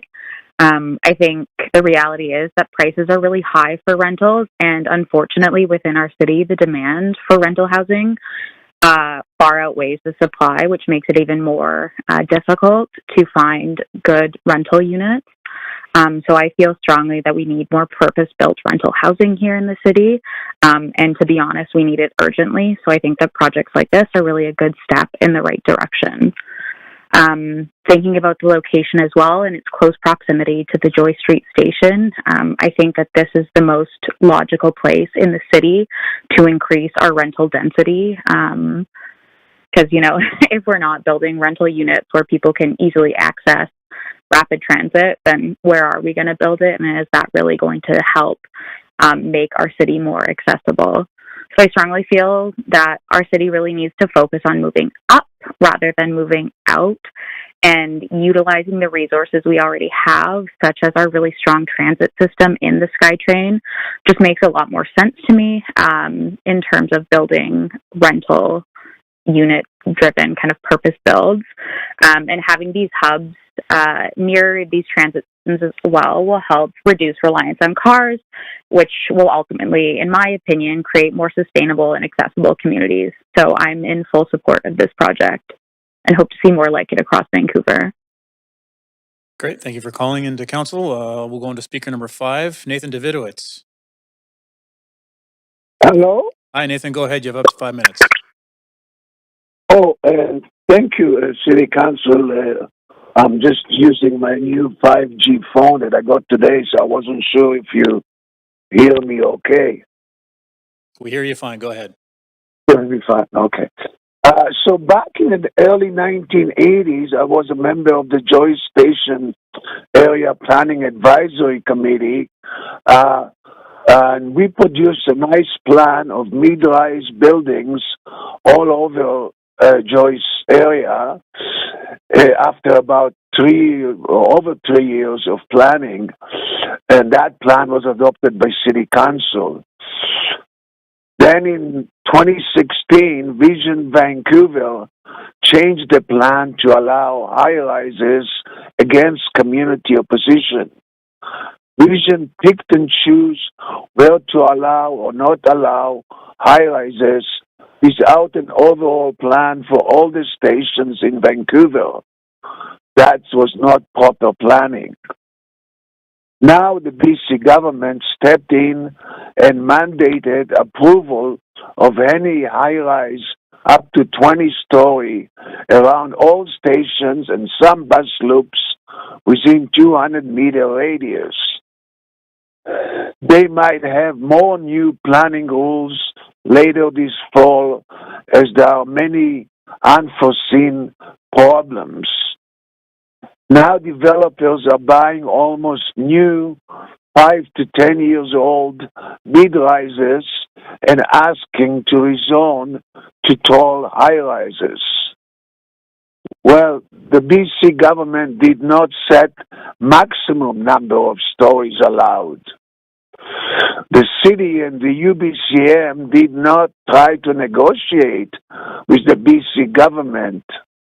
They should have asked that the government take over the planning approval within up to 1 kilometer radius and approve or disapprove all proposed development and try to get a better deal for low-income affordable rentals, as they have a large housing fund.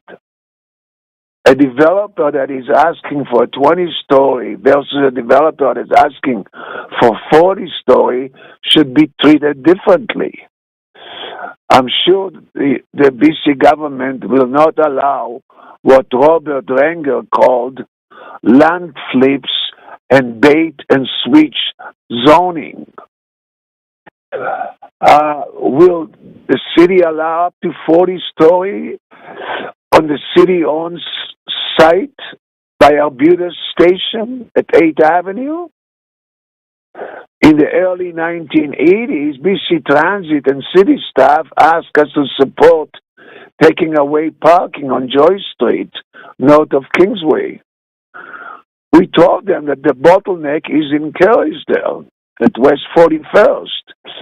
And if they remove parking there, we would support removing parking on Joyce. Well, they didn't do anything. But in 2020, the city removed parking from Joyce Street, but retained the parking in Kerrisdale. I assume the new city hall staff from the UK did not check the history. This is part of the history of East-West versus West in Vancouver, which is unfair. There are many other examples.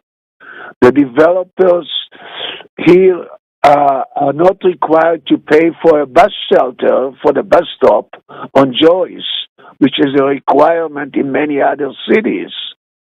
And what about paying for a regular traffic signal at Joyce and Wellington instead of a push-button signal? There are a previous proposal to connect Joyce Station with Brentwood Station that would help many passengers. Thank you for hearing me. Great, thank you, Nathan. We'll go on to speaker number 6, Sarah McLeod.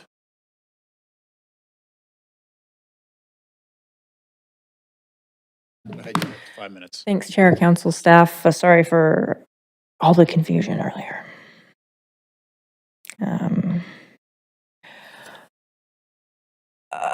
With these developments that say that it's unfeasible to, provide anything more than the 10% below market, I mean, it's been asked at another public hearing, and it's a good question, and we never got the answer from that applicant then, but the word feasible, what does that mean? I am surrounded by I'm surrounded by construction developments that haven't been shovels in the ground yet, but are already advertised to me at certain prices. I live right next door, and I know what's coming, and let's just say the advertisements are vague and maybe just not trying to say what is there, basically because there's nothing there. Also, I get a lot of advertisements to be an investor in development because I guess the AIs think I am in it. And there's different returns that they promise to investors the minimum that I have seen is 22%. That goes as high as 26%. Like these are like development investment firms that are asking you to contribute an investment so that they can do these things, and then they're promising a certain return. So I guess the question about feasibility, does that mean for each project, like depending on what they've set their, return for their investors at, does that what feasible means? Is like you can't provide it and then still, target 22% return for investors? Because you can't promise it. Obviously, there's an asterisk. It's targeted, and then they can't promise it because it's obviously based on like people helping them be able to accomplish that for their investors through partnerships and stuff. Yeah, it could be a good question.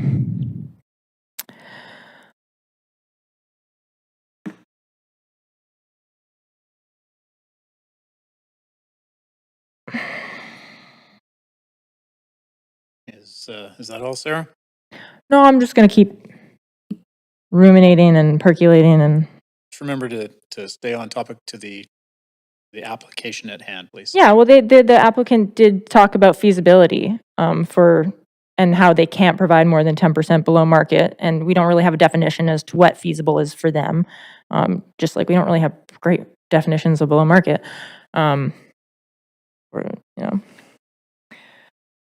Ones that we can actually hold account to, or just try to see if people are at all interested in providing those kinds of things in this city.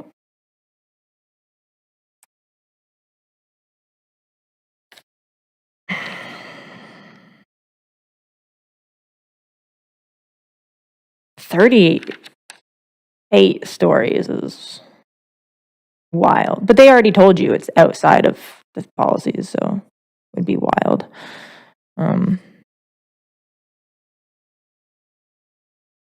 Yeah, sorry, I don't know much about the area, but I'll just say about the trees, that they have, they've written in, I think it was 26 or something. I could be wrong. I'm sorry if I'm wrong because I can't bring the paper with me. But, they have plans to do the trees. I just don't want to know why they can't show us in the designs, because then we could see easily if they would thrive. And in the urban forestry strategy, like, it's funny, like, we're shoved these towers down our throats here. And then at the urban forestry strategy, we're like, pace, guys, pace. Like, what are you talking about? We need to be able to see if those trees are even going to be a part of the ecosystem in 20, 30, 40 years, or if they're going to just kind of die on the street in like 3, 4, 5, 7. We can see it with the design probably, hopefully. Yeah, I don't know. You guys know my thoughts, I guess. I just would hope that someone's trying to build a livable place for, I think, the majority of people living in this city that actually live in this city and don't own in this city. But owners too, but I mean like actually live. If you own it but you don't live here, I don't think you're the majority. Okay, I'm sorry, Sarah, that's time. Sweet, thanks. We're going to circle back to our first speaker, who's apparently now on the line. Sebastian Petkow, are you there? Hi, do you hear me? Yes, go ahead. You have up to 5 minutes. Hi, I'm Sebastian Petko. I'm in favor of the project. I grew up sort of in the area by Trout Lake in Kensington Cedar Cottage. I currently am a resident of Vancouver. I'm quite young. And I believe a solution, it might not be the solution, but a solution to this big problem of housing is supply. And I think everything we can do to make that supply bigger is going to help us in the long run, especially because, lots of people are coming to Canada. I think that's great too. But I think we need supply. We already have a shortage. If it's 38 towers, so be it. I think that's great. Burnaby's going up pretty quick. It's going up a lot quicker. Joyce is quite a lot closer. It's kind of a bridge between East Van and that metropolis area there at Metrotown. So I think a big tower here is not a bad play. I think supply is great. That's my stance. Okay, thanks, Sebastian. Appreciate your call. This will be the third and final call for speakers. If there are any speakers for this item who wish to speak to council, please call toll-free 1-833-353-8610, followed by the participant code 1061445# before the close of the speakers list. That phone number will be posted on X and made available on the live stream. If there are any additional speakers in the council chamber, please come forward to the podium. Seeing none, we'll take a 2-minute recess for any additional speakers to call in or come forward.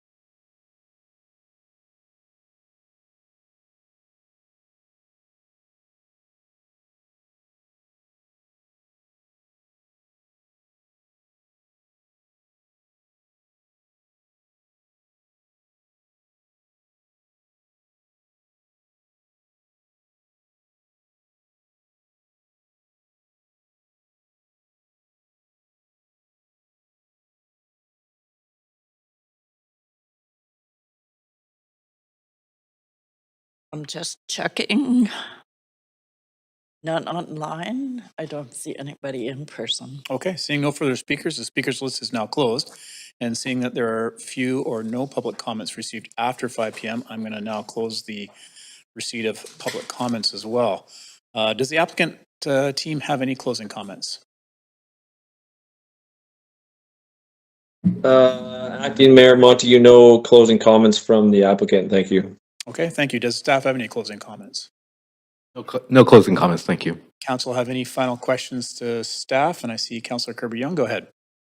No, I don't have questions, but given the late hour, I'm happy to move the recommendations and speak to them. Okay. One more second here.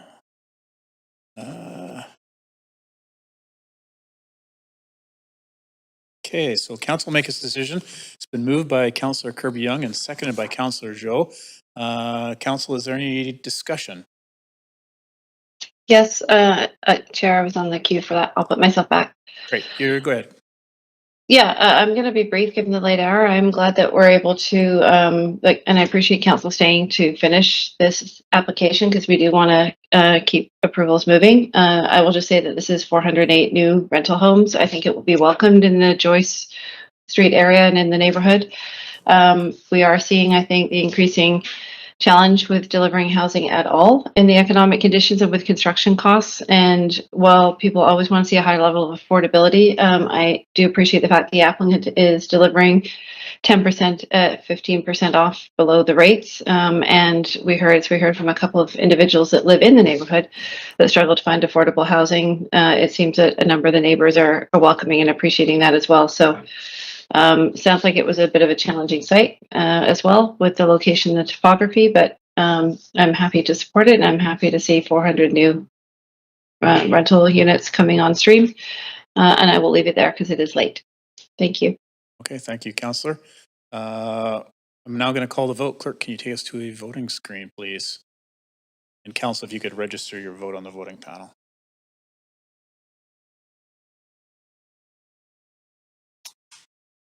And that passes with no one in opposition. Okay, after that item, this meeting is now recessed until June 24th, 2025 at 3 p.m. here in Council Chamber and electronically to continue with item number 5. And I would remind Council that it is very important that you do not engage in any discussion or correspondence in regard to the remaining applications. Have a good night, everybody. Thanks, Chair. Good night.